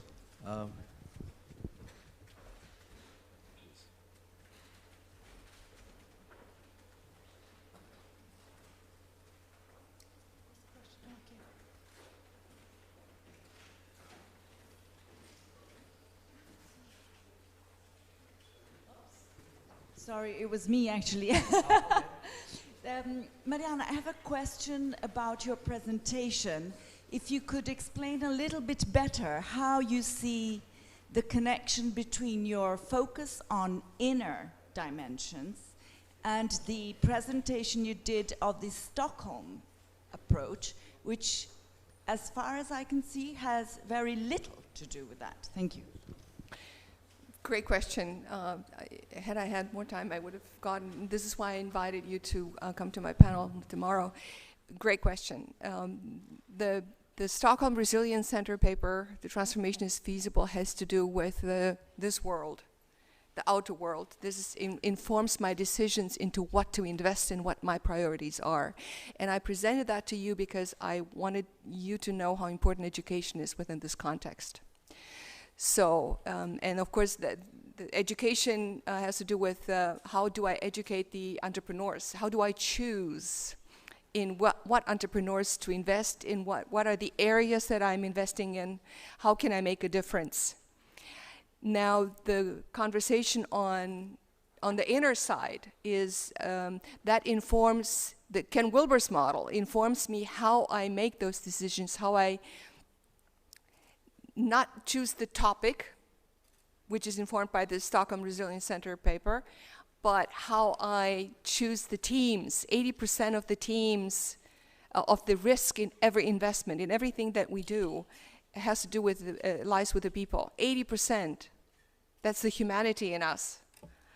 And so, and that's why I went back to school and got a PhD in psychology, and I had identified these beautiful models from Stanford, Harvard, and MIT that nobody's actually using in science, in cognitive education. You know, all the psychology, all the wisdom, starting, and yesterday we heard about Piaget and Graves and all these extraordinary, there's a wealth of information. Robert Keegan, for instance, has a beautiful model at Harvard that we are applying in identify. We do tests on ourselves so that we can evolve, because it's not, we don't see the difference between, and we do the tests on the entrepreneurs in which we invest.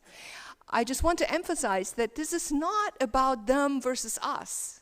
When we reveal to the entrepreneurs our model, the integral model, they all come to us, oh my God, this is the kind of partnership that we want from an investor. Because it's not about them, oh, and you have to provide the J-curve and so on. It's about us evolving together in this game, in this play of evolution, whatever that is. We don't know.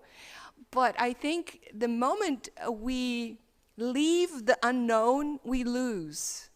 So being in that state where you do the best, yes, you use the 5 strategies, you use the we only invest in things that we understand, technology, healthcare. We decide to apply a patent that cools with water instead of air and build sustainable data centers rather than traditional ones, because we don't want to build stranded assets for our children. But how we do that is informed by this inner transformation, the road within. Am I answering your question? It's very complex. And I just, yeah, this is an advertisement. I just completed a book that will appear by Springer. It's called Confessions of an Exponential Investor in the Disruption Era. Thank you, Mariana. I think we just finished our time, and so yeah, I close this session right now. We have no longer time for the question. Just an announcement.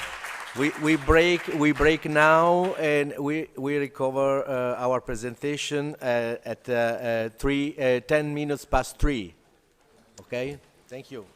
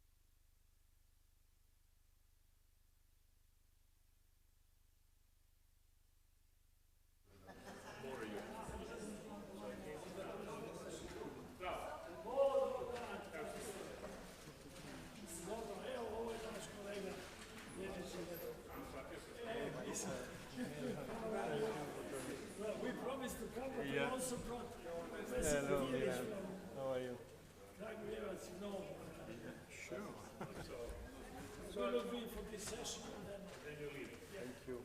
Same with me. So anyway, so I put there. I give this to a kiss to the lab. Give it to me so that's on the board. So what do you want to do? So she's smart. We can do it different ways. Such as the book.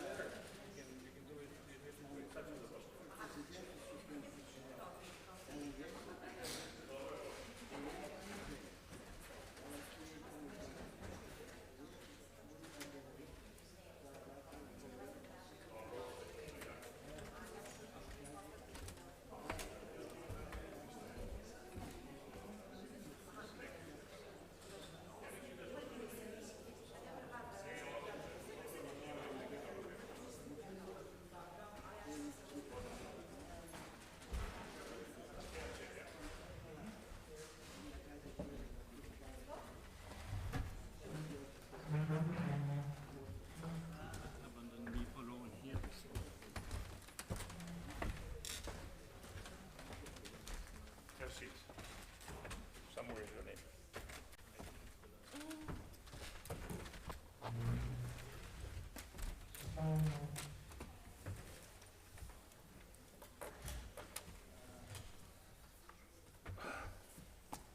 Good afternoon.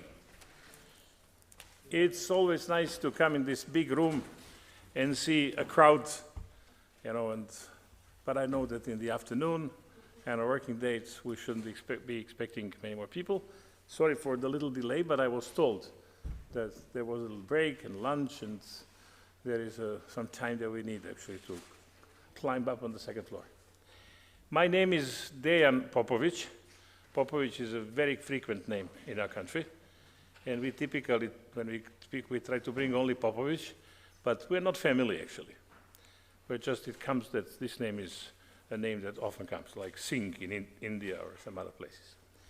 And I am a member of the Academy of Sciences, so I want to welcome you in the name of the Academy of Sciences, in which building we are. My education comes from electrical engineering, where I graduated. And after that, I spent most of my time working in biomedical engineering, or more specifically in rehabilitation engineering. And I have a lot of experience with mobility, because I spent considerable time in Canada, in Western Canada, in Edmonton, Alberta. I spent some time in Cleveland. I spent some time in Miami, Florida. I spent some time in Aalborg, Denmark. I spent some time in Copenhagen. When I say some time, in total, this is 26 years of experience in different countries. But actually, most of the time that I spent was on the plane, in airports, in between these places. So I'm very familiar with airports, which I hate. And I traveled just with Delta Airlines 2 million miles, on Lufthansa 2 million miles. And whenever someone calls me now to go to China or other places, I say, thank you very much, I did my part of flying. So anyway, mobility is a great thing, and I believe that's an extremely important element in the development of a culture and development of many other things. So it is great that we try to build up. However, I see that there are problems, because we're living in a world, I will address some of these issues later on. So we should always be very careful when translating and transferring things from one place to another. Because I remember very well, years ago, I built a device that can be used for people after stroke, so that they can help them, they don't have a drop foot. So, you know, people after stroke, their toes are down so they can't walk. And we built a gorgeous device, and it has a switch which goes into a shoe. And we thought, that's great. And then you go to Japan, and there is tatami, where you cannot go on with your shoes. So you take down your shoe, there is no switch, there is no assistance. And I don't want to mention Africa, where people never saw shoes. So things have to be built, and we have to consider that there are different cultures and there are different needs, and that in some people like to drink, you know, mojito, in some other they like to drink slivovica, and in some other they are very healthy, so they just go with whiskey. So we have to take this into account also when we're talking about education, because that comes also from a family, and part of education goes from the parents and the family. I'm using more time than I should, because a good friend of mine, Pumbashirevic, for whatever reason, called me yesterday and says, cancel my talk because I can't be in Belgrade at the time. So he apologizes for not being here, and I'm not criticizing, that just happens. But Vlada Pumbashirevic was rector of our university for about 8 years, and with the same dedication as he showed today, he dedicated his time to the rector's position. So he did a great job while being there and doing fantastic things. Anyway, we have 3 people that will be talking today, and this is our program. So you see we have Denis Gillet, who comes from École Polytechnique Fédérale de Lausanne, and obviously because he will be talking in French, because that's the language and that's part of what we have. And then we have Daniel Sandi Pinheiro, and she will be speaking in Portuguese, Brazilian Portuguese, I hope, so that we have this variety. And I'll be speaking in Serbian and using Cyrillics, which shows us how easy it is to do the mobility. Of course not. This will be all in English so that we can understand what we want to talk, but we will mention some other things. So as you will see, we will cover some aspects that are somewhat connected and somewhat disconnected, but that's good for a panel. And each of us has about 10 minutes to talk. If we go a little longer, like 45, that will be too much, but if we go a minute or 2, that will be fine. There's a little bell that I be, as a moderator, using this bell. Normally the animals, they have the bell around the neck, but in my case, they left me to press it with the button. So I'll do that, and I'll talk at the end, and then we will have some time for discussion. So without further, I once more want to welcome you.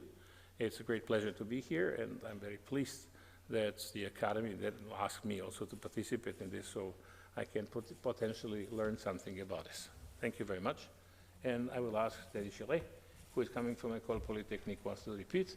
And he will be talking about blended design thinking activities for research and education with 2 use cases at the Swiss Federal Institute of Technology.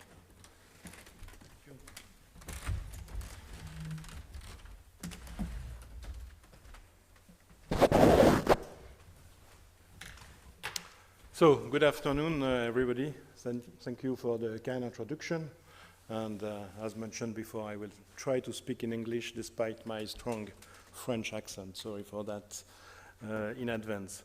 So, in English, I am from the Swiss Federal Institute of Technology in Lausanne, usually called EPFL. I'm part of the School of Engineering, and I'm also part of a new Center for Learning Science we have created recently as a bridge between university and schools, especially to support the transition towards digitalizations as early as possible in schools.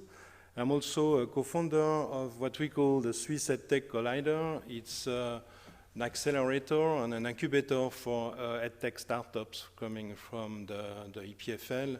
We started 2.5 years ago, and we already have 80 startups building solutions related to digital education. So there is a lot of needs and opportunities around that, and we are covering a broad range of application. I have created also myself my own non-profit association for the promotion of digital education with one of the platforms I will mention today, but I am not there to advertise it, and it's a non-profit one, so I'm not trying to sell you anything.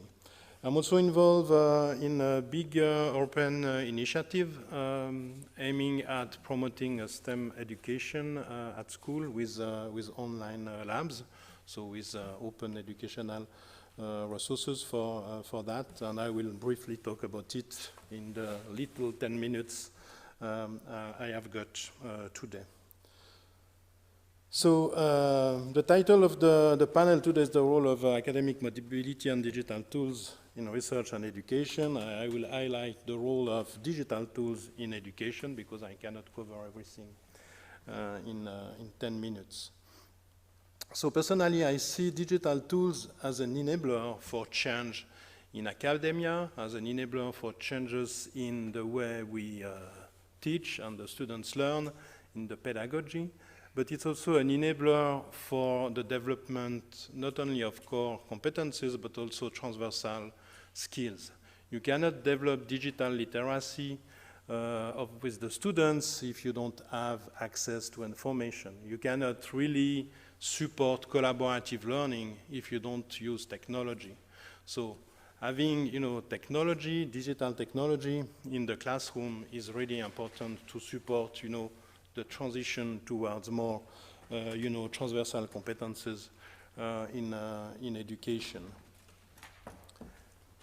So when I talk about digital tools, I'm not talking about supporting online education. It's really, about leveraging on the digital ecosystem, which is everywhere around us, and which is the ecosystem in which the students we currently have at universities were born. They are bringing that with them. They are used to use technology, and they do not understand why we don't take advantage of that in the school. So it's really about blending the digital and the physical solutions we have around us to be more effective in education. So we offer also open educational platform and content and resources to support this transition, because having just tools is not enough. You need to have digital resources which are actually supporting education. And if you just have a few tools and resources but no way to simplify and make easy for the teachers themselves to create those tools, then we get stuck. Okay, so we have nice objectives and nice ideas, but we cannot really enable the transition. So, and obviously we do all that keeping in mind the Sustainable Development Goals, which have been mentioned a lot up to now, trying also to frame the curricula towards, tackling the challenges we are facing in the society. So it's a lot about blending many different things, blending the objectives of education, blending the modalities, the type of activities we do with the students in the classroom, blending the tools. We have to be able to use many different tools. We should not be stuck with a single platform from a single commercial provider. Otherwise, there is no way to really share and to blend the skills between the core and the transversal skills. So really, it's about being holistic to really tackle the complexity of the challenges we are facing ourselves, but especially the students we are currently training. This means that we have to, deconstruct all the silos we have in academia. We have to deconstruct the silos in terms of also platform for learning platform in school. So there is a lot of things to deconstruct, and I think it's the challenge we have to tackle together. So I just put back this Sustainable Development Goals map, because when I am showing that to my students, they are asking what it is, and I think we have the responsibility to talk more and more about that with them. Obviously, we focus a lot on developing the better quality of education, and I think, developing open education and resources participating to this improvement of the quality, because when you start to share the resources you are building, you have to make sure that they are pretty good. Okay, so it's helping, and I think the main outcome of the development of the MOOCs recently has been in the quality of the educational resources we are sharing with the students. Because when you put something online visible to everybody, you better have to do it well. Obviously, with the accessibility of the resources on a digital way, you are also contributing to reducing inequality, if you are careful, and we have a project to develop STEM education in Africa with digital tools, and it's working pretty well, but you have to make sure that there is not a technological divide because of the accessibility to the network and the resources. So everything has to be done carefully, but it has a huge potential. Obviously, in that framework, you have to partner with others to develop resources, to develop platforms, to train teachers, and adapt the methodology. And this is contributing a lot to innovation. And this is also one of the objectives of the transition we are working currently on. So the platform we are developing, and I encourage you to use it because it's open access, it's free. It's really a platform which is there to help any teacher to create themselves their open educational resources, or even to co-create resources with colleagues, because it's always better when you preach for collaborative learning, that you are also able to collaborate to do teaching and to build resources. But also, you know, not anyone is an editor or a creator, so we also offer the opportunity to people to personalize resources done by others. And it's not about creating resources, but obviously it's about using them for learning. So the platform is also supporting learning activities. We embed learning analytics in the resources, so it's helping a lot also for self-reflection, which is one of the transversal skills we would like to develop. The name of the platform, we call it GRASP. I like the meaning of GRASP in English because it's meaning at the same time bringing things and people together and also understanding. So it's really the purpose of the platform to bring resources together, to help understand, to help also sharing knowledge. Sorry. And we use that platform, as I mentioned before, to produce open educational resources for STEM education at school, but it's not limited to that. So it's an open access platform for open educational resources and also for open learning. So just 2 examples I would like to mention quickly.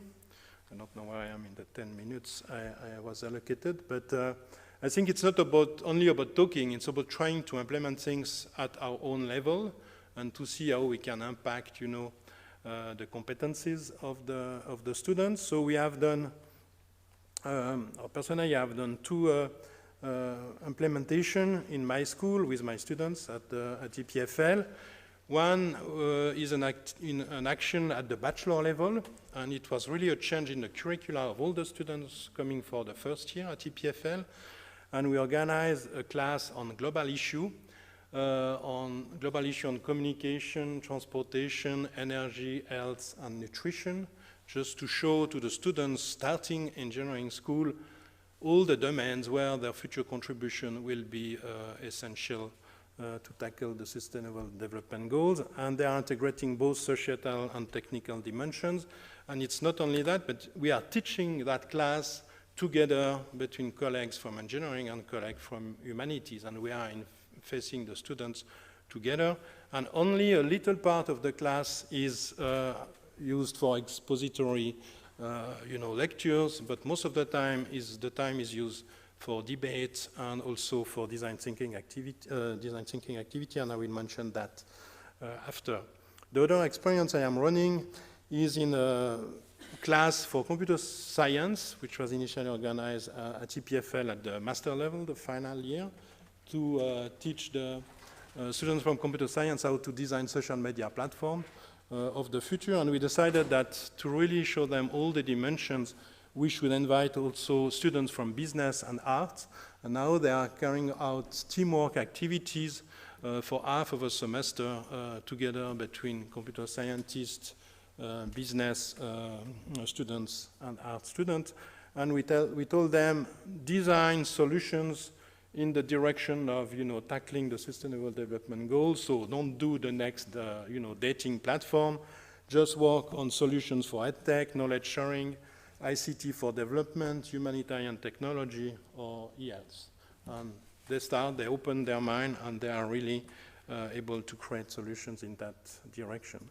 So we implement the design thinking process in that framework to enable them to do their teamwork. So it's not about pushing one process on one design process rather than another, but it's really about teaching processes rather than teaching core competences or only core competencies and content. And the main message in that framework is that the teachers and the teaching assistant, they are not giving you the solution. They are just here with you to help you to find your own solutions. And don't take the solutions we have developed because we have killed the planet, our generation, with our own solutions, so you better have to do something else. Okay? And the platform, just to show you what we do with the platform they have is exactly matching the process. So we can load templates in the platform where you get folders which are shared by the students, and they can integrate content, they can edit documents, they can even put interactive web application, and they can go through the process the way they want to develop their solution, and there is no need to call an administrator at the beginning of the semester to create a space. Anyone can go in the GRASS platform, create a space, either being a student or a teacher, invite colleagues or invite teacher or invite TA if they want, and start to do the creation process following their own path. And at any time they can switch between the creation space and the visualization and presentation space, because communication is also one of the important aspects we would like to promote through the platform. They can even export at any stage PDF or ebook with the content they have currently created. So just to show you the outcome of this design thinking process, in the global issue class, this is the best poster which has been created by a group of 5, and you see also the students we have in that class. We have students from mechanical engineering, computer science, communication, physics, and so on. They are all participating. And they had to choose a global issue, show that this is a real global problem requiring coordinated action and having interdisciplinary dimension. And they have to propose solutions, not only an analysis of the problem or diagnosis of the problem, but just bringing ideas about potential solutions. Obviously, they will not solve all the problems of the planet, but they can show that. In the social media class, those are the 2 winners of the class of last year. One application to help people to have a healthy, food, pattern, and another one to check fact, and especially tweets from Trump, with tools to help them for that. And everything was based on self-evaluation, and it's my last slide. At the beginning, everybody was proposing a topic to be tackled during the semester with the team. The best ones were selected, evaluated by the students themselves. The 10 best ones became the seed for the teamwork and a group. So the winners somehow were selected as team leader, and they were able to form the group of the people with the constraints to have people from art and business in all the groups. And then they produce the design prototypes, and then they wrote a report. The reports were evaluated also by the peers. And I can tell you that when the students know that they will be evaluated by their colleagues and not by the professors, they do a really, really good job. So I really encourage you to try that. And at the end also, because communication is important, we ask them to pitch that like if they would pitch in front of an investor to get money to really implement the solution. And also it was also selected by the people. Peer evaluation is very helpful, but it's challenging. You have to find the right pattern to do it. So we were always saying that if the correlation between our own evaluation and the evaluation of the class was good, then we will increase the weight of the evaluation of the students. And the last few years, we had the weight of the students, being 2/3 of the grade, and the grade of the teacher being 1/3. So this is the quick survey of the way we try to, implement digital tools for changes at EPFL in a few classes. Thank you. Thank you very much. We have a time for one quick question. The rest we leave for discussion. Any direct questions now? To the end? No, we'll leave for the end, but if there is one question there. Okay. Thank you. If you want to take the floor, we move to the next talk.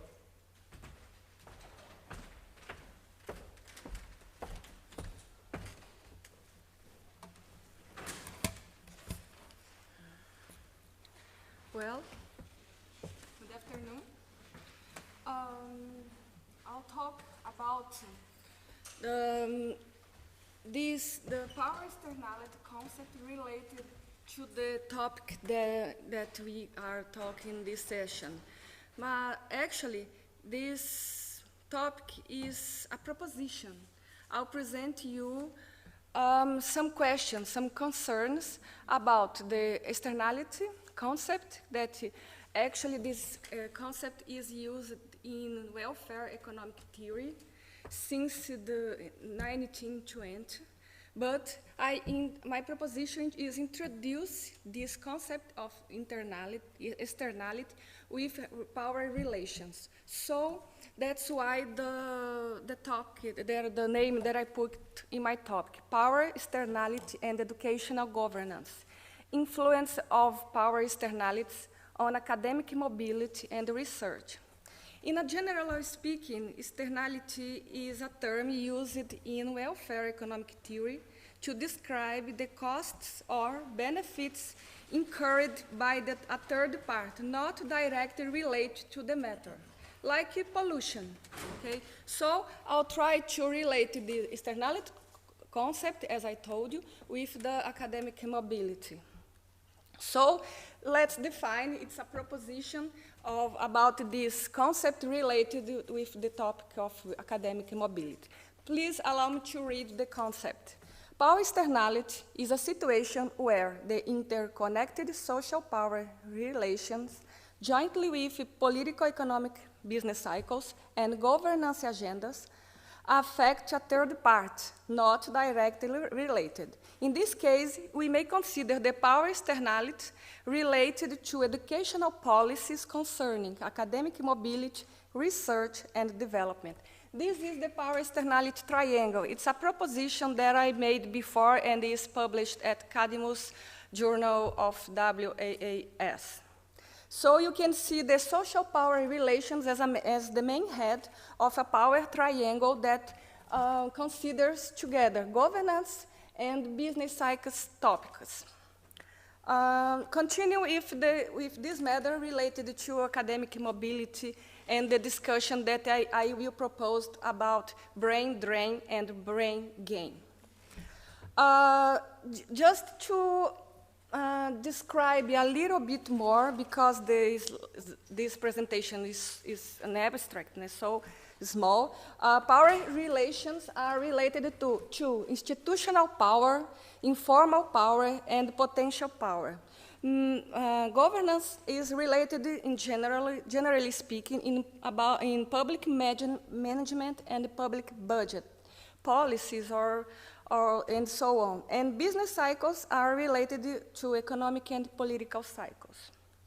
This is, please allow me once more to describe my theoretical proposition, and I will read again.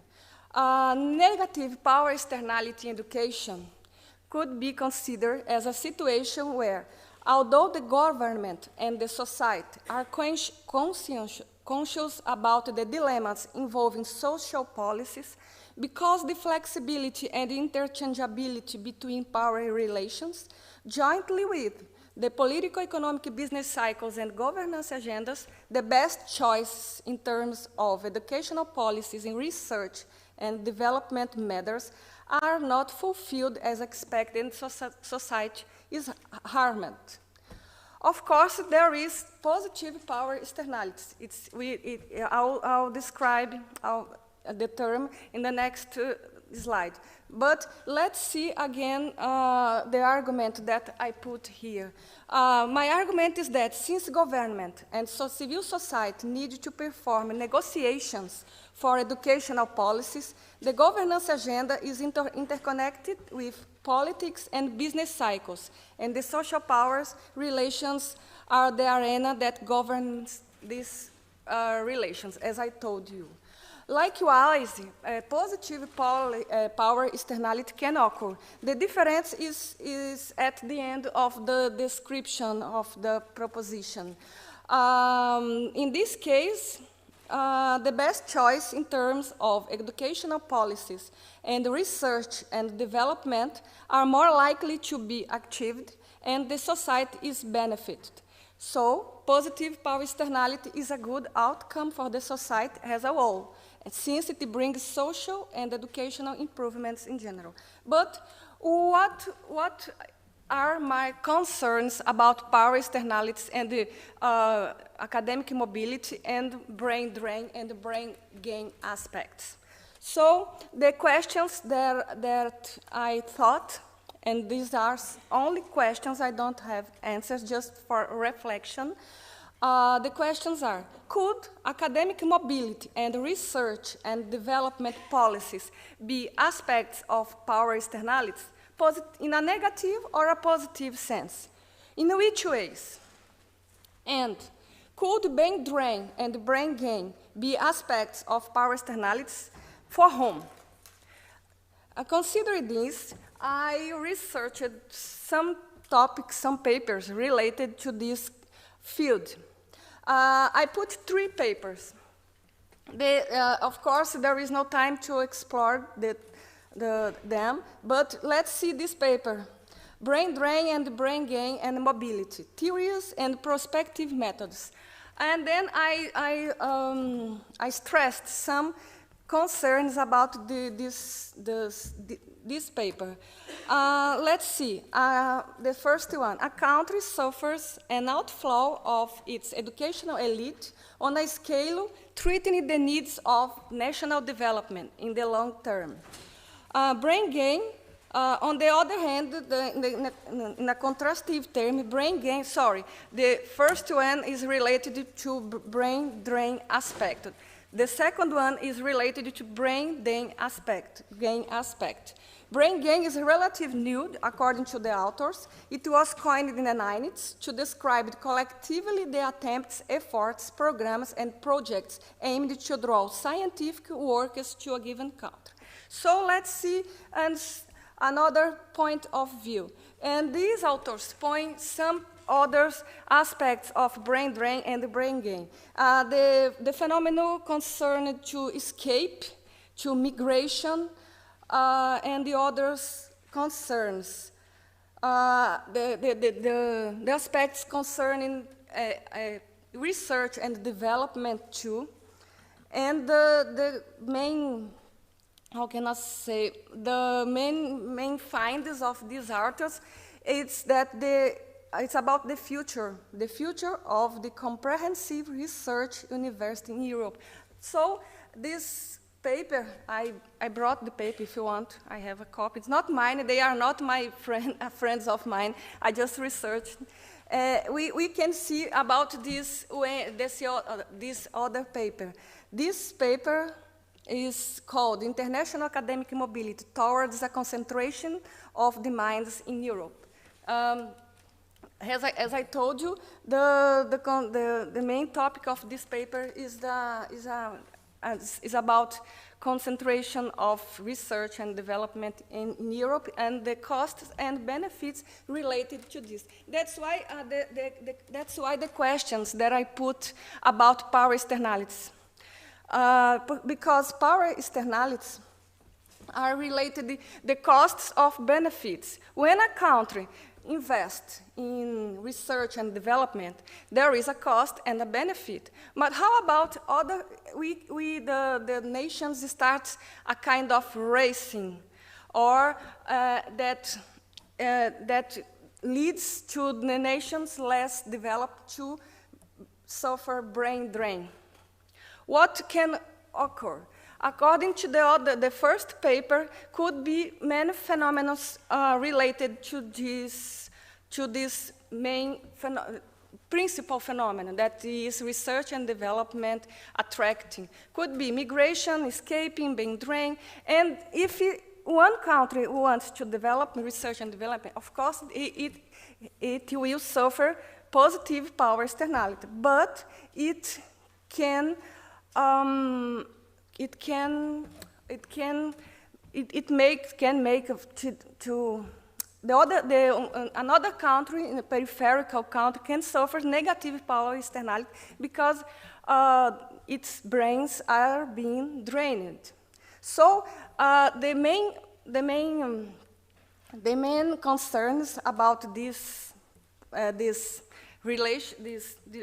proposition is in which scale, in which ways, for whom positive or negative power externalities can occur.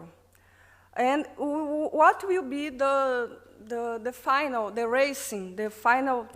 of this racing for different levels of development of the nations around the globe. So if there are power externalities, and in economic theory, power externality is considered a market failure. If there is a market failure, economic theory, orthodox economic theory indeed, tells us that could be intervention. What kind of intervention? Could be government intervention, through public policies, could be will be private market solutions, it could be voluntary collective solutions. So these 3 points of solutions follows the power triangle that I am proposing, because government solutions or public policies are related to the governance. Private market solutions could be related to the business cycles, economic business, political and economic business cycles, and governance too. And voluntary collective action solutions could be related to the social power and in its 3 forms of existence: institutional power, informal power, and potential power. So when I finish the presentation with the same questions. Okay, could academic mobility and the research and development policies be aspects of power externalities, positive or negative? We must see that if there are positive power externalities for a country that develop research and research in a large scale, this positive externality could be a negative externality to other country or the city that suffers brain drain. So that's why I mentioned a race. A race for what? To be what? To cause and this race could provide a kind of, if we consider a market failure, this race could provide solutions to this market failure. As I told you, public policies, private solutions, or voluntary collective actions in general. Thank you very much. Thank you very much. We have time for one quick question directly related to the talk. If not, then we can move to the last presentation that I will give, which I will actually change a little bit after I heard these 2 presentations. But I want to quickly get you through some of these slides that I prepared for today.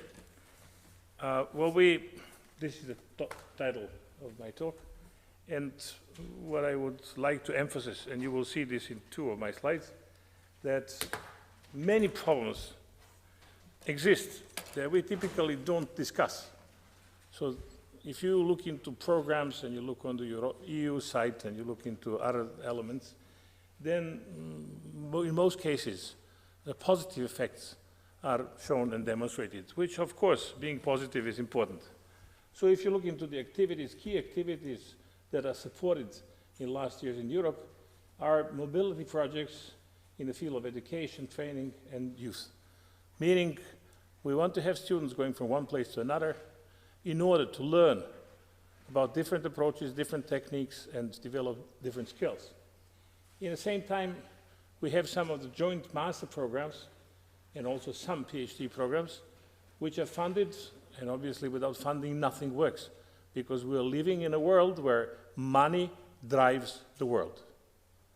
So if you look into one thing, which I will just make an example, for example, I read and listen news in Serbia, and I know that we have one of the best economies in the world these days.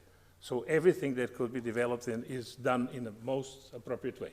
So I'm expecting a big wave of experts coming from Silicon Valley, UK, and other places to come to Serbia to learn how actually you should run business and how you can manage in order to improve the economy in these countries that do not have very good economy like United States, UK, Germany, and France. So we should transfer this knowledge, but that is still an idea that I have, but maybe someone will take it over one day. At the same time, we heard this brain gain, brain drain. People from our country who are experts in our mind, they leave the country and they don't come back. So I don't think that this is mobility. In the same time, brain drain for a country like Serbia or Romania or Bulgaria or Hungary is a brain gain for someone else, if someone else knows how to use that. Not necessarily that someone who is clever here will actually bring this knowledge and integrate it in another place. But without going into these details where I think we have to improve for the benefit of the world and for the benefit of young people, is we have all of these elements which I greatly appreciate. I think that students should learn and should see how the things are done in a different way. There's a very nice saying, the baby never cries in mother hands. So when a mother takes a baby, it's crying, the baby stops crying. That's very much like with a student. So one student who knows very well how to operate in his own environment should see and learn how it operates in another world, how it is to think in a different way. So what needs to be done is people have to enhance their intercultural awareness. They have to find a way how to participate in a society at large. They have to increase their motivation how to work. So these are all important elements. And for some of that, mobility is very important. At the same time, students who move, they are providing benefits to the organizations which are there. And these benefits are definitely that an institution which receives students who come with some knowledge, who come with some experience, who bring this knowledge, that can affect the capacity to operate, that increase the collaboration between institutions, that can provide more attractive programs because you can see that something is starting to be popular in other places. It can be more dynamic, and obviously the most important thing is everyone is looking for excellent students and excellent academic staff. Excellent meaning someone that is contributing to what you do. Excellent is difficult to define because it depends very much in the team that you're playing. So when you look into sports arena, then you can see that this excellence means a lot. There are some football clubs, as far as I know, Barcelona, Real Madrid. So if you look in Real Madrid or in Barcelona, there are only Spanish players playing. Or you look into some teams in UK, there's only people from UK. I think that you are not changing your faces, so I'm surprised. How many players are actually from the original country? Almost none. Why? Mobility. Who drives that mobility? Money. So in order to have good mobility in students, we have to provide a very important thing that the student can see what is the benefit that comes out of that, and I'm not quite sure that this is actually there.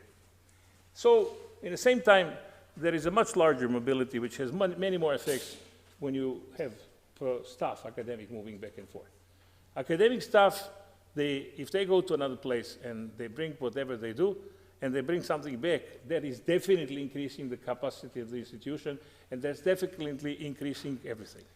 In this country, we tried once to put into law a couple of years ago that we cannot elect a professor who has not spent on another institution at least 1 year. I was one of the proposers, and it was not accepted. And I don't believe that someone should be a professor if he has never had a chance to see how things operate in a different world. Not necessarily in another country even, but at least another institution, even in his own country. So when I'm talking about this language barrier, I intentionally put this slide here, so people who are from this country, Serbian, they have no problem in seeing this. But I will tell you what this is. This is one of the panels that was on an exhibition which was closed yesterday, dedicated to the memory of Professor Rajko Tomovic, a member of Academy of Sciences. And what this shows here is something that is history of robotics. But obviously, if a student or a visitor of this exhibition comes to the exhibition and try to read that, I'm sure that they will have problems. However, if I only change that, I can see that this starts to be much easier to understand. So there was a development of an artificial hand in 1963, and this hand was used to develop artificial intelligence at MIT in 1968.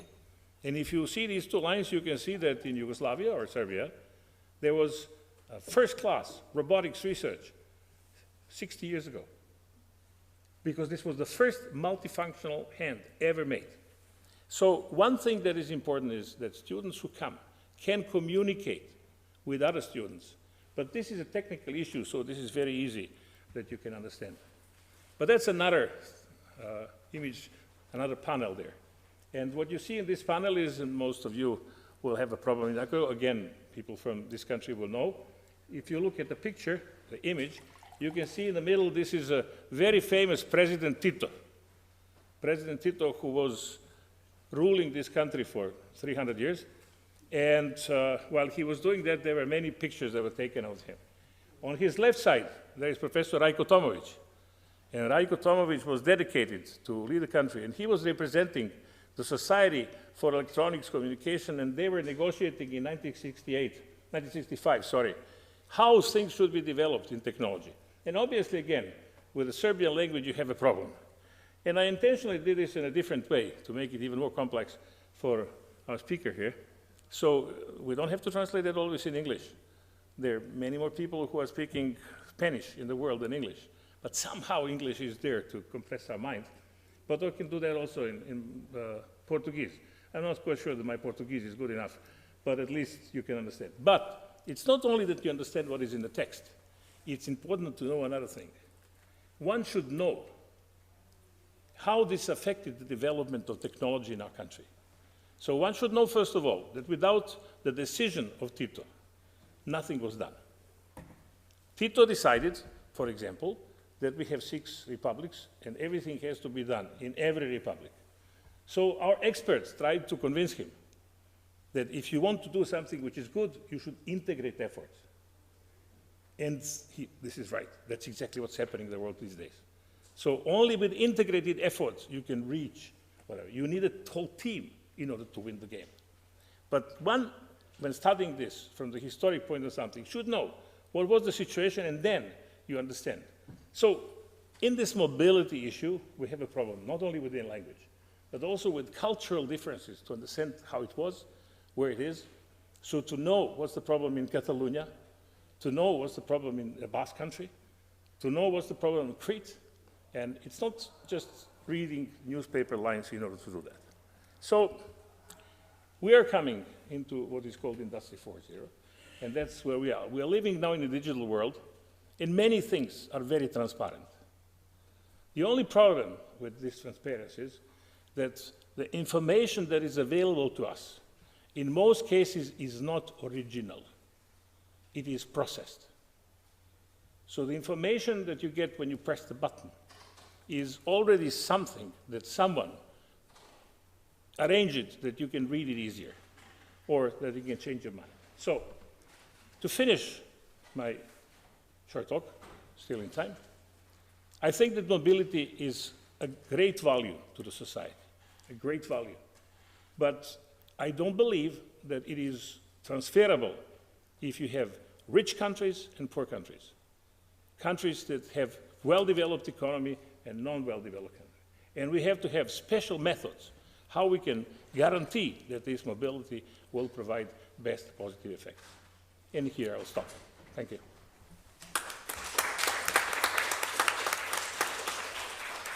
Now we have time for short discussion of 5 minutes. So, questions, comments, killing us, Professor.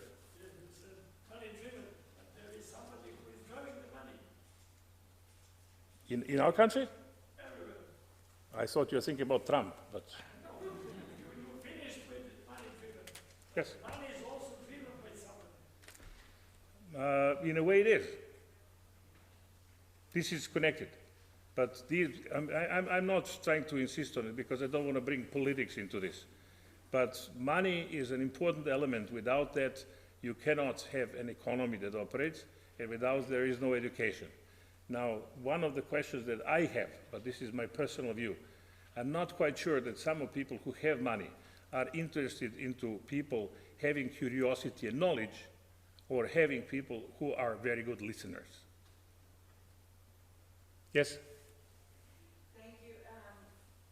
One question that comes to mind is the role of competition in modern academia and contemporary institutions. In particular, I'm thinking of, you used, I think, the illustration of the football teams, and we have become massive football team institutions.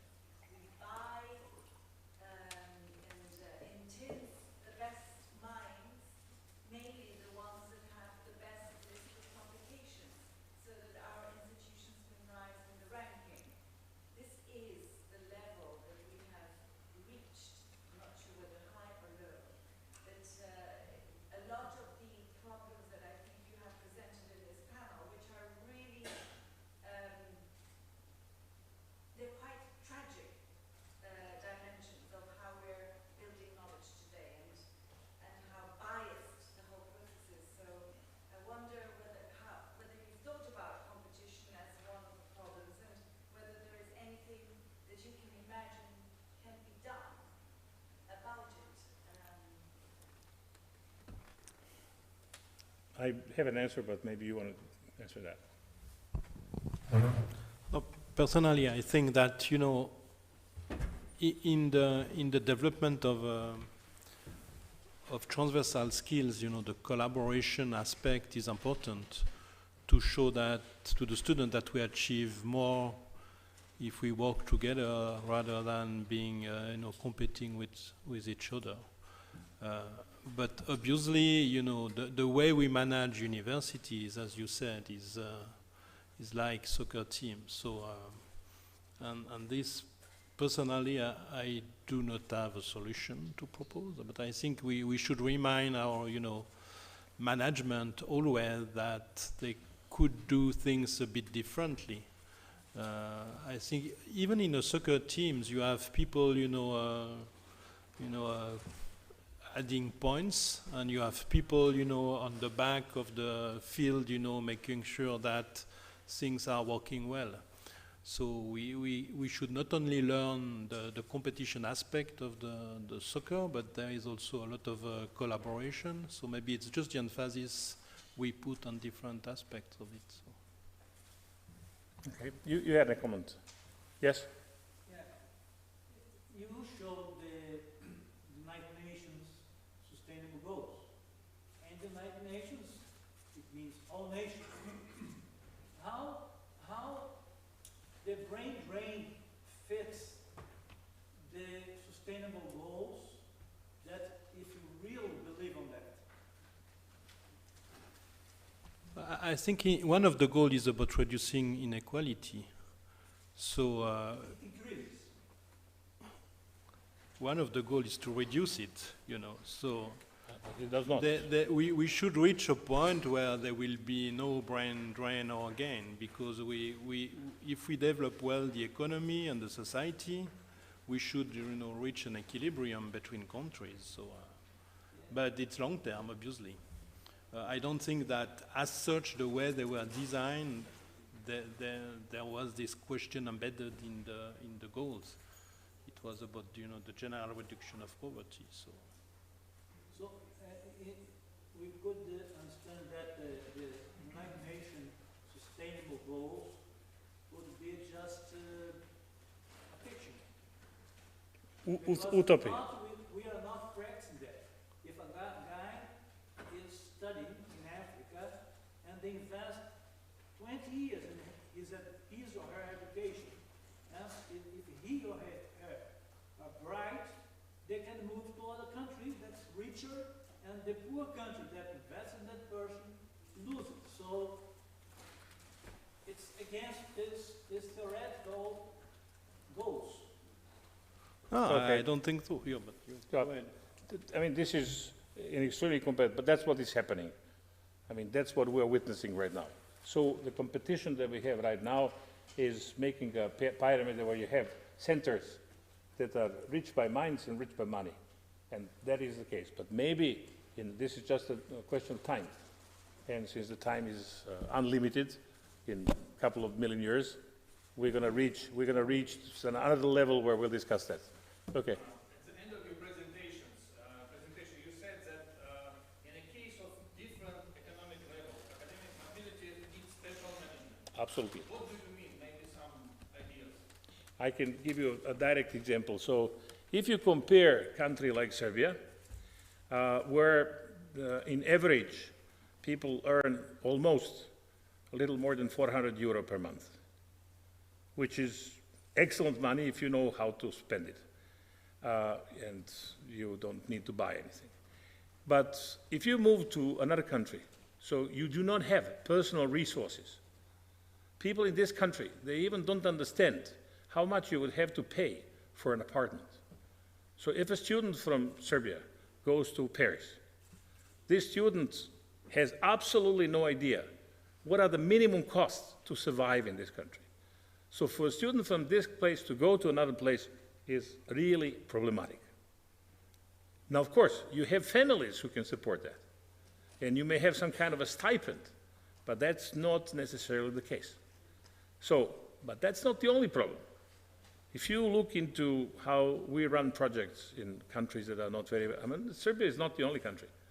I mean, here I know rules, but it's not much different in Croatia or in Bulgaria or Romania, European countries. So you get projects.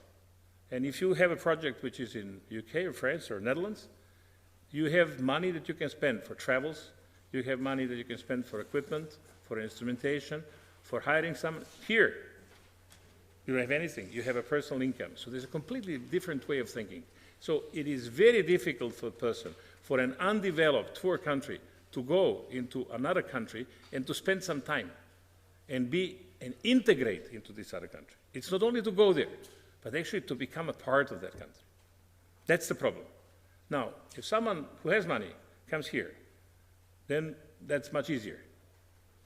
That is, no, but the question is why a student coming from a good university, what are the interests? There are some labs that we have, and there are some labs in general in undeveloped countries that are excellent, but that's a very low number. So there's not very much interest of people coming from other countries to come here, except for fun and learning about culture, and maybe learning some languages, which is in, but that's not it. So it's very difficult to imagine that. And I don't want to take too much of your time, and we have to move to the next session because we are late. But we are trying to speak here something which uses English words, and we consider this is English language. But I work in the fields, domain of disability. All of us who are not native English-speaking people, we are basically disabled in the world of native English-speaking people. Everything that we write is not appropriate and correct. When people read what we wrote, they will often say, yes, you used English words, but that's not the language. So that's a problematic issue. There are countries in Europe, Spain, France, Italy, where many people have no clue and they don't intend to use English. So there's another barrier in that. But if there is any urgent question, on the side of that, I think on your question that we are, with these numbers and only looking into numbers, we are reaching low because numbers are not the best representative and we have to, you have much better measures how to measure that. Other questions? Thank you very much. If we use your time in any effective way, I'm very glad. I did my best. Thank you. Thank you very much.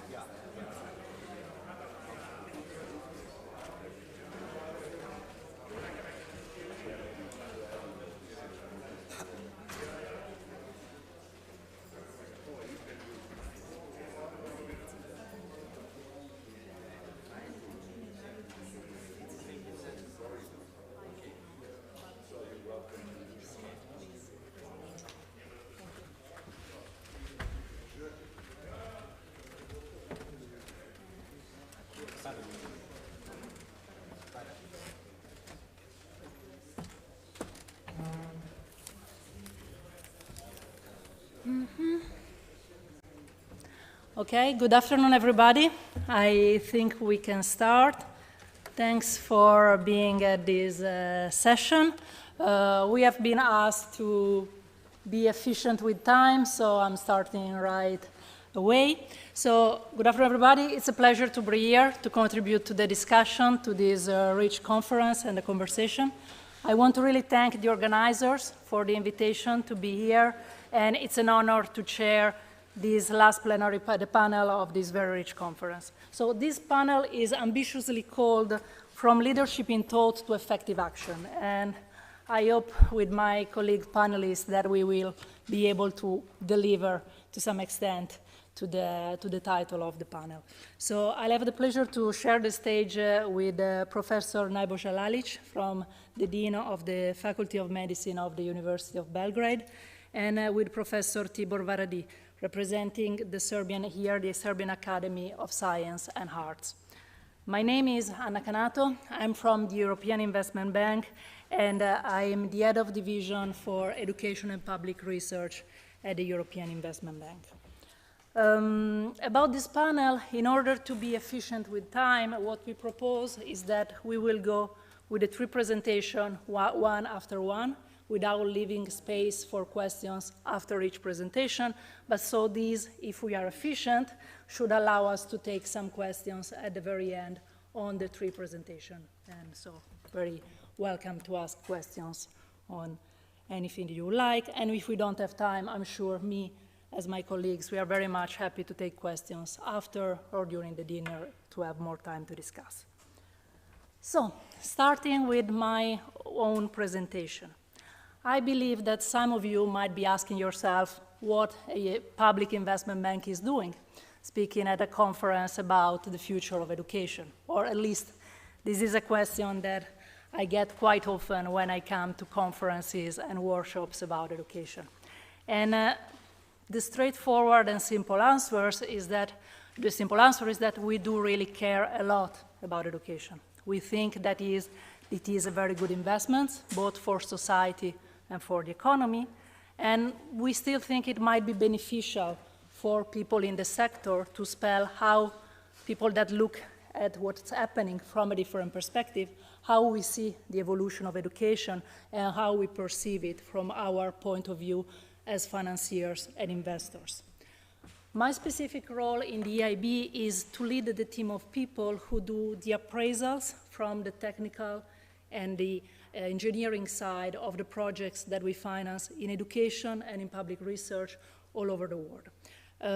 So we are not bankers, my team and I, we are not bankers from the strictly sense of the word. We come from different experiences in education, and we try to really to see how the sector is evolving and what we can learn of the investment projects that we see happening all over the world. So you probably know a little bit of the, where should I point? Sorry.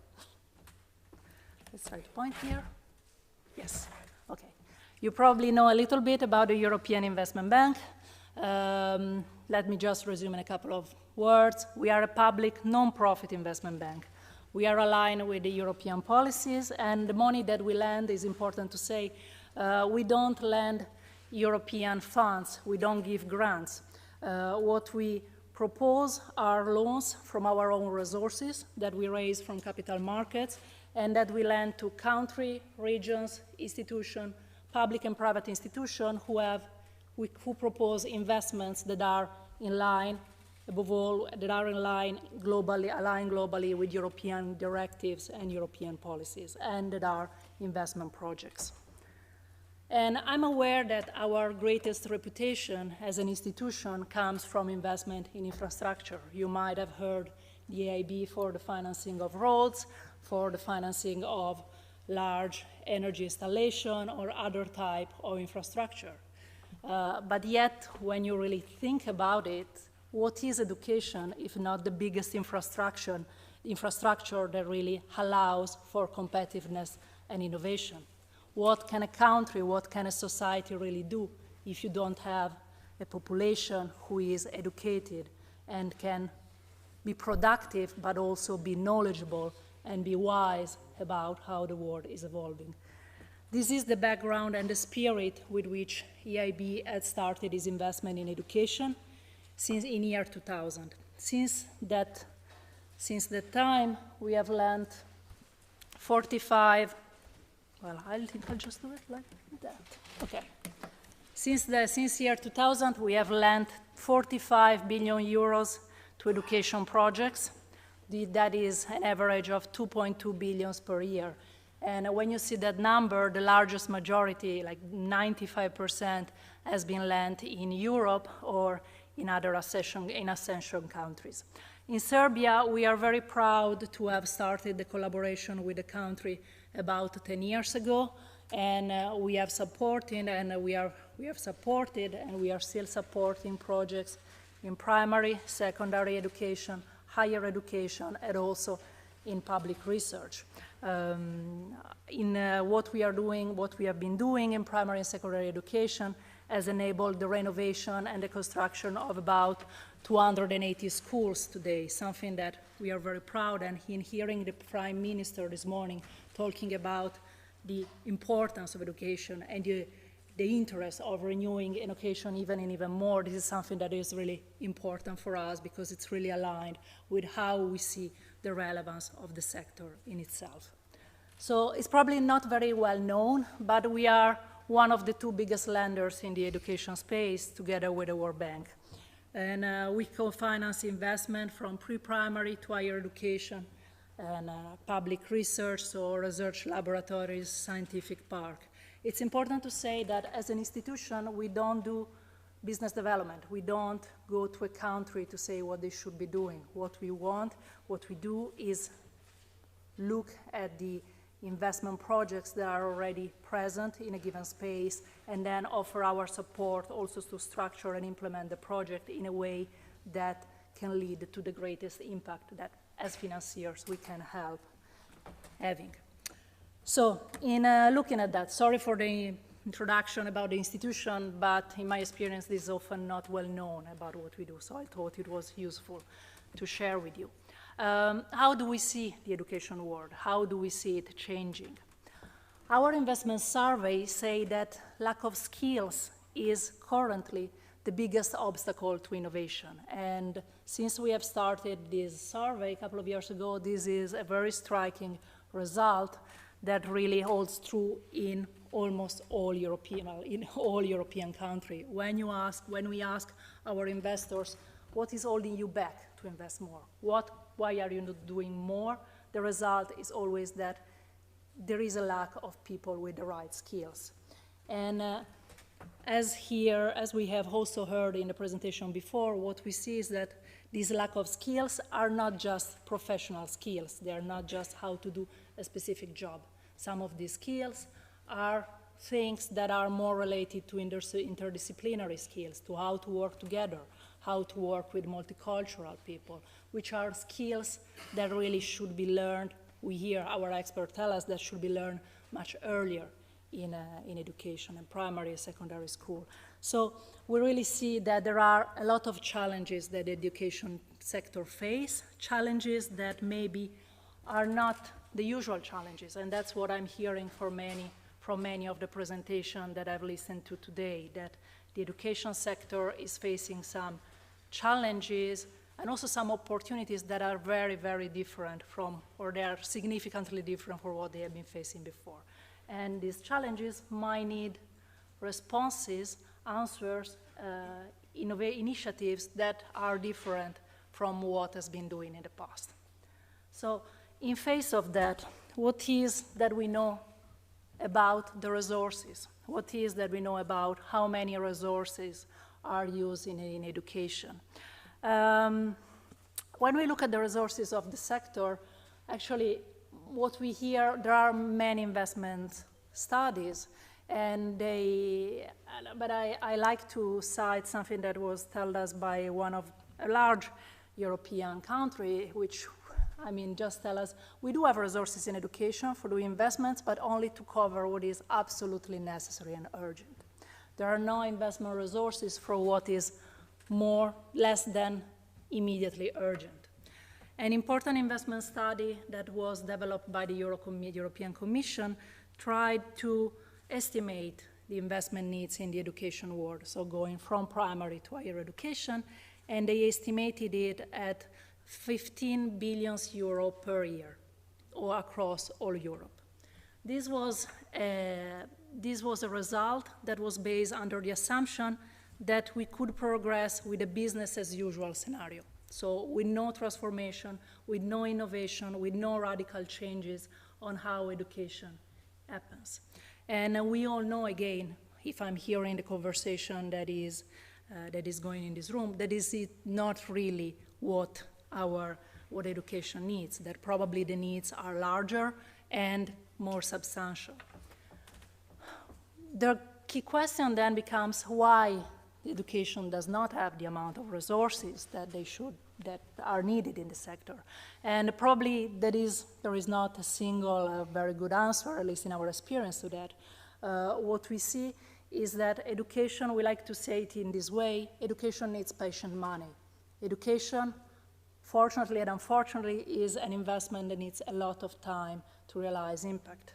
If you change the way a primary school children is learning today, you will most likely be able to measure the real result in 25 years' time. You don't really win elections with this type of promises, while it is much more likely to lose election with this type of promises. And that's why we think, at least as a public financier, we think it's very important to keep talking about the support that education needs, because it's something that really needs time to develop and time to produce result. So when we invest in education, and this is our perspective on the sector, we do it for three main reasons. First, because we think that this is a very good investment for the innovativeness, from the competitiveness, for the cohesion of a country, and for reducing the inequalities in the countries.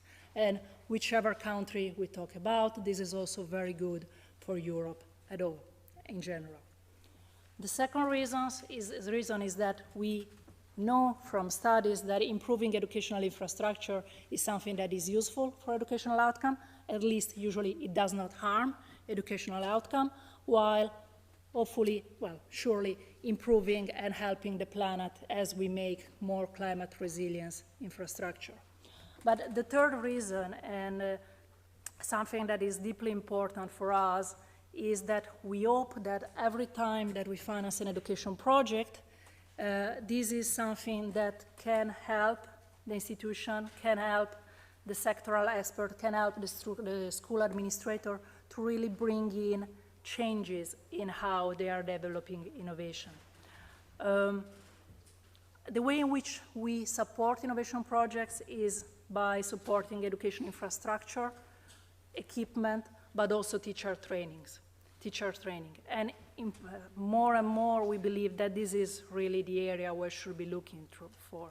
That we really hope that when there is an investment in when there is an investment, where is my slide? Yes.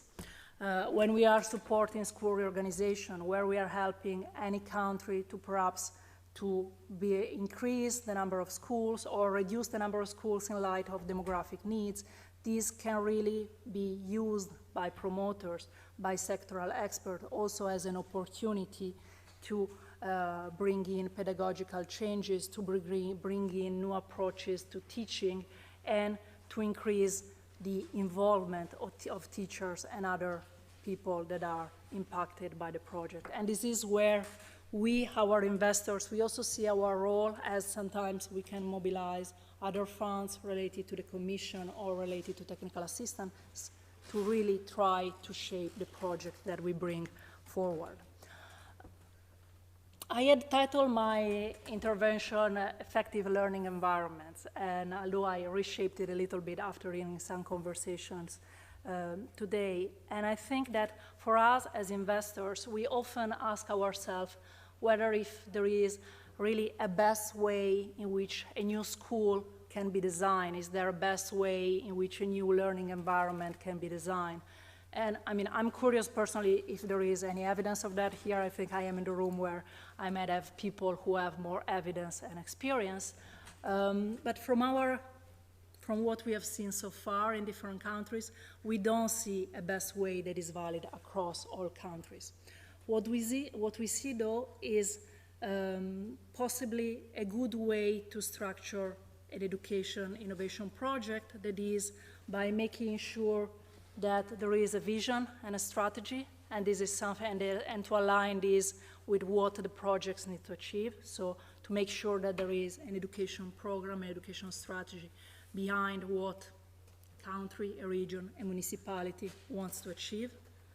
That there is a good involvement of school actors at various stages of the process. This is something that, again, in our experience following education projects across all Europe, this is something that we know is going to improve the way in which the project is put in place. And last but not least, to really provide support to teachers in terms of training, in terms of mentoring, in terms of continuous support. The last studies from the European Commission, the annual monitoring tool of the Commission, really points at the needs of teachers in Europe, how they really need to be supported in this type of transformation. Because when we talk about digital training, when we talk about multicultural classroom, that certainly can be impacted by the use of equipments and by new infrastructure, but the equipment infrastructure alone will not be able to bring impact unless the people is involved. So I think our call in this conference is, on the one way, to be ambitious in investments in education, not just because we can sponsor it, but because we really think that and there is evidence that this is something that Europe, in general, our focus is in Europe, but the entire world needs. And second, not to forget that as investors, we can also provide a role in terms of sponsoring the project, making sure, that the project is carried out in a way that will be supported over the years, and also to use us as monitoring tools of what is happening in the project and whether the project is reaching its impact.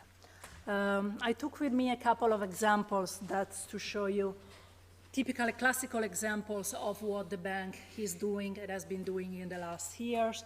I will not go in details, but if you go on our website, you will have all the examples, and I'm surely available to explain. For example, this is a project we did in France. Saint-Denis is the poorest region of France, although it's on the outskirts of Paris. And there we supported the renovation and reconstruction of a number of secondary schools, which had behind a strong vision of how they wanted to change pedagogy in the secondary level of education. So we see as the project progressed that this is something that really the infrastructure were useful to enable changes that were transforming the overall environment where the school took place. This is not very different from what, for example, we will be doing in Montenegro, which is something that is a project that we just signed recently about renovation of kindergartens and primary schools in Montenegro. A second example is with higher education, and this is an example of the University of Latvia, where again this was the first project we did in Latvia, and we helped the national public university to restructure their building and find a way to put together and improve the way in which researchers were interacting by putting them in the same buildings, by building new laboratories, and by enabling an overall reconstruction of the country. And we have many projects like this across Europe, including some of them also in Serbia. Thanks a lot for your attention. And as promised, I will now pass the floor to my colleague, so the Dean of the Faculty of Medicine of the University of Belgrade, Nebojša Lalić. Thank you.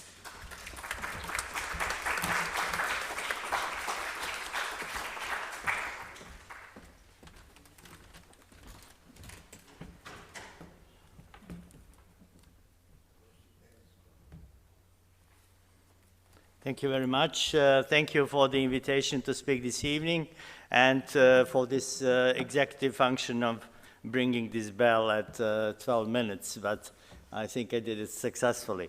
So my task of this evening is a little bit more focused than my predecessors. I will be talking about life sciences and medicine and some future, if that can be foreseen. In a way, some improvements in pedagogy and old world for the future, as you can see.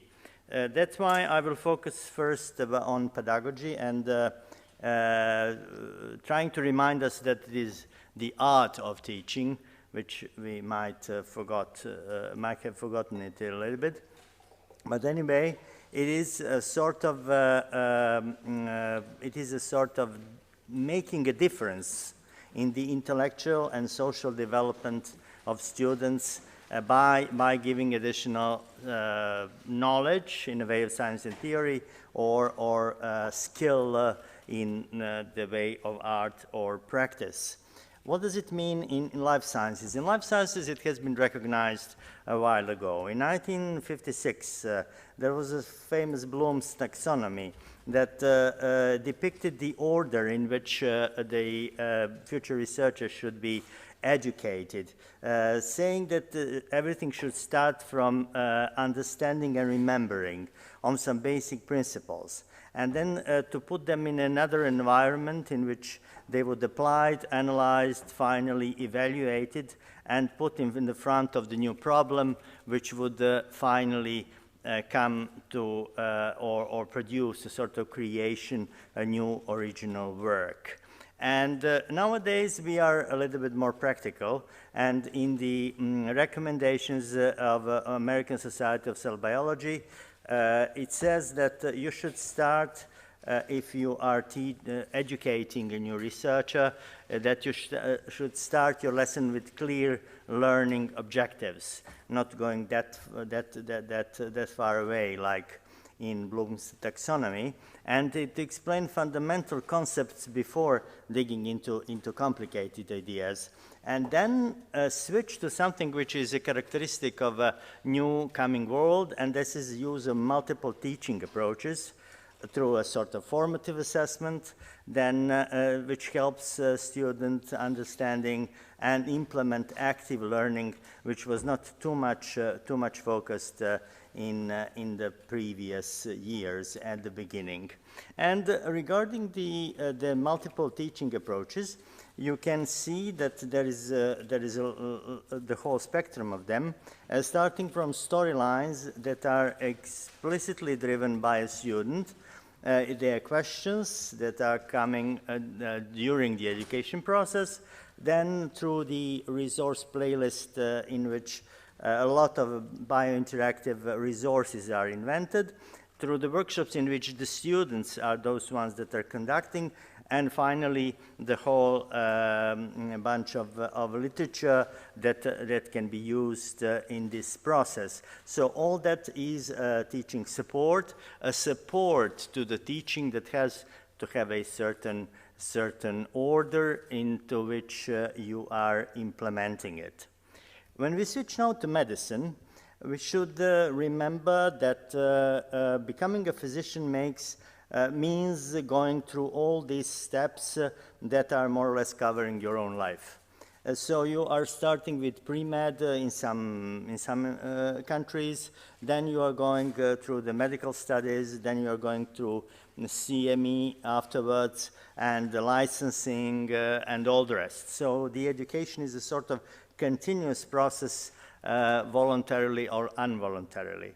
At the same time, however, during doing the medical job is facing the changes in the healthcare delivery, which is, especially in the last century, coming from resolving acute problems with your clinical skills through a sort of relationship in one physician versus one patient, to chronic diseases, which has to involve the teamwork, which means interactions not only with patients but also with other healthcare profiles, and a lot of knowledge from population health and community. So what is expected of the physician of 21st century, at least according to the Federation for Medical Education in Canada? The physician should be skilled.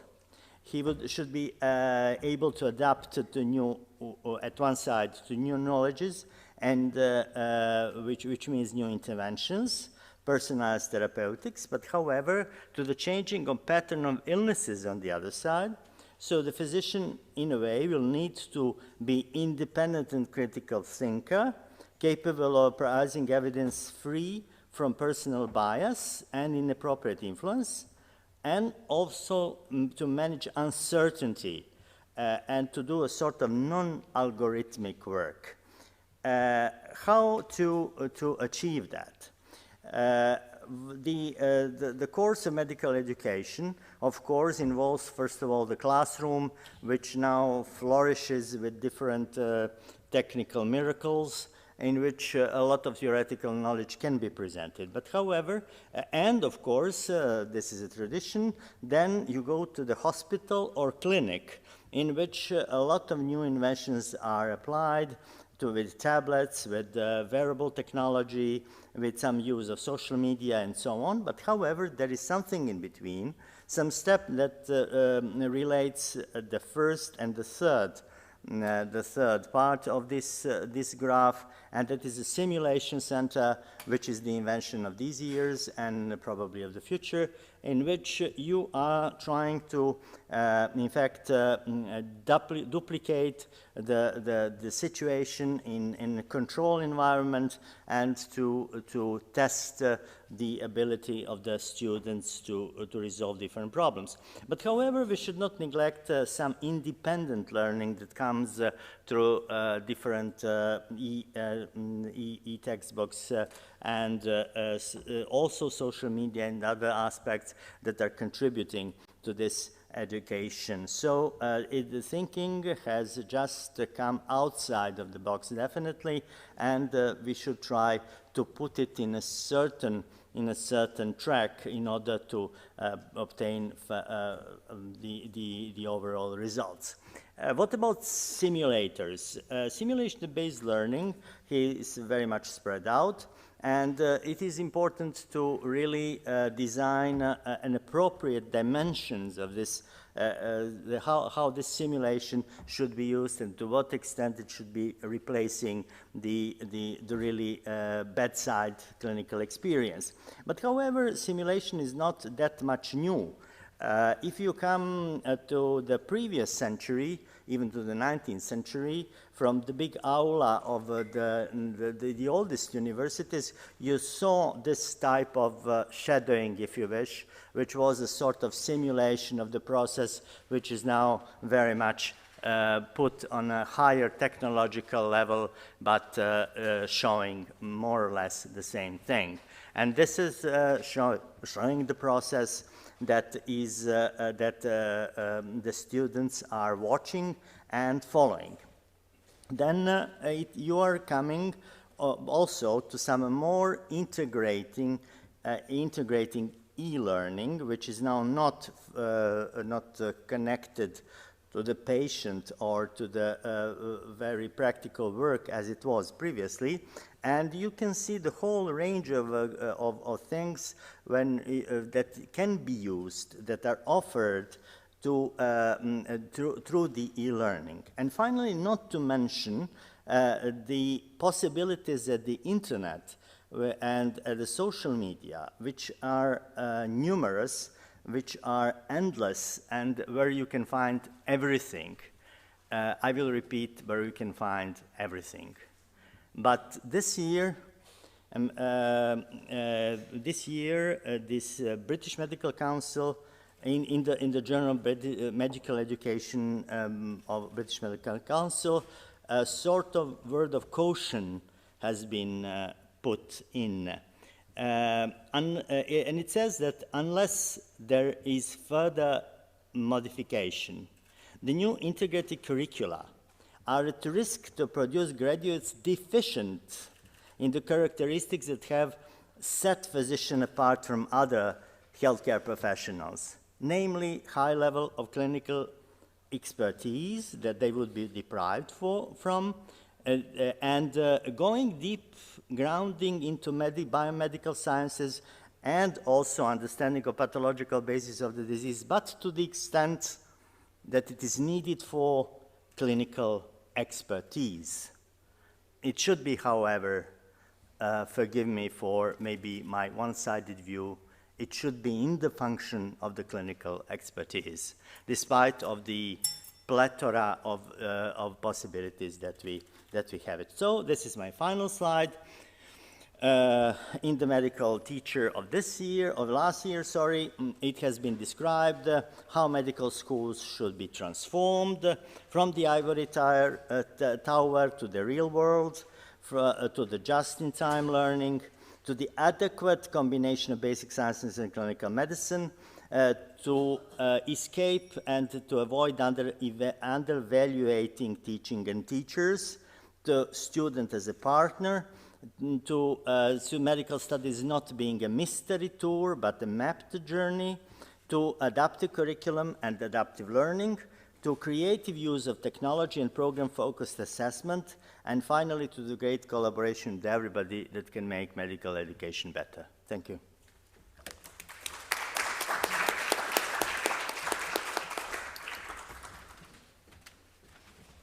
Thanks a lot. So now with the last presentation of this panel, Professor Tibor Varadi representing the Serbian Academy of Science and Art. Thank you very much for the opportunity. Ladies and gentlemen, dear colleagues, during the session before this one, my colleague, academician Popovic, mentioned Tito, the Yugoslav leader during many decades of communism. So let me also mention Tito, because I found a newspaper a couple of days ago in old files. It's a newspaper from March 17, 1952. My father was reading every day the Belgrade Politika and the Hungarian minority Magyarso. I read this in the Magyarso that Tito at March 15th at 5 p.m. had a talk with the Yugoslav Association of Higher Education. Tito said to people representing higher education that the main task of universities is to create a new man with new skills. Now, ladies and gentlemen, this aim has survived communism. But what has also survived communism is a complete lack of clear perception and definition of what is actually a new man with new skills. Some guidance was actually given by Tito. He said that education must not be restricted to expertise. University youth must be engaged in politics, according to Tito, on the road of becoming a new man with new skills. At this point, I somewhat disagree with Tito, and I guess I'm not the only one here. I guess Tom Nichols would disagree too, who wrote recently a really excellent book on dangerous antipathy towards expertise and skepticism towards intellectual authority. The title of the book is The Mirage of Knowledge. But let me say that what allowed me to remain in academia after communism, actually in several countries and several continents, was definitely not political engagement. It was indeed expertise. What may have helped me also was luck. I was lucky to get my doctor's degree at Harvard Law School, but I didn't get expertise only at Harvard. I also got expertise during my studies at the Belgrade Law School. Even classical subjects like Roman law brought me somewhat closer to contemporary law of international trade, which became my main sphere of research, because some rules, some way of thinking in Roman law permitted me to perceive problems which are not limited to problems within Roman times. But again, political phrases are and were completely unhelpful. Political faithfulness can only secure a position until the new elections. Now let me say that the perception of an aim that Tito qualified in the most blunt way has not completely vanished. It is only communicated today in a more subtle way. Outright, explicit political aims earlier were framed and expressed as party line. Now I, in a much more subtle way, phrased as trends. Yet just as politics do, trends may also divorce us from truly scientific and scholarly perception of the reality around us. Party line cannot and should not replace thinking. Trends should not replace it either. I believe, ladies and gentlemen, that globalization is nowadays becoming a reality. It is definitely a challenge. It is also perceived as a trend that needs to be followed. We also have to be careful in our approach to globalization. At this moment of history, globalization is present among us both as a reality and at the same time as a slogan. If we try to follow an academic approach, we should divorce the issue of globalization from slogans. I see here two distinct dangers. One is the danger to follow a phenomenon that is actually truly worth attention, a reality that requires to be investigated, but to follow it as a trend and to allow to be guided or carried by a swing without stopping from time to time to see where we actually are. And also there's a danger to perceive a new occurrence in our environment as the definite and final future. Let me say that slogans, phrases, replacing thinking were much more easily ascertainable and perceptible under communism, but haven't ceased after communism. I remember a conference, it was in Zagreb, a Yugoslav conference where there were academicians from all Yugoslav republics. It was devoted to higher education, and after a while I found it somewhat less than exciting, and I started to note how many times the speaker mentions socialist democracy and how many times mentions socialist self-management. And according to the statistics, it was about 16 to 18 times per every speaker. Every speaker was speaking about 10 minutes. And then in the late 90s, I attended a conference on higher education in Western Europe. And again, I was taking some notes how many times the speakers mentioned sustainable development. It was about 18 to 19 times. So there are some things which did not change. I would say that socialist democracy is below the level of sustainable development, but just as at that time, if you wanted to earn a project and financing for a project, it was definitely helpful to mention socialist democracy. Today, if you are trying to get a project financing and you mention sustainable development, your chances are better. So by abandoning communism, we haven't abandoned every threat, every intellectual threat under communism. And now the question is, where should I put globalization within the sphere of academia? Let me start with an example of my own experience. Since this is my experience, I'm not really impartial.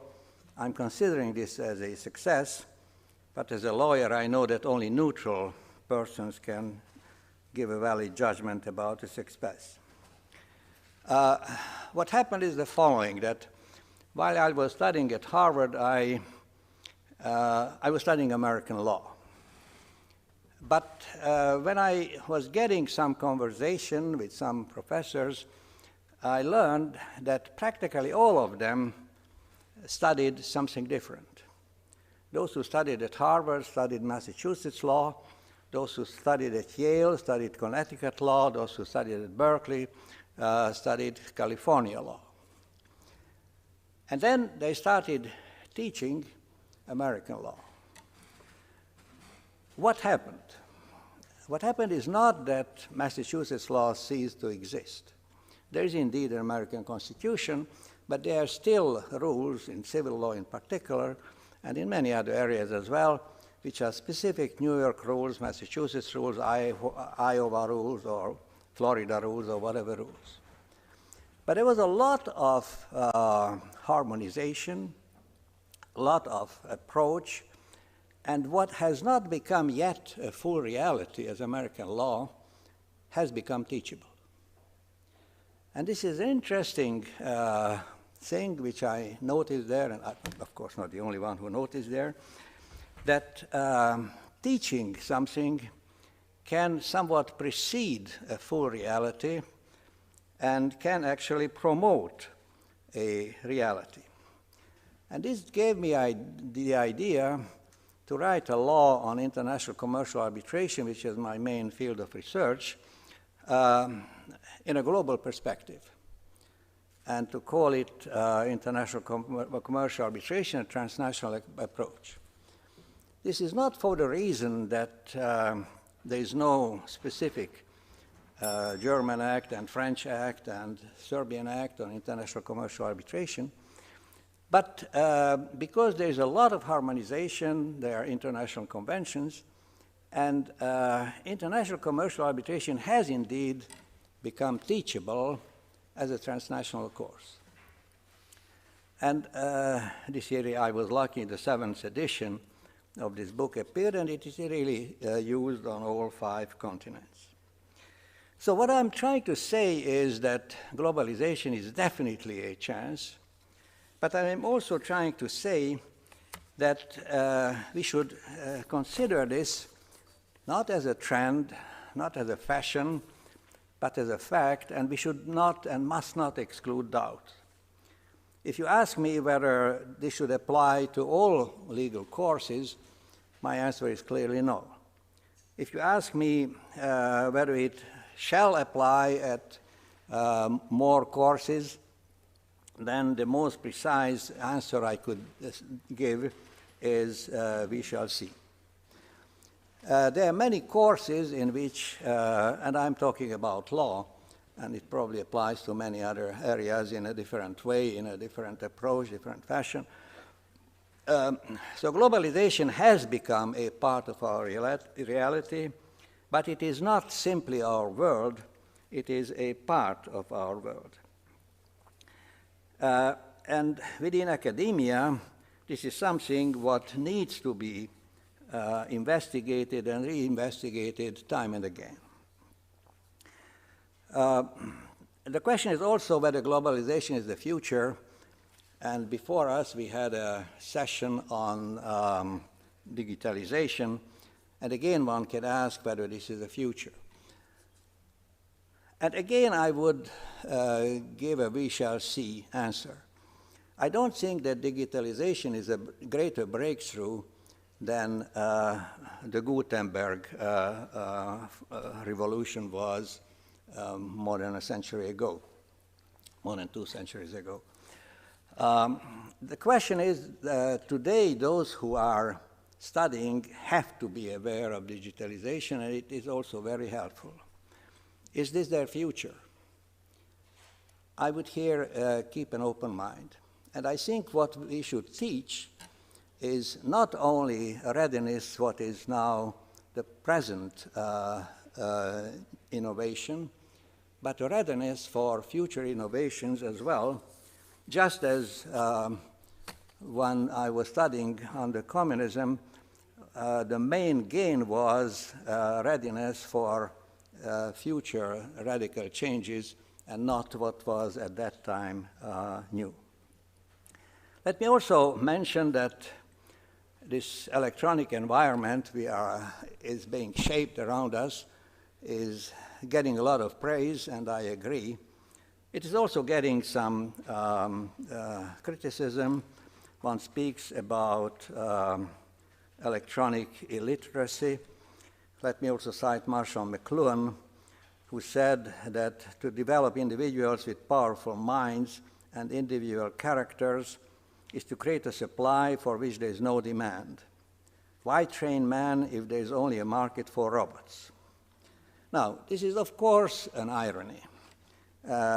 This is not a line to be followed or even proposed by Marshall McLuhan, but I think that parallel with a justified enthusiasm about new electronic changes, a doubt should also be part of a scholarly approach.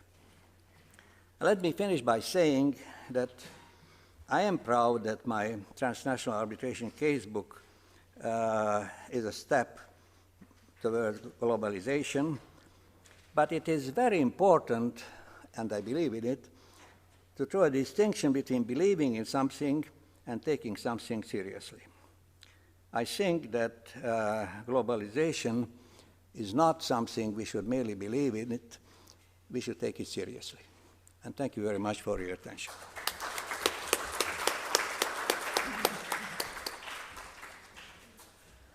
Thank you. We are a little bit short with time, but if there are a couple of quick questions, I think we can take them. I don't, there's nobody with the microphones? So. We can speak up. Thank you. So, yeah. Please. I have a question to the interesting presentation concerning the education of medical doctors. You gave a very coherent picture of the future education, and my question is, in how far is this whole complex already in some university established, and in how far do you expect in the next 5 years that this will largely implemented? And two questions. What is the relevance of this education for the research, medical research, and also the relation to the patient in the vets?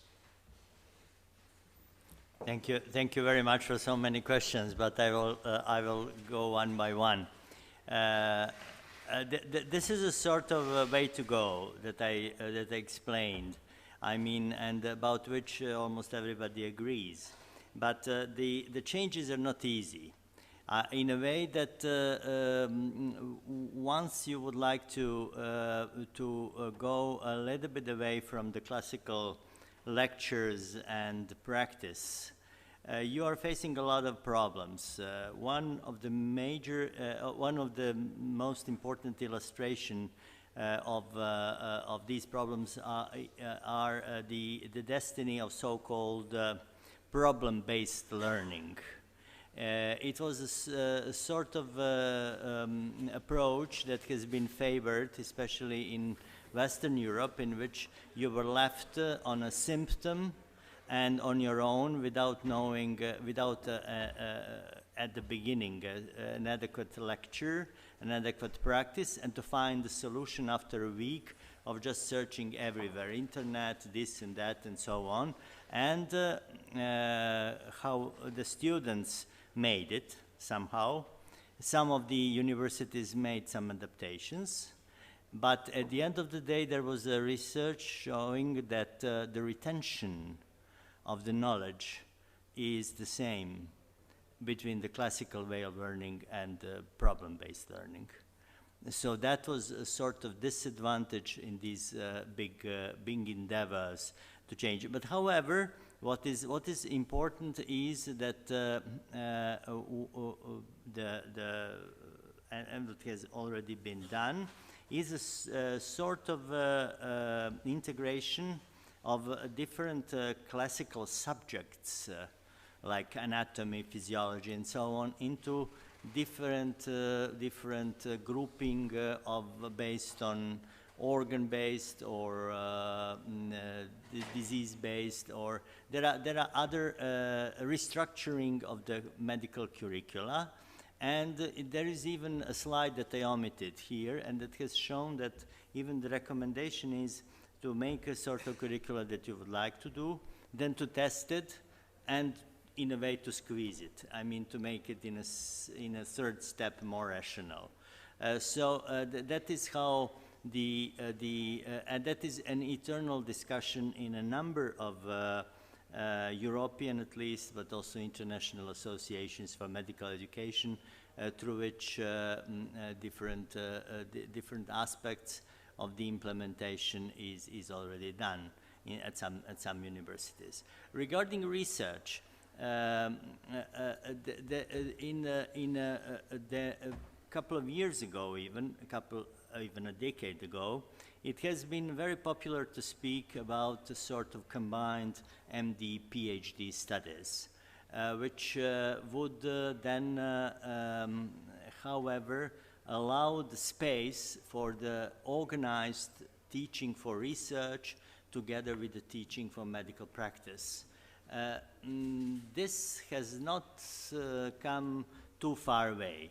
I mean, not many universities has applied it, but however, a number of those that did not go too much away from the summing up of the courses, or of the parts of the courses, and not to make a sort of mixing of the two ways of doing it. Regarding the healthcare provision, it is then it becomes like it has added another aspect to the whole thing, and extended the duration of this education to almost the whole practice until retirement of a particular physician. Because, for example, in the States, that's not that much in Europe, but in the States, you are striving to go for another license, to be tested and retested again to get better ranking at the market of doctors, which I think it's a sort of frenzy. But however, the practice does not that much influence the content of something that you do through CME, but more the requirements of the community of physicians that are really deciding about that.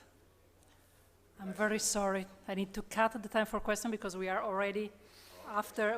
If you want to have a very quick coffee in 3 minutes, we need to even now. We need to close now, also not to be unfair because there is a full time for presentation. So I suggest we take the questions maybe over the coffee and close the session here. I'm very sorry about that.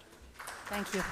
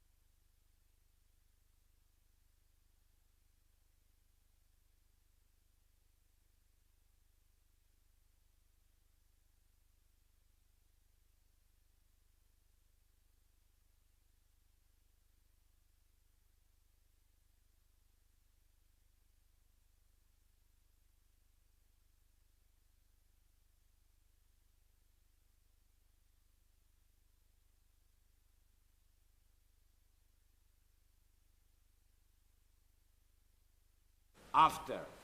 So, okay, I think that, so my presentation will be soon done, but I don't want to waste time anymore. Okay, here we are.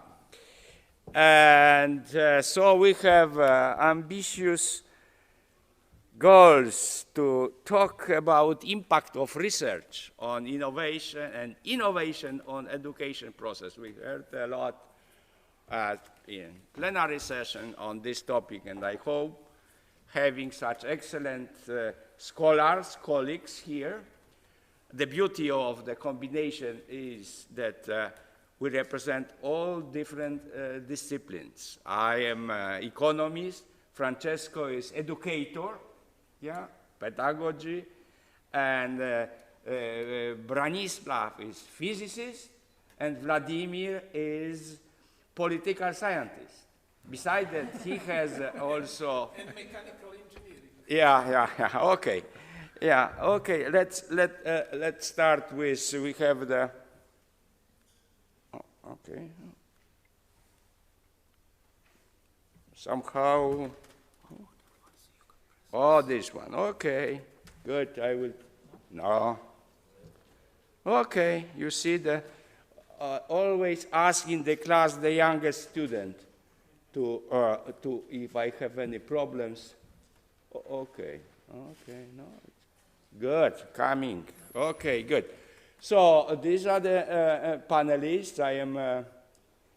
Zbigniew Bochniarz from Koźmiński University. I am also affiliated with the Evans School of Public Policy and Governance at the University of Washington in Seattle since 2007. And then we have here Francesco Arcidiacono, from Switzerland, from University of Teacher Education, from Biel. And Branislav Jelenkovic, professor of Institute of Physics in Belgrade, from Serbian Academy of Art and Academy of Science and Arts. This is my bias, being from World Academy of Art and Science, you know, to put different order. And then we have Vladimir Popovic, professor, state secretary, Ministry of Education, and Science and Technology Development of Serbia. So we have a great combination, and we will start our session. I put my timer to really keep my time first, to give a good example, to avoid exceeding 10 minutes. Okay. Good. So I would like to share some of my comments as a practitioner, because I teach, this is the 52nd year of my academic activities. And let me make these three basic statements. So there is no good education without new knowledge. And the knowledge comes from research, either from basic research or from applied research. And this is particularly the case of graduate education, the master and PhD level. I agree with Ivanka Popovic this morning that we should give the basic fundamentals at the bachelor degree. However, I see many good examples when we are getting, even at that level, bachelor students involved in the research. And then, for instance, at the University of Washington, we are doing type of, sponsored by Boeing, by the way, competition, to have project with 3 different disciplines, focusing on current problems. So boosting the imagination and encouraging to work together. So since advances of digital transformation, we're talking about Industrial Revolution 4.0, the creation of knowledge has been so much accelerated that we got that type of cognitive gap, you know, we cannot absorb as much as we are getting. So the innovation should help us to pick up, absorb the most important knowledge to education process, starting from ICT technologies through artificial intelligence and augmented virtual reality to symbiotic autonomous system. I would like to talk briefly. I mean, my colleague Rodolfo was talking today a bit. There is a feedback also from education we need to, on the research, we need to keep, you know, in mind that the quality of education, quality of innovation, and the quantity depends on how we teach. So this is why I am a big fan, and those who used to work with me, of person-centered education in building of learning community. Okay. So I expect that we'll have excellent panel and excellent discussion, even if we are from different disciplines, to look for some conclusions which will help us to apply smoothly the best results of the research and inspire our students with new knowledge. Preparing myself for this session, I was inspired by two events. One happened on October 14, when the Royal Academy of Science Nobel Committee announced the award in economics. First time received young, relatively young economists, and also in the area of experimental research on focusing on elevating global poverty. Abhijit Banerjee, Esther from India originally, Esther from Daflo from France, both from MIT, and Michael Kramer from Harvard. What was interesting that this is an innovative example of applied research. They use transdisciplinary evaluation methods, including medical sciences, pharmacology, and they found a most effective way to enhance human capital to fight with poverty. What was very interesting in the statement of the Nobel Committee, that during the application of 20 years of this method, they helped about 400 million people. So what is interesting, and this is what we discussed today about all these barriers, obstacles, those guys were brave enough to cross transdisciplinary discipline. They capitalized on several schools of economics: institutional, behavioral, contract economics, including neoclassical economics. So, and then they serve now in academia and teaching next generation. So this is a big hope. And then the second event happened in my hometown, Lublin, eastern part of Poland, where on October 23rd, where prominent French biophysicist, biochemist, and biologist Pierre Joliot received honorary doctorate from Maria Curie Skłodowska. By the way, he is the grandson of Maria Curie Skłodowska. He stated in his acceptance speech that the race for higher competitiveness and profitability in short terms, which is the base for contemporary society, leads to serious limiting of researchers' creativity and their innovativeness. Such policy, which is responsive for serious, profitability, paradoxically is counterproductive to its goal, to the mission of academia, I could add. He also emphasized that research is a form of artistic activity, which relies on creativity combined with high level of technical proficiency, competency. And finally, he said, the effective research system based on sustainable interactive between two types of research, basic and applied, will grant,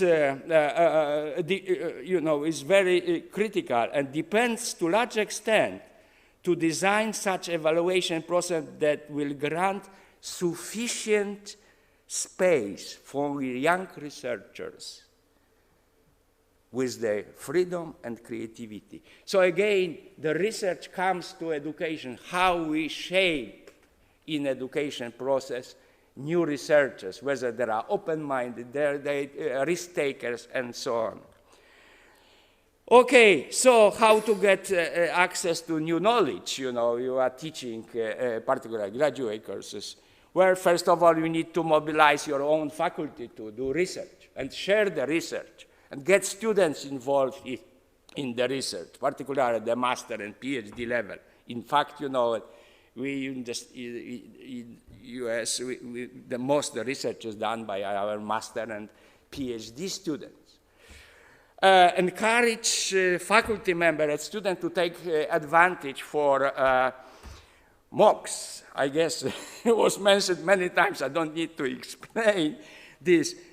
I mean, particularly from the top university. I mean, Stanford started 2012 with Coursera, Harvard with edX, and other, MIT with OpenCourseWare. We have now over 700 universities offering over 10,000 courses. I didn't check all 10,000, but I am sure that those from the top universities are worthy to learn. And then having the access to them, you can skip repeating these texts and focus what comes out from your own research.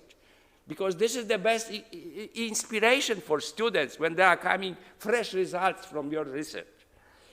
And then applying artificial intelligence to faculty and students, self-learning, self-examination, and teamwork. You can do a lot of with AI in terms of time scheduling and so on and so on. And finally, emerging innovation, symbiotic education with digital twin. This is something what inspired me at the conference organized by Rodolfo Florini in Milano. These two professors, Canadian Kintzner and Italian Saracco, presented the model. Okay, time to finish, okay. Good, so let me summarize this. To help to cope with the doubling knowledge, very often now, every 20, 30 years, we expect that within 10 years, maybe they will be doubling within 1 year or 18 months. So we could use symbiotic digital twin.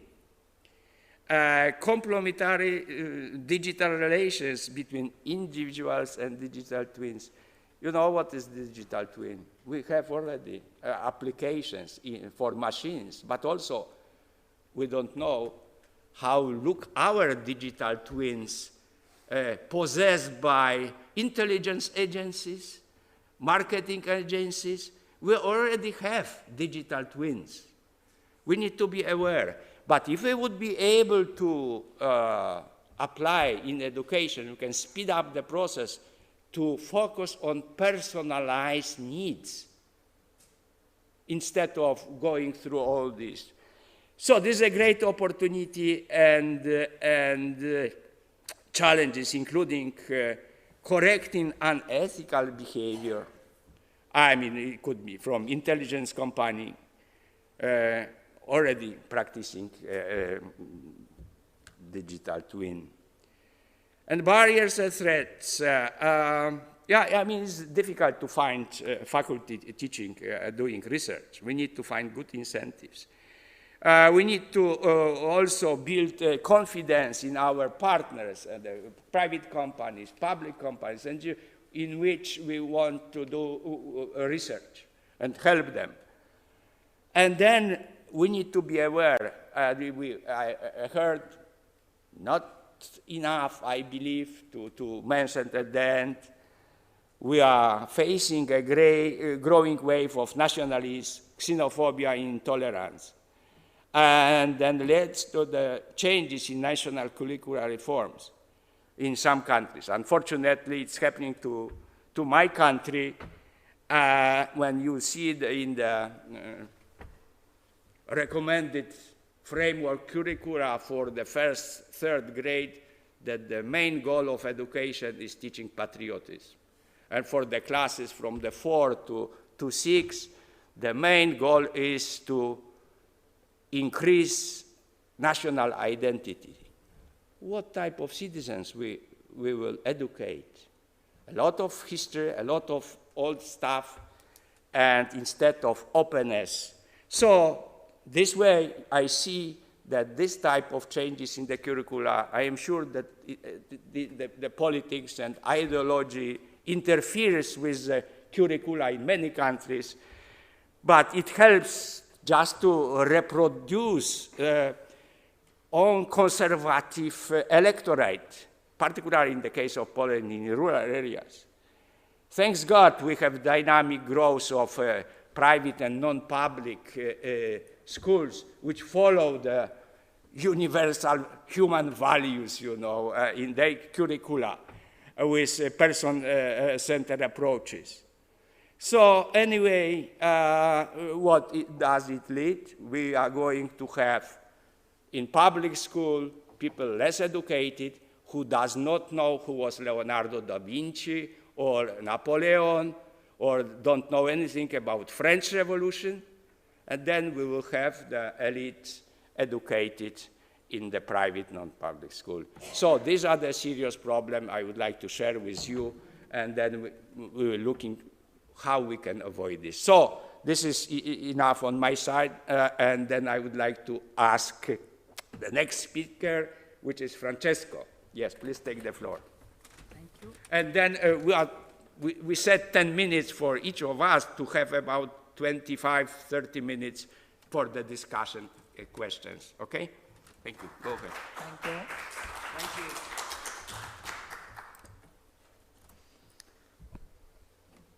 So waiting for the technology.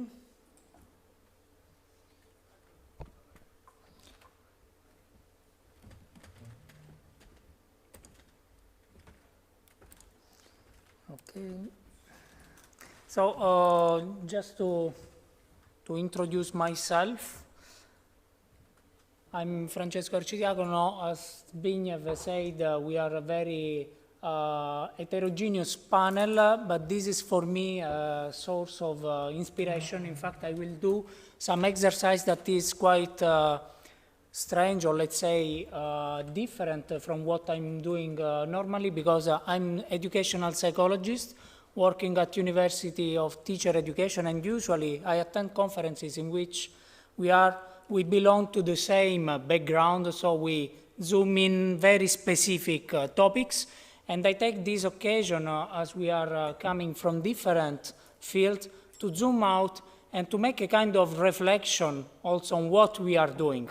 So my presentation maybe should seem quite different or exotic, but is a journey, and I would like to take you with me in this journey. So just to precise, the institution in which I'm working is an institution that is devoted to train future teachers at different levels. So we have bachelor and master programs for primary, secondary, and special needs education teachers, but we offer also lifelong learning for in-service teachers. So finally, we accompany teachers during their career.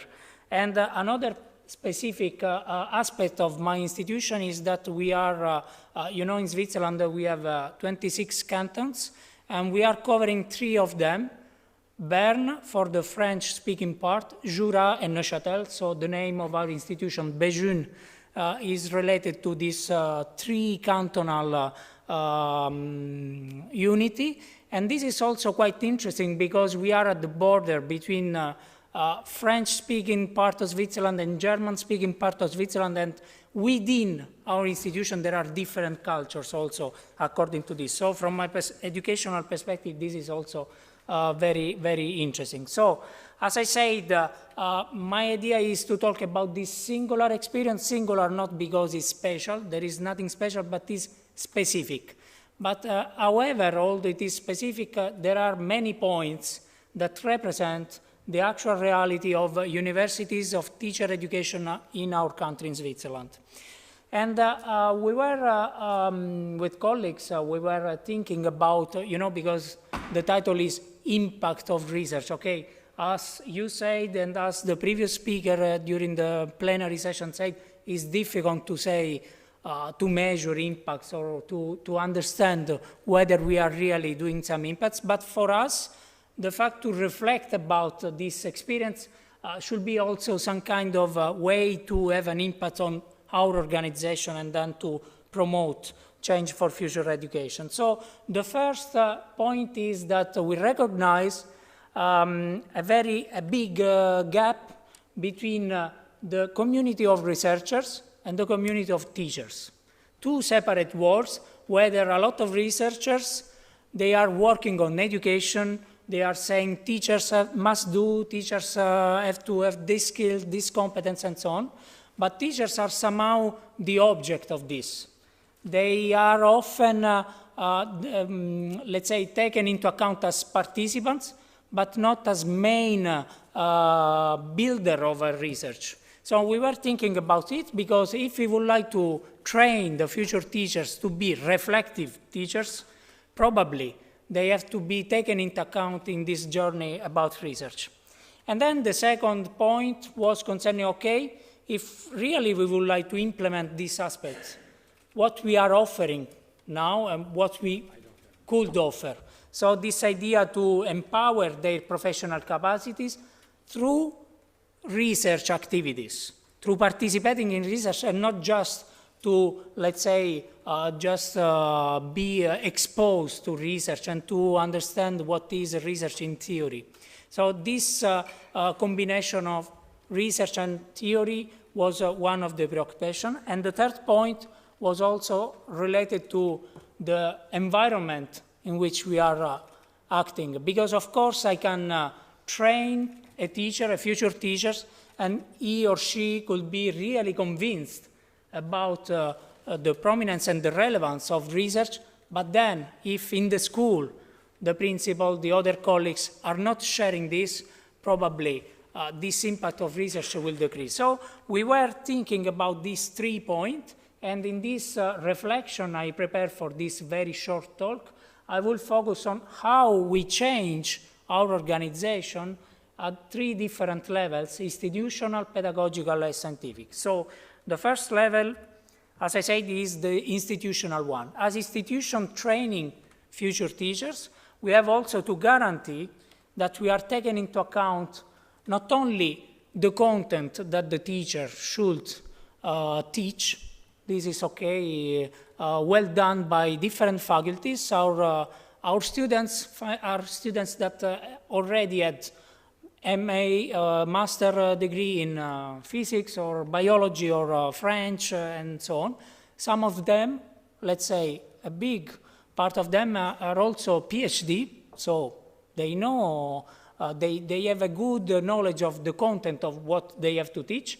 But what you have to do is to work with them about pedagogy to teach. So to combine and to make for them clear the interrelation between teaching and learning. And what we have done is a process that was not linear. I tried to avoid some linear representation, but even this circle was not so easy.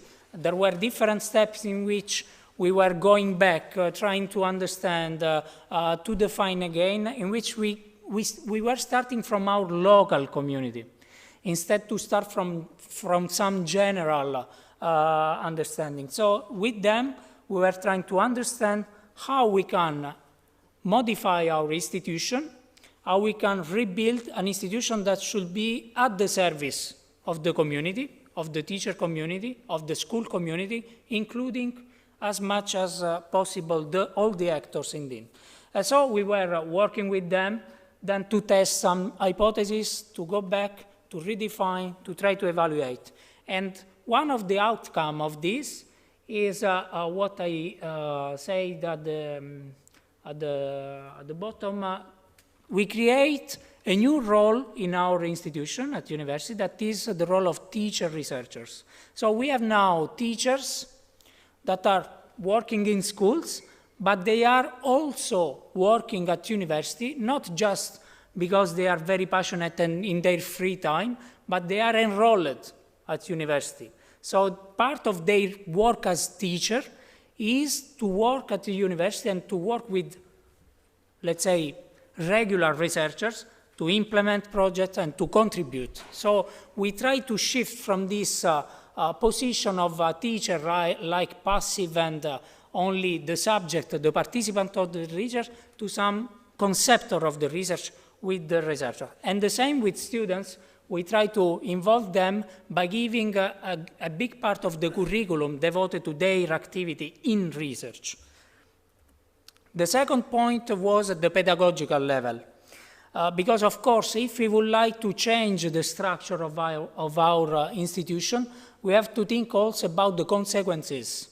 We cannot say, okay, it should be nice to have teachers, researchers to teach research if we don't change also our way to teach them.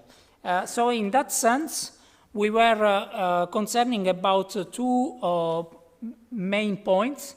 One is the contextual nature of teaching research or doing research with them. So in our way of presenting research, we don't want to convince them that their future is to become researchers. This is not at all the goal. The goal is to work with them in order to make them reflexive teachers that are capable to act in their environment, in their situation, in their context, to evaluate how learning is tied to its context. So how then they can transfer knowledge from a context to another. And the other point was to work on a new concept of evaluation, to take them in this idea that we need to define and measure what is meaningful for them and for the students. Because if we enroll them in this process that is new for them as for us, we have also to think how to assess it in a very formative way. So our previous model was not corresponding to the new reality. So in that sense, all the type of relations at the pedagogical level, content level, but also learning level were changing, and now we are very happy to work with them in order to establish this. And then, of course, there was a change also for us as, let's say, normal researchers or regular, sorry, not normal, regular researchers. I will conclude. To identify new topics that should be interesting and informative for us to continue in this journey, but also to improve this interest for research in education from the perspective of future teachers. And of course, in order to do this, we were identifying different topics that could belong to ways of thinking, of working, different tools that are available or not in the school. But main points concern digitalization in education. This has been one of the key topics in different talks, but also creativity, socio-materiality, so not only to produce tools, innovative tools, but to work with teachers on how to use, which is the frame, because I can create no matter how many apps or environment, but I have to work with them to create the frame in which this is exactly what they want and they understand how to use. And to conclude, let's go back to to some topics about this conference. The first one is this idea to shift from the subject perspective to the student perspective, in our case, teacher's perspective. So to create skills for critical thinking, but also to understand that we are moving towards a new paradigm that is emphasizing contextual, local activities, and then starting from the local reality, trying through collaboration, through the sharing, to understand situations that are more general. Personally, in our institution, we have learned that this is very long process, that we need time, that is not something we can change in some years, but we are very optimistic because we think that there is always room for improvement, and I think that we need also to be open to other disciplines and other sectors, because this is, in our view, the future of education. So I stop here. Merci vielmals. Vielen Dank.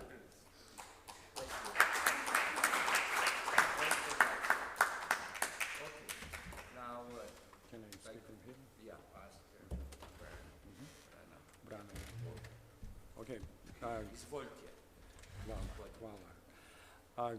Good afternoon. I hope you don't mind that I can. Okay. Thank you.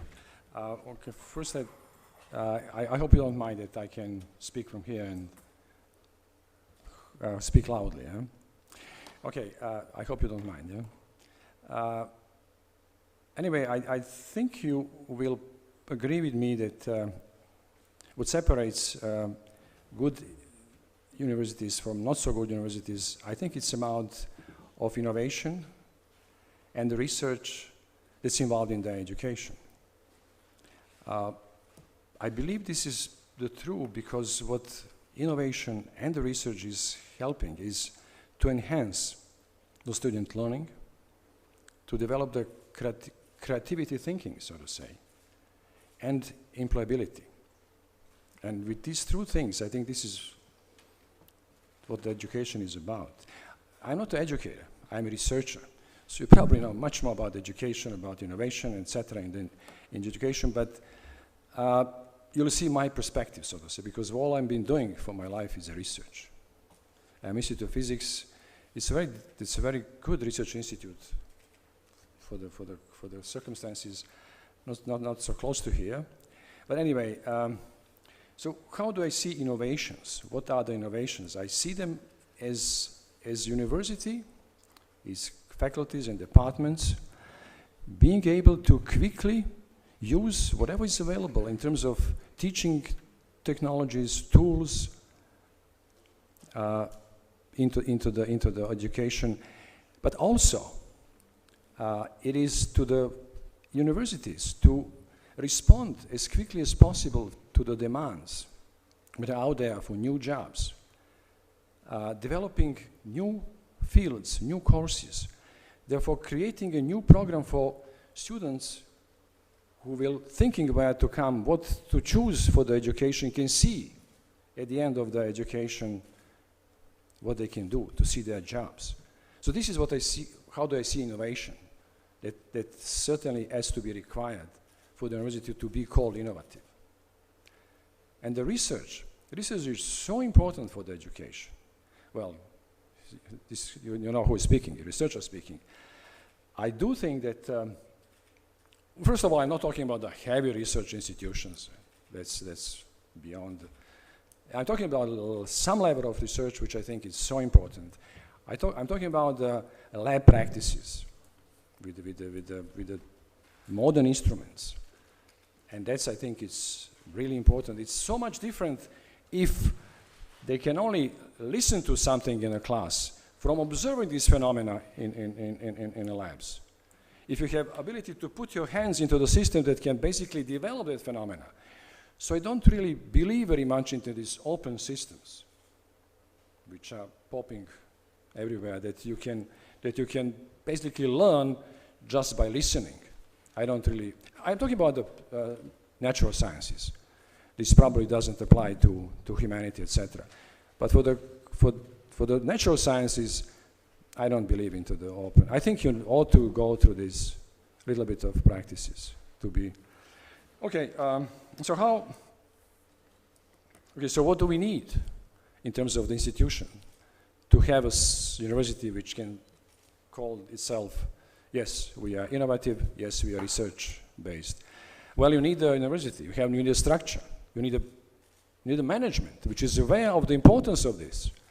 And then you have a structure that decision makers at the top of the university can project this down to the university, to the faculties and departments. Something that certainly doesn't apply in a world where faculties are completely independent, like it is the case somewhere. So you need to have this. You need to have, you have to have resources, of course. And of course, and then you need the people. So it's so important. The hiring procedure at the universities for teachers, it is so important. I'm talking about this because we are aware that, is this working actually or it's not working anymore? Can you hear me? Can you hear me? No, not really. I don't think it's working actually. Is it? Oh, it's green. But hello. Yes. Okay. Okay.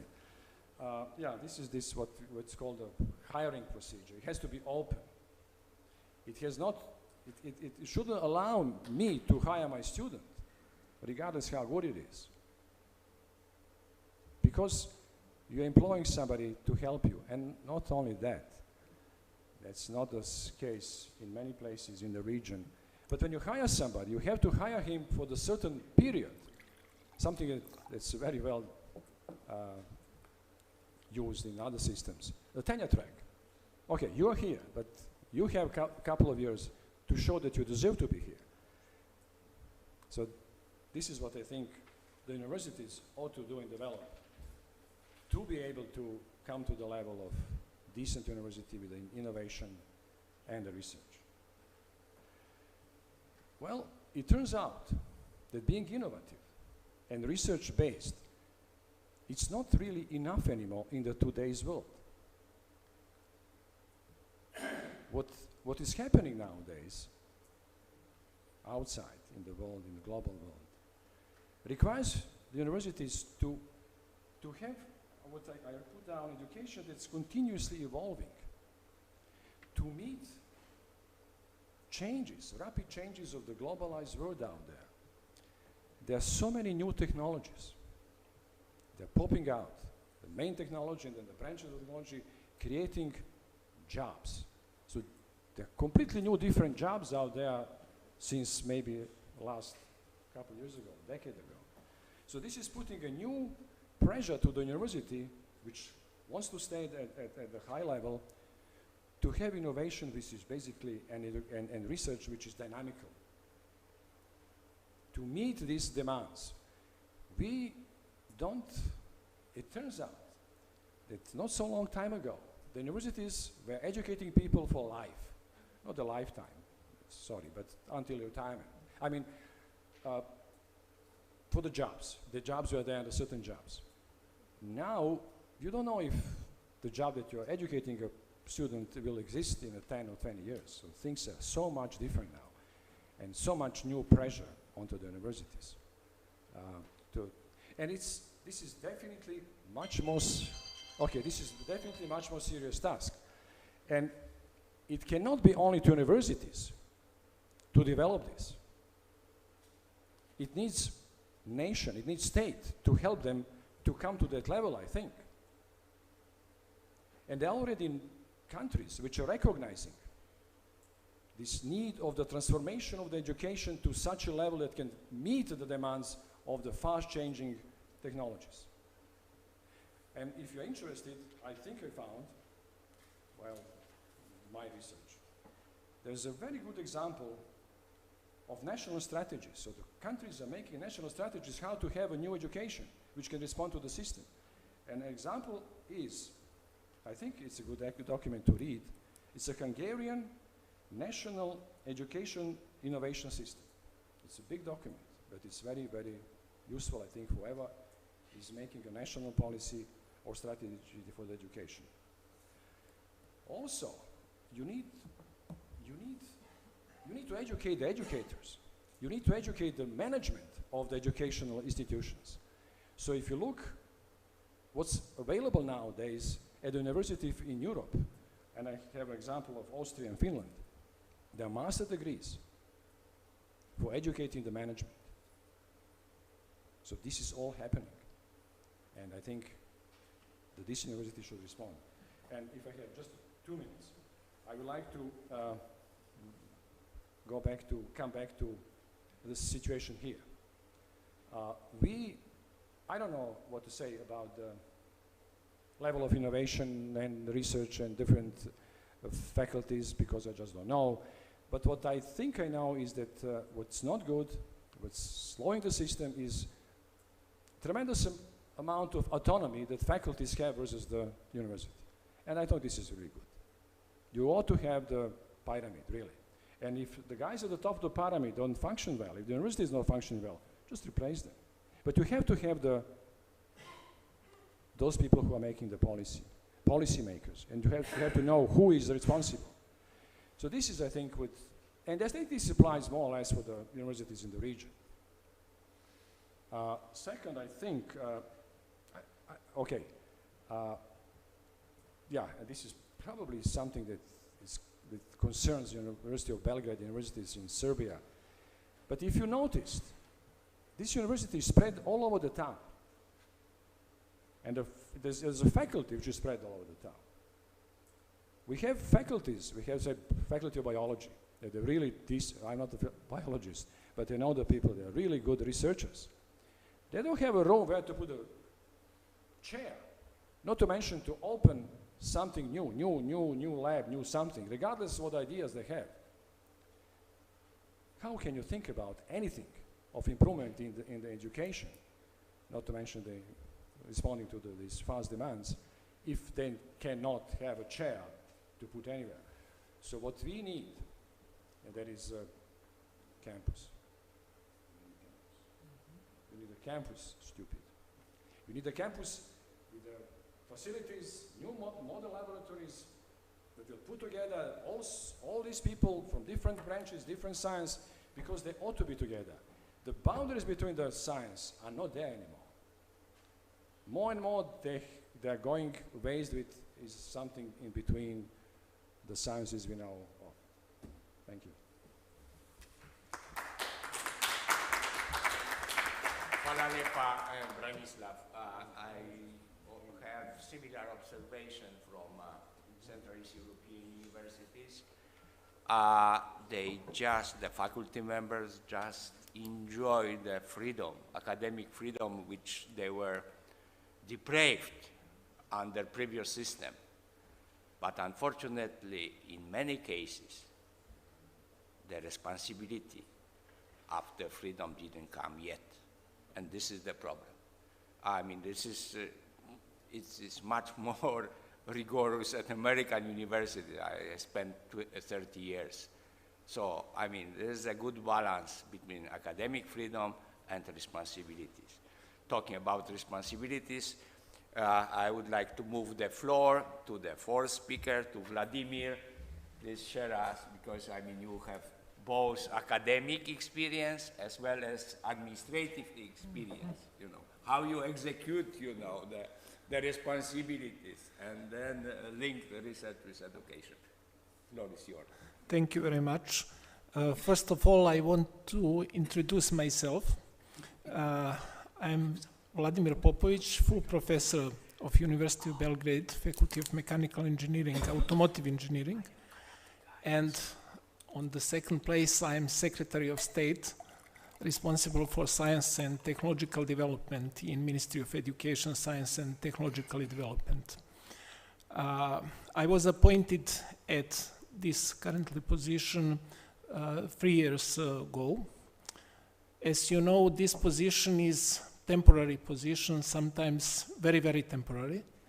And because of that, I keep my position at the universities. Before this job, I haven't any experience in government. But this position is very high position in our government, some kind of vice minister. And because of that, I think that I have good view, good experience about our research community. Especially, we adopted 2 new laws on science and research and about National Science Foundation in the last year. First of all, I want to give you a few data about our position on some lists. First of all, on Global Competitiveness Index, Serbia is on 65th place among 140 countries. When we look quality of research institution, we are on the 59th place, and innovation capability 56th place. When we look our budget for R&D, it's about 0.92% of our GDP when we look all sources for R&D. Currently, we finance 12,000 researchers which are involved in current national R&D projects funded by our ministry. Overall number of researchers is about 16,000. It's about 4,300 researchers per million people in 2018.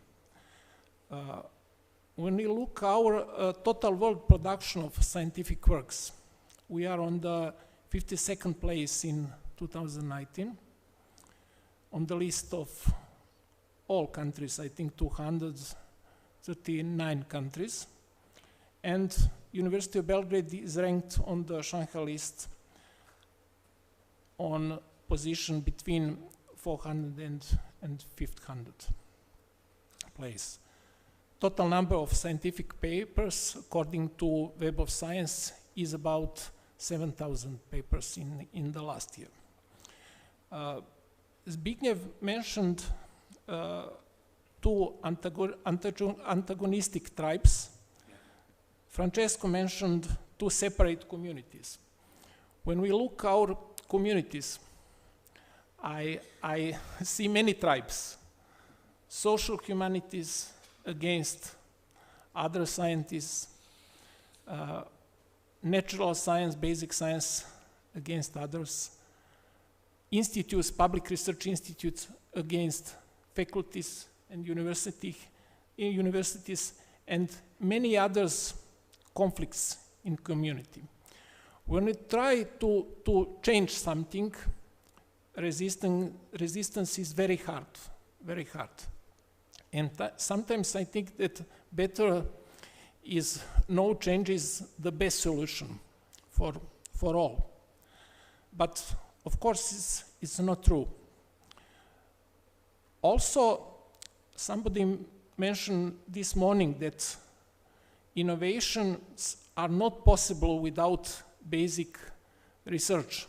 I completely agree with that opinion, and it's not possible to develop applied researchers without basic science. Also, you mentioned ways of thinking. It's very difficult task for all of us to work this job, to change ways of thinking. 2 minutes ago, I mentioned that we adopted new law on science and research in July this year, and Law on Science Fund adopted in December last year.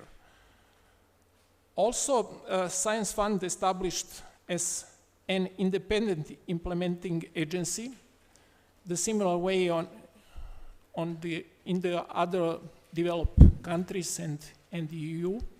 We use model of Horizon 2020 and Future Horizon Europe, and Science Fund started with first call. We plan to put 2 new calls until this year. One is connect to artificial intelligence. The second is connect to cooperation with our diaspora. Also, we completely changed our financing model when we talk about research. In the past, we have so-called project financing, and in the future, even in the next year, we will have a combined model of project and institutional financing. I want to give you some data about our higher education system. We have 17 accredited universities in Serbia, out of which 7 are public. We have about 250,000 students at all universities, and 125 faculties which are accredited as separate institution. It is very important for us. This year, Serbia became 23rd member of CERN, full member of CERN. It is very important for us, I again say, because we are a small country. Maybe you know or you don't know that Serbia is one of the countries which established the CERN as ex-Yugoslavia, one of the 12 countries which found the CERN. And why is CERN important for us, that membership? Among researchers and industrial return and so on, CERN is a very good place for education. Exists teaching program, students program, master class. We organized master class in Serbia in the last 3 years, and so on. And many other possibilities for our teachers to learn how to learn their students. I give you maybe 2 more numbers in this short speech, but I want to give some overview our research system, our capacity in that manner. Also, I want to mention competition for best technological innovation existing in Serbia in the last 15 years. But in the first 10 years, we have only competition for researchers and students. In the last 2 years, we emphasize that competition on the level of secondary school teams, and we are very satisfied with number of teams which participate in that competition. Also, I want to mention Research Center Petnica. It's regionally very known research center. Our ministry supports that center in the last few years with 9 million euros. And additionally, through a regular yearly program, we finance Petnica. Petnica deals with development of science, but also with scientific culture, scientific literacy, education, and culture overall. Important center for connection of education and research is Center for Promotion of Science. We also supported that institution. When you look all data, you can conclude that you that know it's not possible to develop education without research, and it's not possible to separate research and education. It's not possible to exist good education with very high developed research system. Thank you. Thank you very much. Hvala lijepa. Okay, hey, I appreciate you say exactly. What a precision. Okay, let's open the floor. The first, Ulika. Yes, okay. Oh, we have the microphone, I guess. Okay. Hvala lijepa. Hello. Can I sit? Yes, I think. Yes, I wanted to ask you the following question. You dramatically described the situation in Poland, and the problem being that did I get it right that the state is in charge of general education and it has a nationalistic kind of agenda, and that families who want to avoid that have to go in some kind of find some private source. What is the role of the church? Okay, and the other question is, how do this state, which has a nationalistic agenda, how do they relate to new technology? Are they afraid of that somehow, or how do they see that? Okay. Thank you very much, Ulika, for good, tough questions. First of all, in terms of the changes and the reform, I was talking about primary and secondary education, which was introduced in 2017. So over 80 rectors and all major education institutions protested as baseless, not based on the research. By the way, this is something what if we are doing research reform, we should base on the applied research. And then introduce the reform, even Polish indicators of the PISA, the stuff. We were over, in terms of the performance of the junior high school, was significantly above OECD level. So we were like second or third after Finland, which used to have for years excellent education. So anyway, there was just ideology influenced the so-called framework curricula, which the public school, all schools should apply. But the private and non-public, they have much more flexibility. They could add and skip, and so on, So this is why we are, educating really the two class, less educated.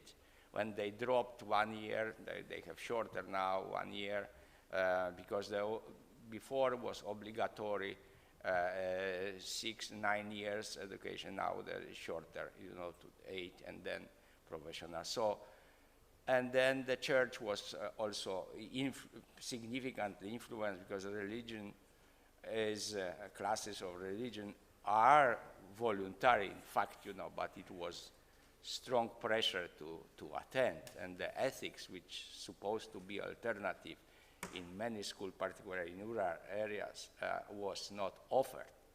So somehow the strong pressure to attend. But what is happening now because of this reform, which teachers usually call deform, introduce such heavy load and also that type of memorizing text that there is a mass skipping religious classes by students. So this is again, the church influence is counterproductive, and I guess they are going to produce more people. I mean, they're moving them out of the church. So anyway, Eric and Marcel and Tony. Okay, good. Oh, Okay. you have the microphone. You have the power. Okay, Yeah, go I ahead. have the power. Okay, let's go this way. Sorry. Okay, very quickly. I would like to have your opinion in general for any country, especially Switzerland, also, about the academic impact of research, also the relevance for the taxpayer. Because most research are piling and having beautiful CVs for the researcher, but what's in it for me that I paid taxes? So I think this is very, very important to think about the impact, academic impact, because you may have basic research, and relevance to society. I would think that most people are like most people. Most are applied people. Most research should be applied. Very few people would be really deep theoretical thinkers. So what would be your opinion of any of you, especially begin with Switzerland? Okay, thank you. It's okay with that microphone? Yeah? Okay. According to your question, what I can say is that in our case, in the field of pedagogy, for teachers, what is always said is that there is very little impact and very little value, perceived value of research, even what we call applied research for practitioners. The point, this is my personal opinion, but shared also with colleagues, and this is part of the reflection. From my perspective, what I would like to avoid is to give the message that we can provide like solutions, like a box to go to the teachers in my case, or whatever practitioner or professional, to say, okay, I am a researcher, this is the fruit of my research, you have to do like that. But on the other side, what is expected, and I don't know from where it comes, what is expected is that we are in some, I don't remember who was mentioning the ivory tower, that we are in some ivory tower, we are doing very strange studies, and then we have to provide solution. Or, in my opinion, there is no solution that we can provide for somebody else, because according to what I said, contexts are different, the ways of thinking are different, and so on. So actually, we have a problem even with our students when we say, okay, researcher of our institute make this research and this to share with them, to try to understand what is the relevance of this. There is this kind of resistance, like, no, this is like very high-level thinking, we can't, I have other things to do in my profession, I'm not interested to spend hours in reading and references and that. And this is a problem of culture. And what we are trying to do is to install this culture of research, as I said, not to become researchers, but to make them aware that thinking as a researcher should be a way to think the same context in a different way, to see things that we cannot way. I'm psychologist. Often people by jogging say, oh, you are looking at me, you are making some analysis, psychoanalysis, and no. We are the same. Maybe by the study I made, the training, whatever I understood, maybe I have some way to look at the same situation differently. That's it. I think this should be one message. But of course there is in Switzerland, I can confirm, at least in the French area of Switzerland, because as I said, different parts of Switzerland are really very different cultures. So I'm talking from the French side, that there is a big resistance and a perception that there is no added value. Merci. Brana? Oh, I can say a little bit about it. When you talk about research and education, the role of research in education, I think we have to distinguish the level of research institution. If you talk about the heavy research institution, the leaders in research in the world, say MIT, for instance, we are happy that we collaborate with MIT. So with MIT, for example, they educate the high-level students. The best students actually from the world come there, and they have the best education. And then they are there, the projects there, they are paid for to basically develop a new technology.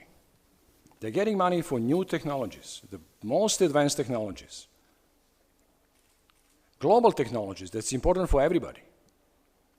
When it comes down to lesser research institutions, like for example, University of Belgrade maybe is, I think primarily impact of research is education, to educate our students, because as I said, I don't believe in education without the research. And of course, it's also for developing new techniques, new technologies, but locally important, more or less. Something that can, as a new product, new technology, solve some of our local problems. Clean air, clean water, agriculture, whatever we are, basically, etc., etc. So I think this is how I see. It really depends where you are at. Okay, just a moment, please. We have the same dilemmas in our country, in our community, because when you talk with researchers, all of them, or almost all of them, think that economy don't understand their research. When you look economy companies, they think that researchers don't give him any useful for their job. And discussion about tax and return for countries and for society, not only for the industry, is very often topic in our community also. Thank you. Okay. In terms of Poland, there is a type of mixed picture. Poland spent less than 1% on research, so it's low. And then, there are several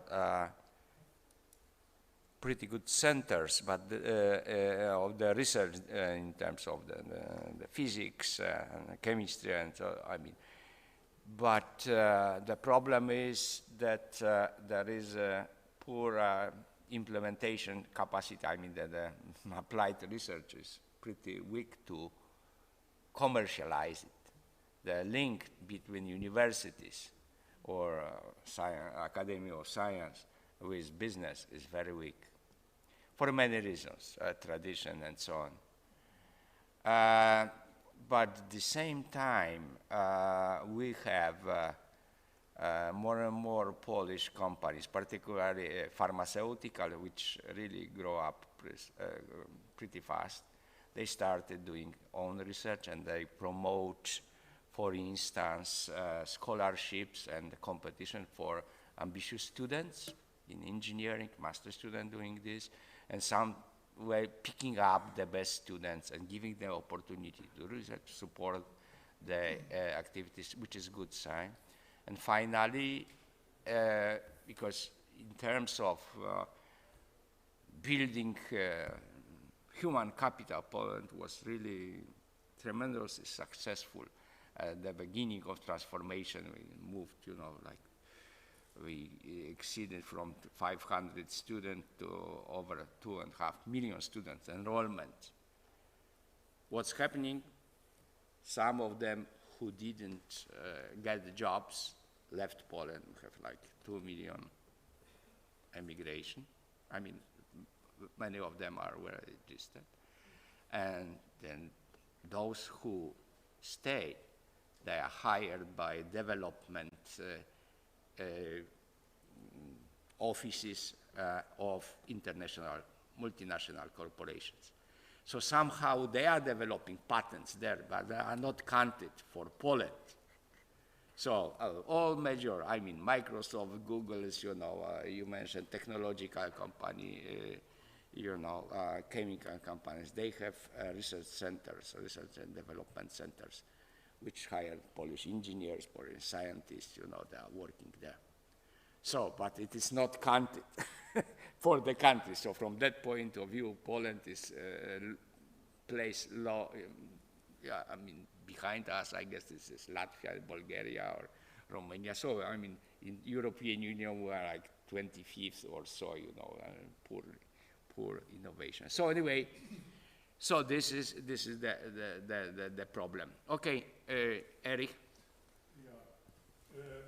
We started our discussion with education, and we are now mainly discussing research. And I think I fully agree with you that the cooperation between universities and also the Academy of Sciences with industry and different kind of branches of the economy is very important, and it's a learning process which needs some time.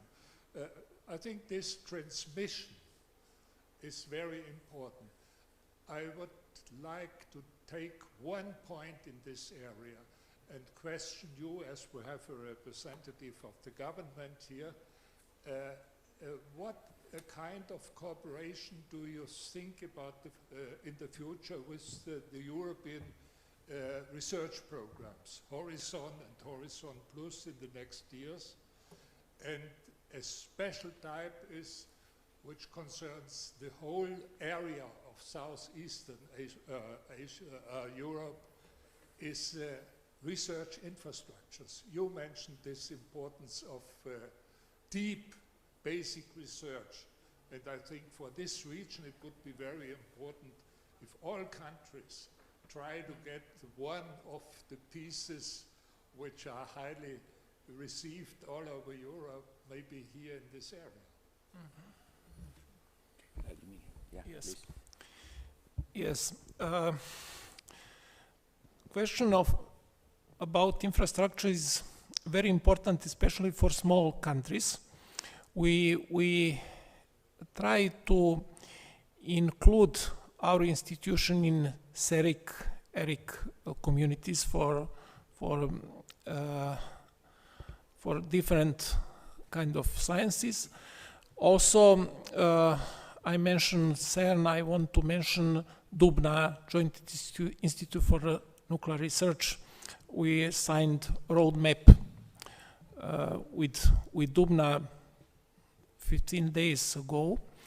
Also, but the most important is our participation in Horizon 2020, especially Horizon Europe in the future.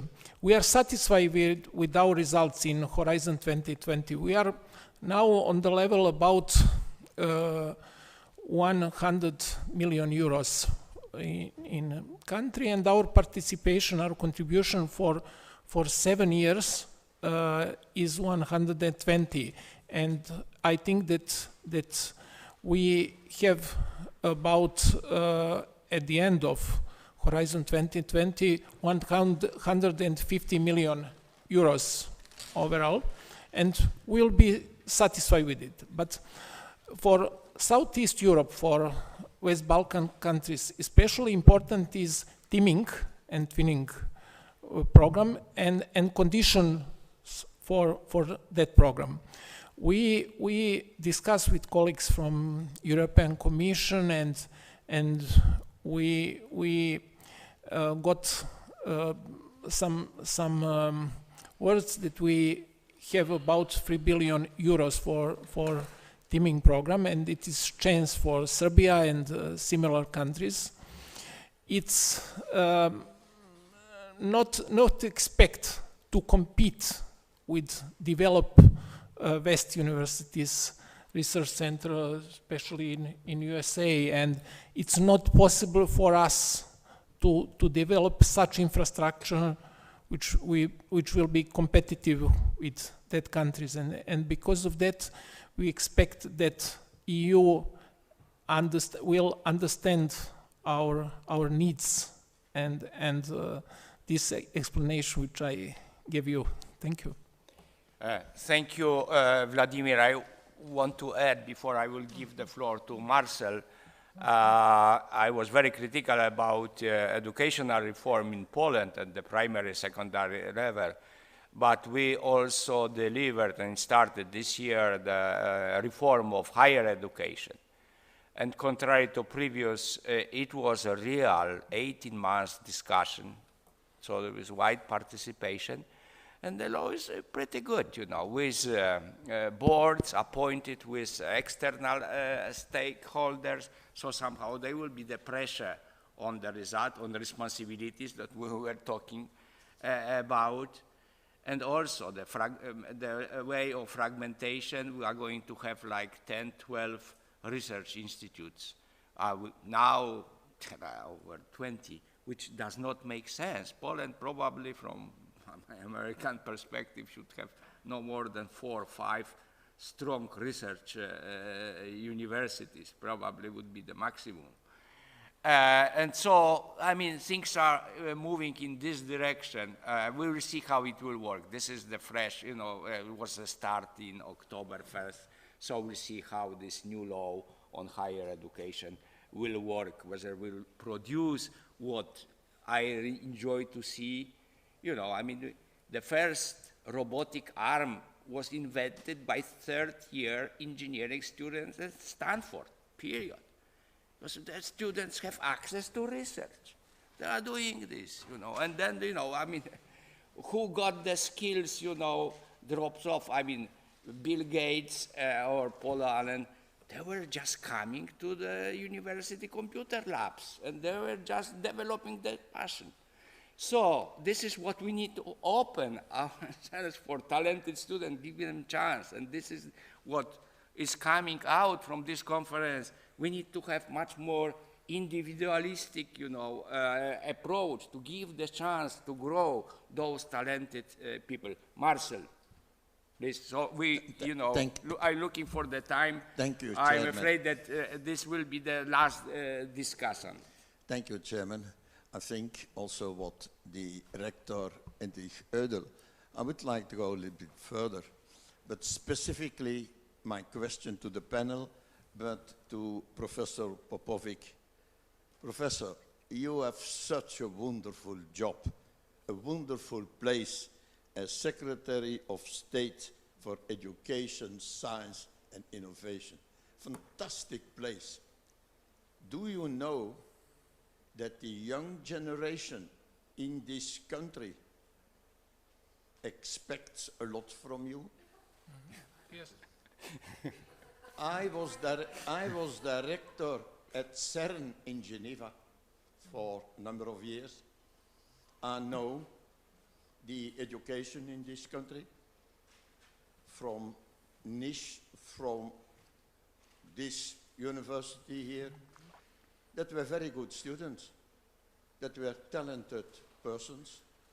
I also met them and I trained even a number for their doctorate degrees when I was at the Max Planck Institutes in Germany. In my director function at the European Union, a lot of money went from the European Union to the country, also via the World Bank. So quite a lot of money was here available. And I know that from the universities at Niš and here, you have very fundamental and good people in fundamental sciences. But you have also quite good people in technical sciences, at your the technical branch and the mechanical engineering and electronic engineering, quite good people. My question is the following.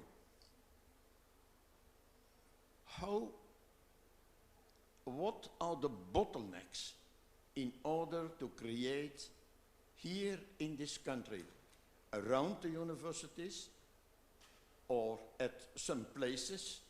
You have there some scientific research centers, well known in the past, that nuclear center, which was a fantastic center in the past. You were talking about Dubna and about all. Yeah. What are really the bottlenecks in having not here in this country a lot of innovation centers? centers of innovation, technology parks. What we have, for example, I'm now in Switzerland at the ETH in Zurich, at the École Polytechnique Fédérale de Lausanne at Geneva, but I was professor in Delft University, and it is an enormous platform of the innovation. Why can you not have it here? And you, your country, although that it is not member of the European Union, is also accepted in all research programs, in the Horizon 2020, and also in the new one, the 21-27, you have also representatives for that one. So my question, I'm somewhat disappointed, that is not your fault, that this country doesn't show up for the future to be an important country, the China of Eastern Europe. You were saying that you have difficulties with Western Europe, but you can work together. And you have a lot of ambassadors of your country, enormous amount of ambassadors who doesn't come back. Why not motivating like Greece was doing 20 years ago to take them back to here? Why are the bottlenecks? What is that? Why no modern, innovative innovation here in this country? Thank you, Marcel. Vladimir. Okay, thank you. We met 3 years ago in my office, I think, yes. Yes. You had still to reply to me on the letter which I sent. Okay. Your question is not easy. We established few Center for Transfer Technologies, the main universities, few years ago. At this moment, almost with no result. Why our capacity is very good? Yugoslavia, as you know, was Belgrade was capital of ex-Yugoslavia, and then the main public research institutes was in Belgrade and now are in Belgrade. And that's the reason why we have very strong public research institutes when you compare with population, with economy of country. But we have very strong border between economy and research community. I mentioned a few times that fact. Also, when you compare budget for science, you mention World Bank, also IPA fund and so on. At this moment, just this moment, we negotiate with World Bank about some credit line for our National Science Fund, but also for accelerating. That's problem. We haven't financing for the second phase of research, and we stop after the first step, and we usually don't continue in the second phase after first step in research. I think that it is the bottleneck of our system. Mainly, it's bottleneck of similar system in this part of Europe, in ex-Yugoslavia. We talk with our colleagues from Slovenia, Croatia, and so on.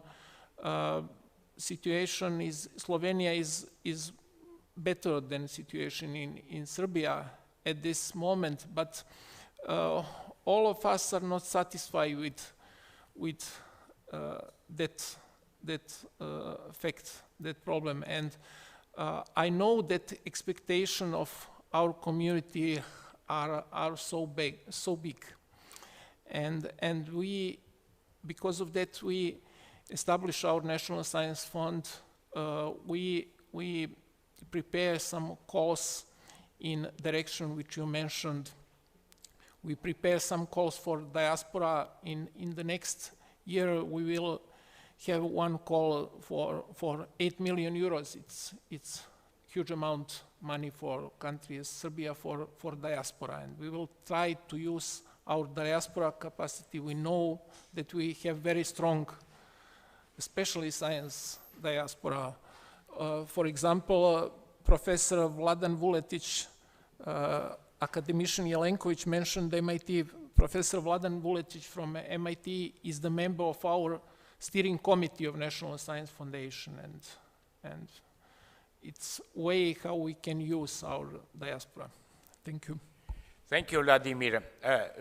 We are going to close this session. I would like to state that first, there is a consensus among us that there is no good education without research input, and then the innovations are important to influence effectiveness, efficiency of education process. And then we need to open education process for research, educate students, pick up those talented individuals who are interested in research and applications and in development, to spend more time to grow, to raise these talents, because this is the major driver.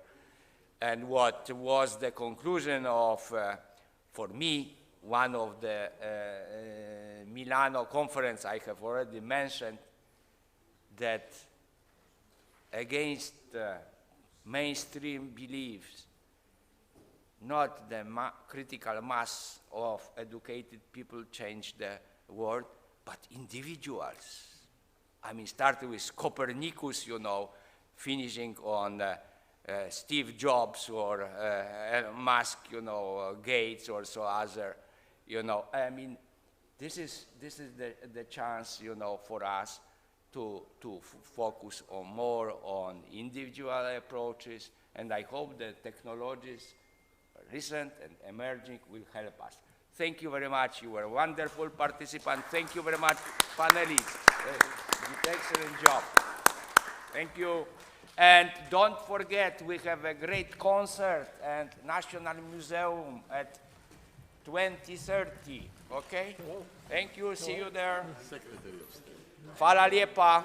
Pleased to meet you again here. Pardon? I didn't know that I would have the opportunity to No, we meet. can meet at the museum. It's very close. It's really you a know. pity that Yeah. we couldn't have Yeah. met.